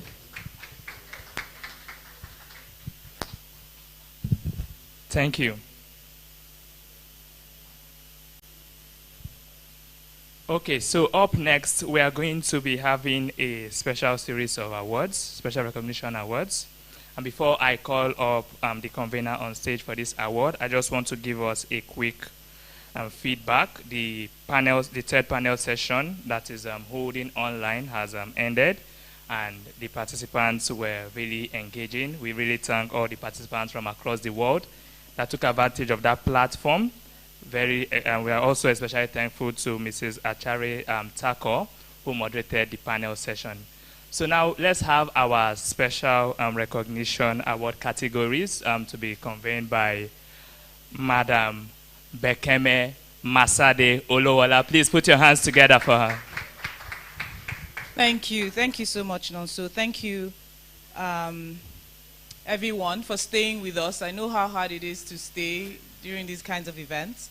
I really enjoyed the last panel session, though, so I'm glad that we had this second. At a time like this where you're getting tired and you're thinking about lunch, I think it kept us awake, and I did learn a few things as well. I did get reminded about a few things that we'd always known, but that you forget. So we're starting with a special recognition of a partner. Now, many of you may have seen our newsletter initially go out inviting people for SITEI, and then we said SITEI is now virtual. Did anybody see that?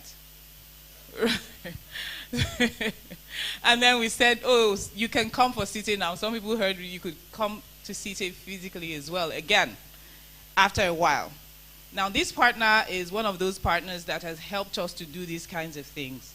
The interesting thing is this morning, I woke up to an organization that I've always associated with. I woke up to their ED messaging me to say, you know what, we've been meaning to have this conference in Ghana, but we're struggling. We don't have money to pay for the hall.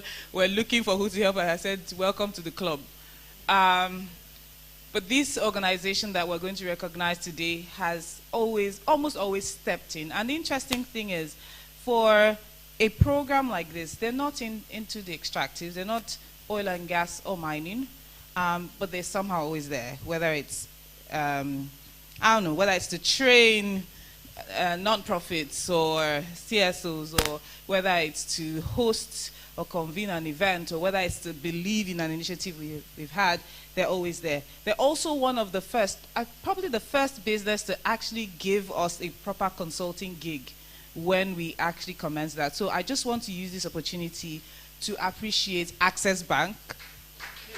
Thank you so much, Access Bank, for always supporting our initiatives. And if you can please come forward to receive a special recognition award from us. We're grateful for your support. Again, it's not one of those situations where you hear it's audio, like they actually put their money where their mouth is, at least when it comes to us. Maybe we just have grace, but thank you so much for doing this for us. Thank you so much. Do you have any of those emotional special speeches to give? Unfortunately, no. So just say what? I can just say,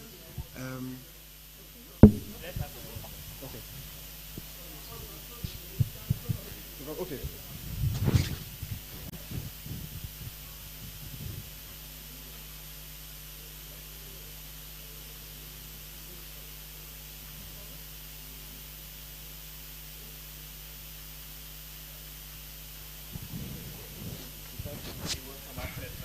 Okay, thank you very much for this. We do what we do not for the award, because we believe in impacting the community and the society that we do business in, right? And thank you very much. And I hope from the discussion today, everybody will see that our commitment is everlasting. Thank you very much. Thank you. Thank you. Please. Okay, so we also would like to appreciate another organization. So we have 2 other awards, but we're waiting for the recipients. So we're going to pause on those, and then we are going to go straight to announce the pitch winners. Did we all vote? Did we finish voting? I hope we didn't vote according to gender. Because I'm not sure if we voted according to gender in a room. It's almost 50-50, so it won't be too bad. Okay, so we'll announce. Do we have the winner yet? Of course, we should have the winner, so the media will help us just display the results of our voting. Okay. Our unbiased. No, clearly we are unbiased now. I mean, from the surprise that people had when they came here to people saying this was the first time I ever received an award, it just tells you that what we do because we truly want to recognize people who are making the most impact. Because nobody recognizes us for our thankless work. So we thought that it would be best if we did that for those who are doing the real work on the field. So we would like to see the winner on the screen. Do we? Okay. Whoa. So our winner is right here, Taiwo Adewale. Please put your hands together for him. Please come forward. Wow. I have waited Congrats, Taiwo. Wow. Okay, so our winner. I think experience one passion. So our winner goes on with a sum of 250,000 naira from CSR-in-Action. And the runner-up will also be recognized with a special recognition plaque. And they will both get special media promotions on their efforts. So please, a word. Thank you all for your votes. And I would like us to take home 4 P's. The first P is the planet. Then the second P, the people. The third P, profit. And the last P is partnership. Thank you very much. Thank you very much. Okay, he has a check though. Do we? Don't we? No? Is it coming or isn't it coming? Okay, I guess we can always... We can do that later outside. So thank you so much, Taiwo. Later. And congratulations again. And Favor, thank you so much for pitching. Next time. They did say, you know, when you try the first time, it doesn't work, try again. So thank you so much. That is Favor on Sachi. You can always reach out to her and encourage her for her efforts. I was going to say this was an open pitch. We had people from all over, but we landed on these 2 because they had the most original ideas. So we had people that, in fact, there was somebody who led by so much. Yes. They were so, like the team was so wowed by the idea, but then ChatGPT told us that 91% was done by ChatGPT. So that was the end of that. We had somebody who had 100%. They just copied and pasted, slammed. And so that's not innovation, and so we had to disqualify those. You know, it's just like plagiarism. You can copy, borrow ideas, but at least make it your own. So Favor, you're a winner. You know how we say. You're a winner, so thank you so much. Okay, so up next we are going to be having Pistis Life and Leadership Institute video presentation. So Pistis Life and Leadership Institute are one of our partners, represented by Mr. Emeka Odiberi. So we want to just find out. We hold about the them belief that it takes a community to raise a champion. And this belief is entrenched in our practical, community-based approach to teaching. Our big why is to transform societies and inspire positive change on the African continent by building a community of exceptional leaders for the purpose, with the mission of equipping one for every 100. We value community, excellence, accountability, integrity, innovation, and sustainability. We pride ourselves in our mastery of technology to provide impactful digital-led hybrid courses to millennials and Gen Zs in the diaspora community, locally, as well as to the key decision makers in multinationals, national corporates, SMEs, and the trade sector. We are a tech-savvy, everyday accessible solutions provider. We are specialization-focused thought leaders, flashy, yet reliable, and the rock stars of today's and tomorrow's education sector. As one of Africa's leading hybrid education hubs, we offer forward-thinking, open enrollment courses, specialized executive programs, and short modular courses in our institutions' 4 schools: the School of Governance and Politics, the School of Leadership Development, the School of Enterprise Development, and the School of Faith Ministries. Learning for global impact begins here with us. We are PLLI, the Pistis Life and Leadership Institute. Our promise is simple. You can change the world. Let's take you on that journey.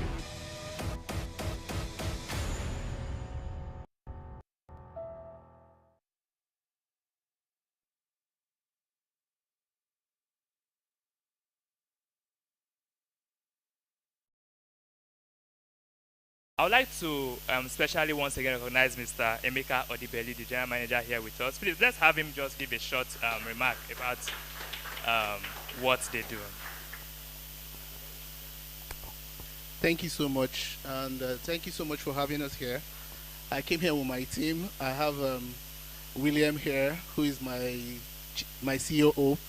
I have my LMS manager, my learning and instructional designer, Dr. Abraham, and I have my head of learning and development, our queen in the house.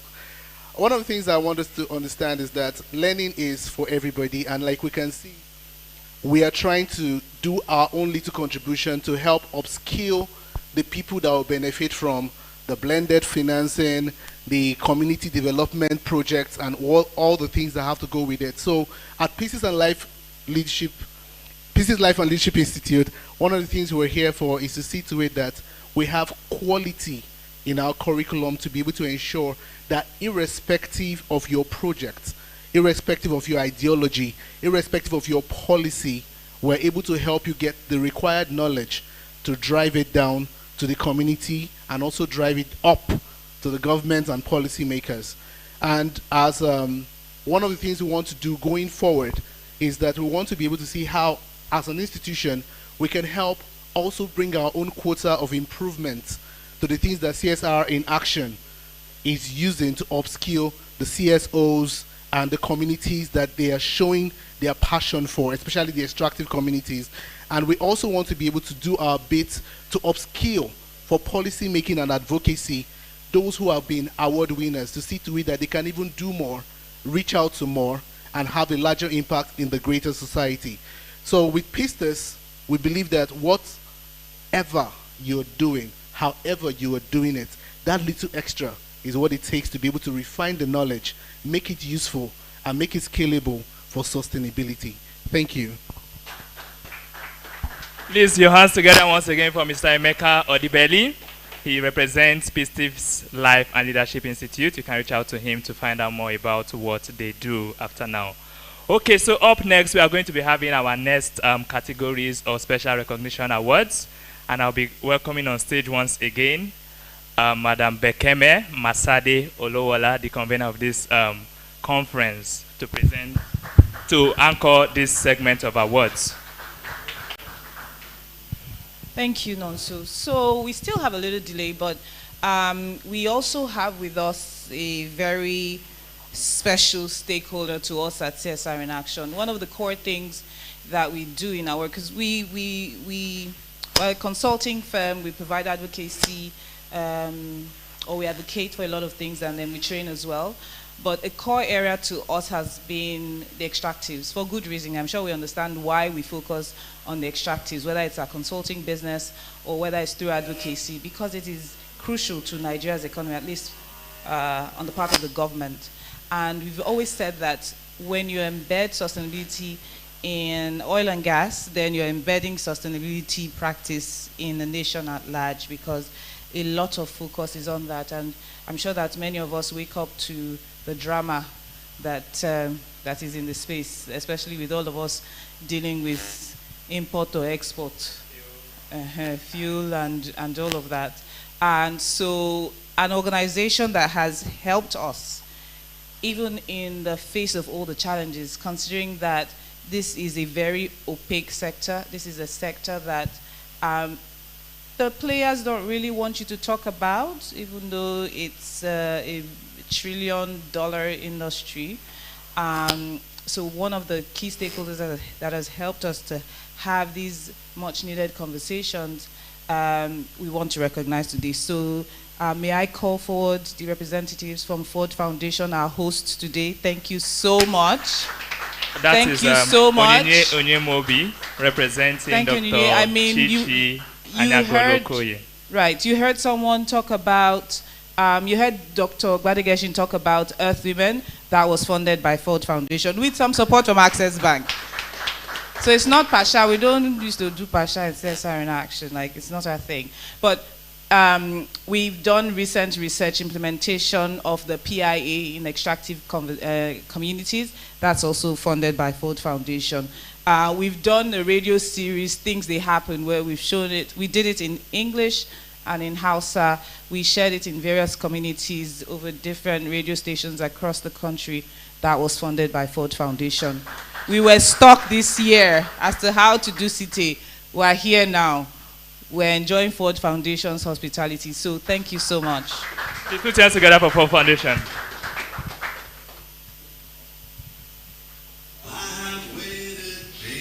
I'm not sure whether that music is quite adequate.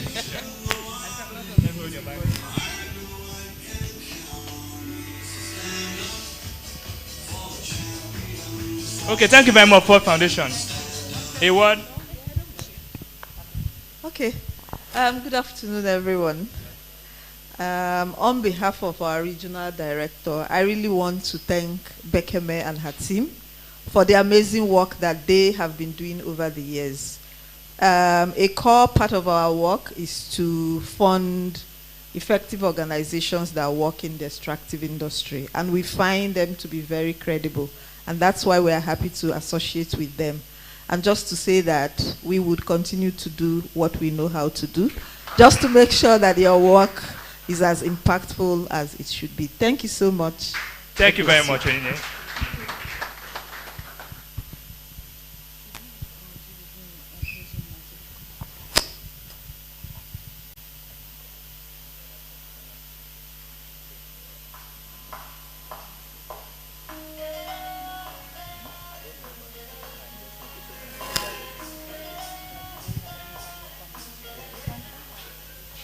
Okay, so we are right about now. We are going to be rounding up soon, and just two things holding. And before we do that, we want to make the floor open for those of us here, our attendees, to if there's any of us who has a remark to give on this conference and our engagement so far with SITEI, CAR Awards and CSR-in-Action. Please just indicate, and I will give you the microphone to give your remarks.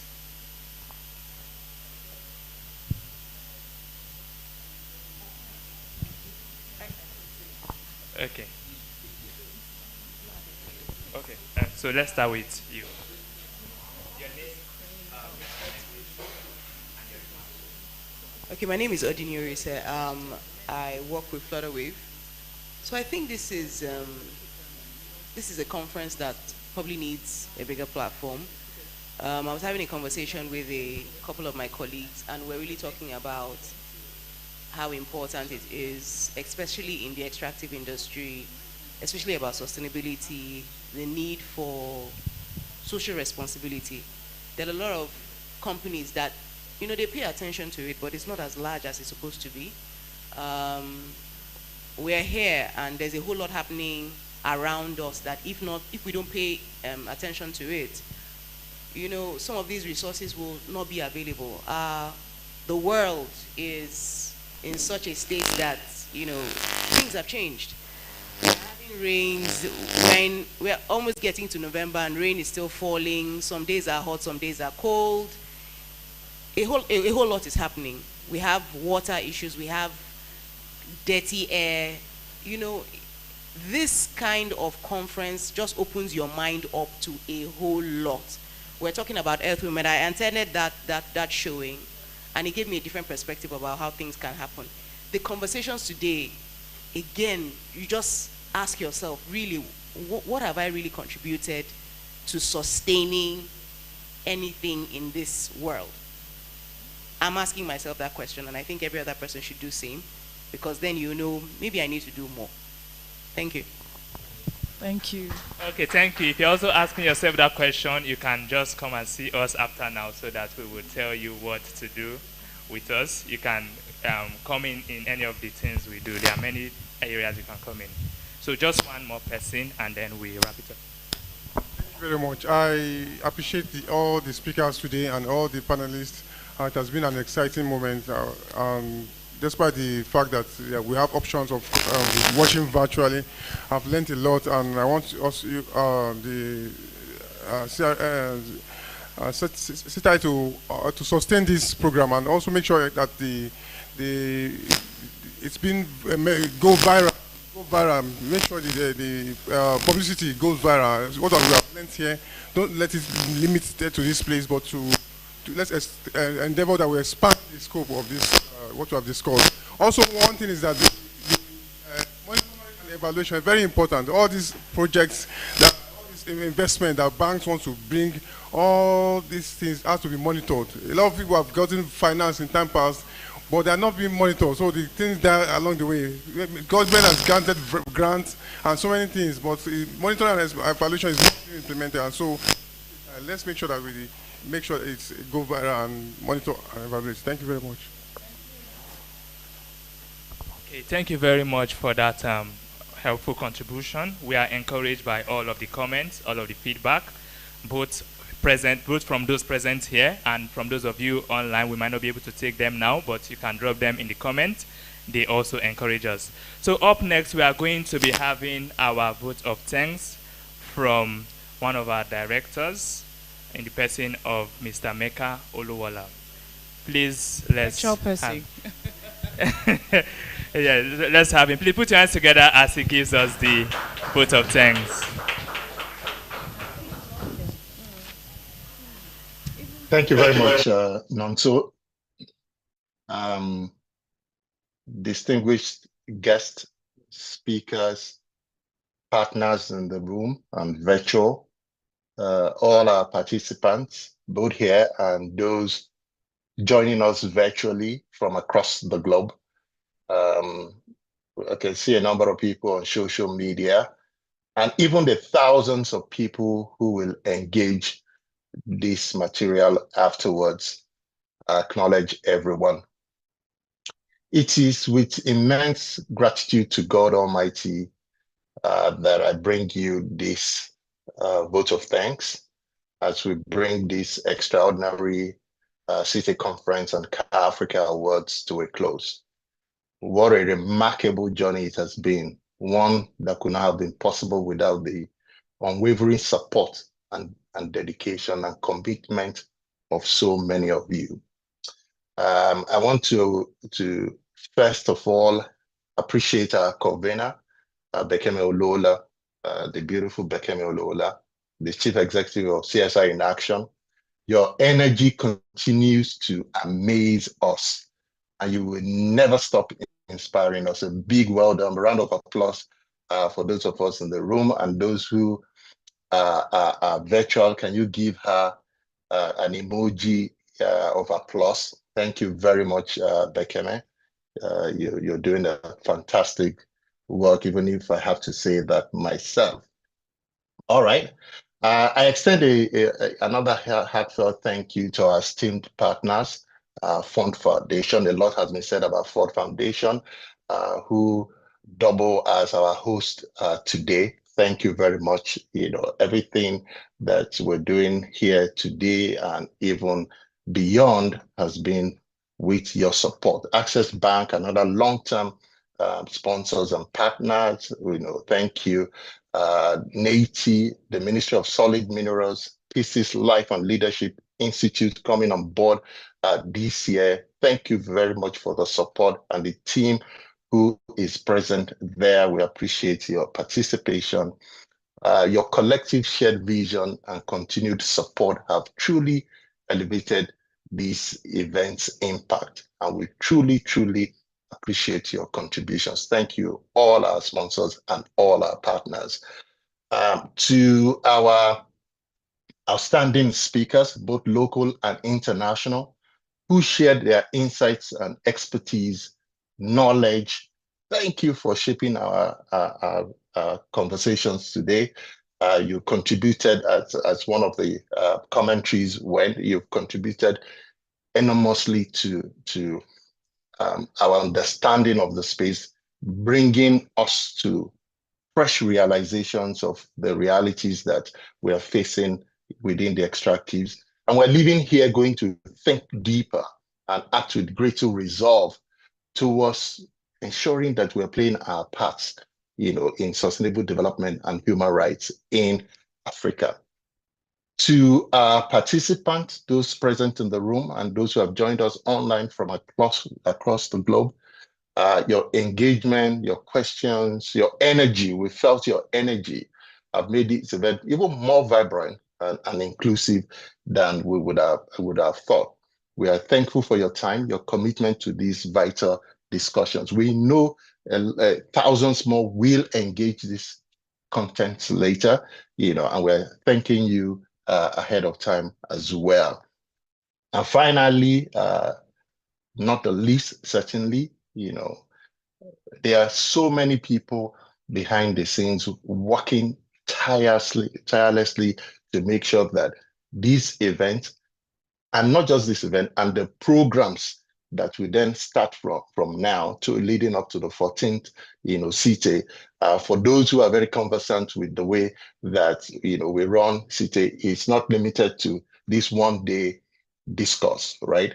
It then potentiates a number of activities that will kick off this year and lead to the next one. So a lot of people will still be working in fora, in programs, coming up with activities, initiatives, publications that will ensure that, it goes beyond just having conversations, but we're taking implementation to the feed and engaging critical stakeholders to make sure that the resolutions from here today are implemented. So thank you to the team in CSR-in-Action, the team in Zenera. I applaud every one of you. I would have loved, to mention all your names, but, time would permit me to do that. So I really, really appreciate you all. You are the unseen heroes of this conference. And as we conclude, let us take the lessons we have learned today, the momentum that we have gained, and turn them into lasting action. Together, we can continue to drive meaningful change in Africa's extractive industries. I congratulate all the winners of CAR Awards from all over the world. I congratulate you strongly, and I encourage you to continue, to do what you do to make impact common across your various demographics. Thank you very much. I would like to close by wishing you a big God bless and good speed as I look forward to seeing you at the 4th SITEI coming up next year. Thank you and God bless.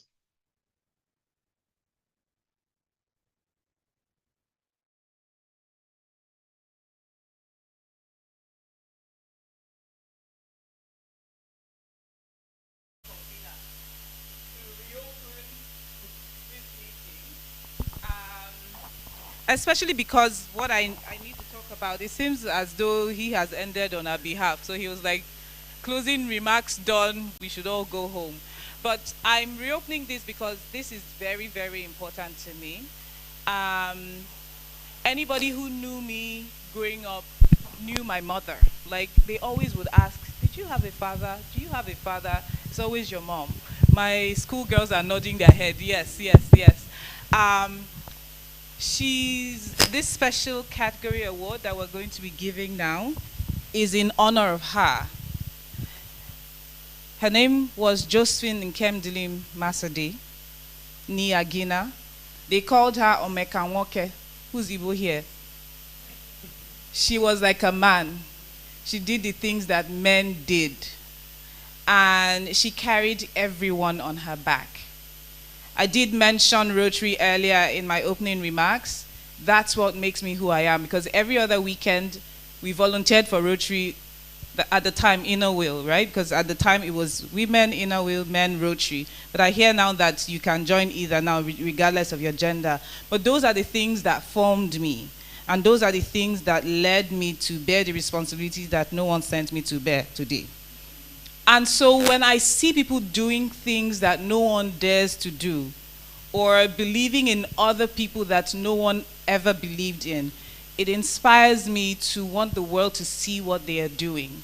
And so this special award category, you had heard Ms. Ketenshaw earlier say, Rekeme, was that the one that I won last year, right? So we look for people, whilst we have our general CAR awards that recognize people who are nominated either by themselves or through third parties. We then said, you know what, there are people who wouldn't enter for these awards that we really think are impacting our communities in ways that they need to be impacted on. And we said we will have this special category award for them. Now, to tell you that we chose right this year, when we reached out to the winner of this year's special category, Josephine Nkemdilim Masade Award, they said to us, I really don't want to do this. Like, I don't want my name to be there. I want, like, can this be an award to my organization? And we said, no, it's an individual award because you're the one doing the work. Without you, there wouldn't be that organization. So I feel a sense of trueness as to what we're doing today. This is not a show, as you would have seen so far. We do the things that we do at CSR-in-Action because we truly believe in humanity, we truly believe in our interdependence, and we truly believe in the power of innovation. So join me today, even though we ended, we've reopened, to congratulate Tunde Onokoya for the fantastic work he's doing with children in slums through his Chest in Slums initiative. We just want to say thank you. I told him, when I talked to him, he said, you know what, there's a lot of hula ball, and I said, the one thing that you did, or that I saw, that I thought, who's this guy? Or who's this young man?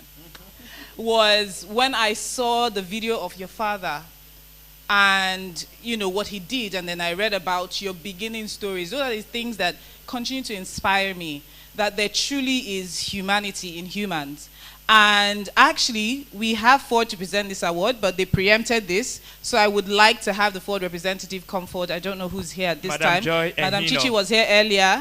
So we have Mrs. Joy Ehino from She's Ford actually Foundation. our handler within Ford, so this is the right person. Please put your hands together for her. To be presenting this award. Thank you so much, both of you. I don't know if Tunde has anything to say, or you'd rather not. Okay.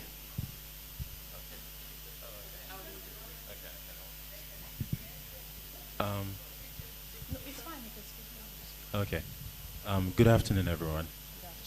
I'll first like to apologize for coming late, really late, actually. It's been absolute chaos this morning. I literally just flew in from Yola last night.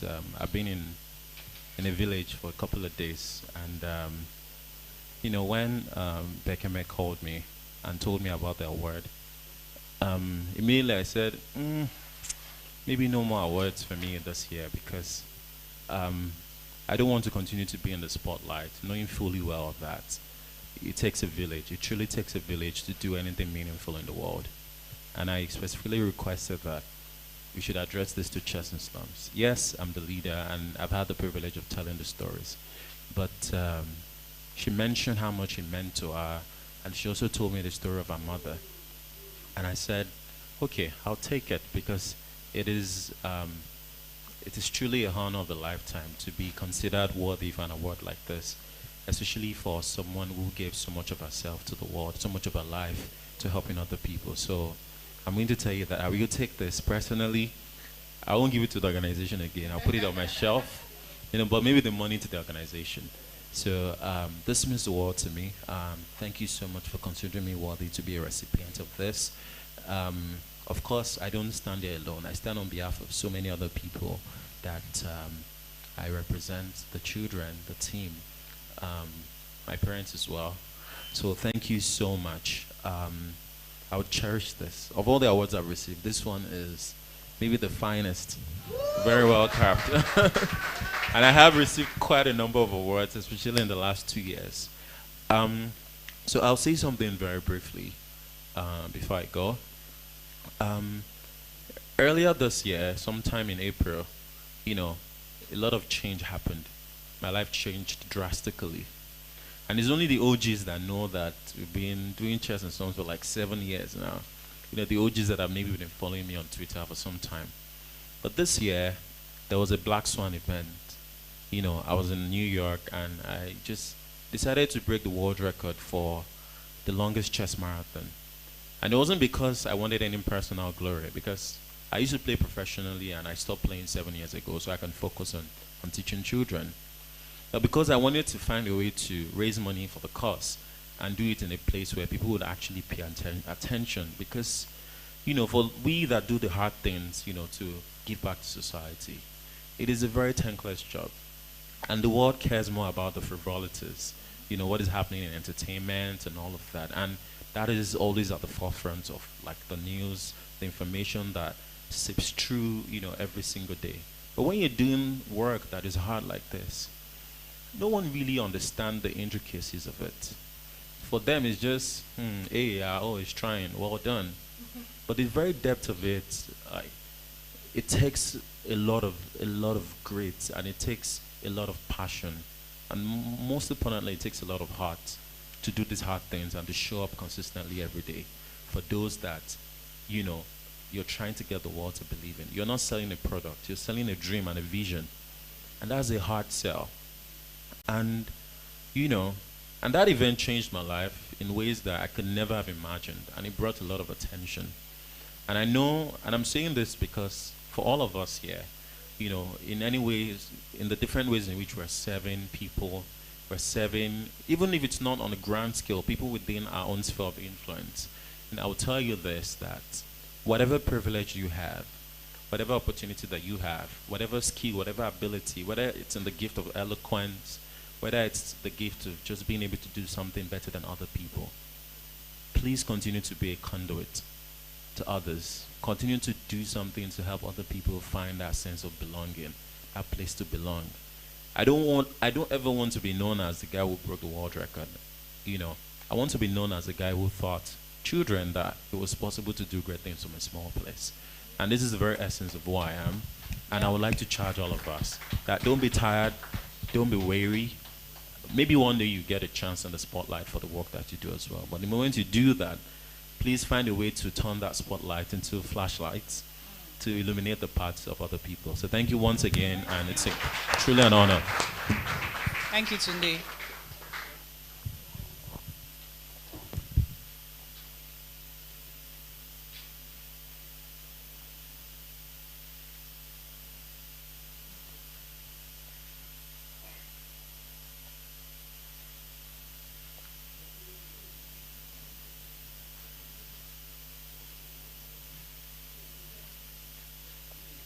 Okay, so please, please walk to the red carpet and take another picture. Okay, so up next we are going to be displaying a barcode on the screen and a link. So the purpose of this is for you to send your feedback. Kindly appraise this year's SITEI, which you have participated in. We would really appreciate having your feedback, including those of you online. This barcode is displaying on your screen right now. If you are listening to us online, scan it and give us your feedback. Thank you very much for attending SITEI 2024, and have a nice evening.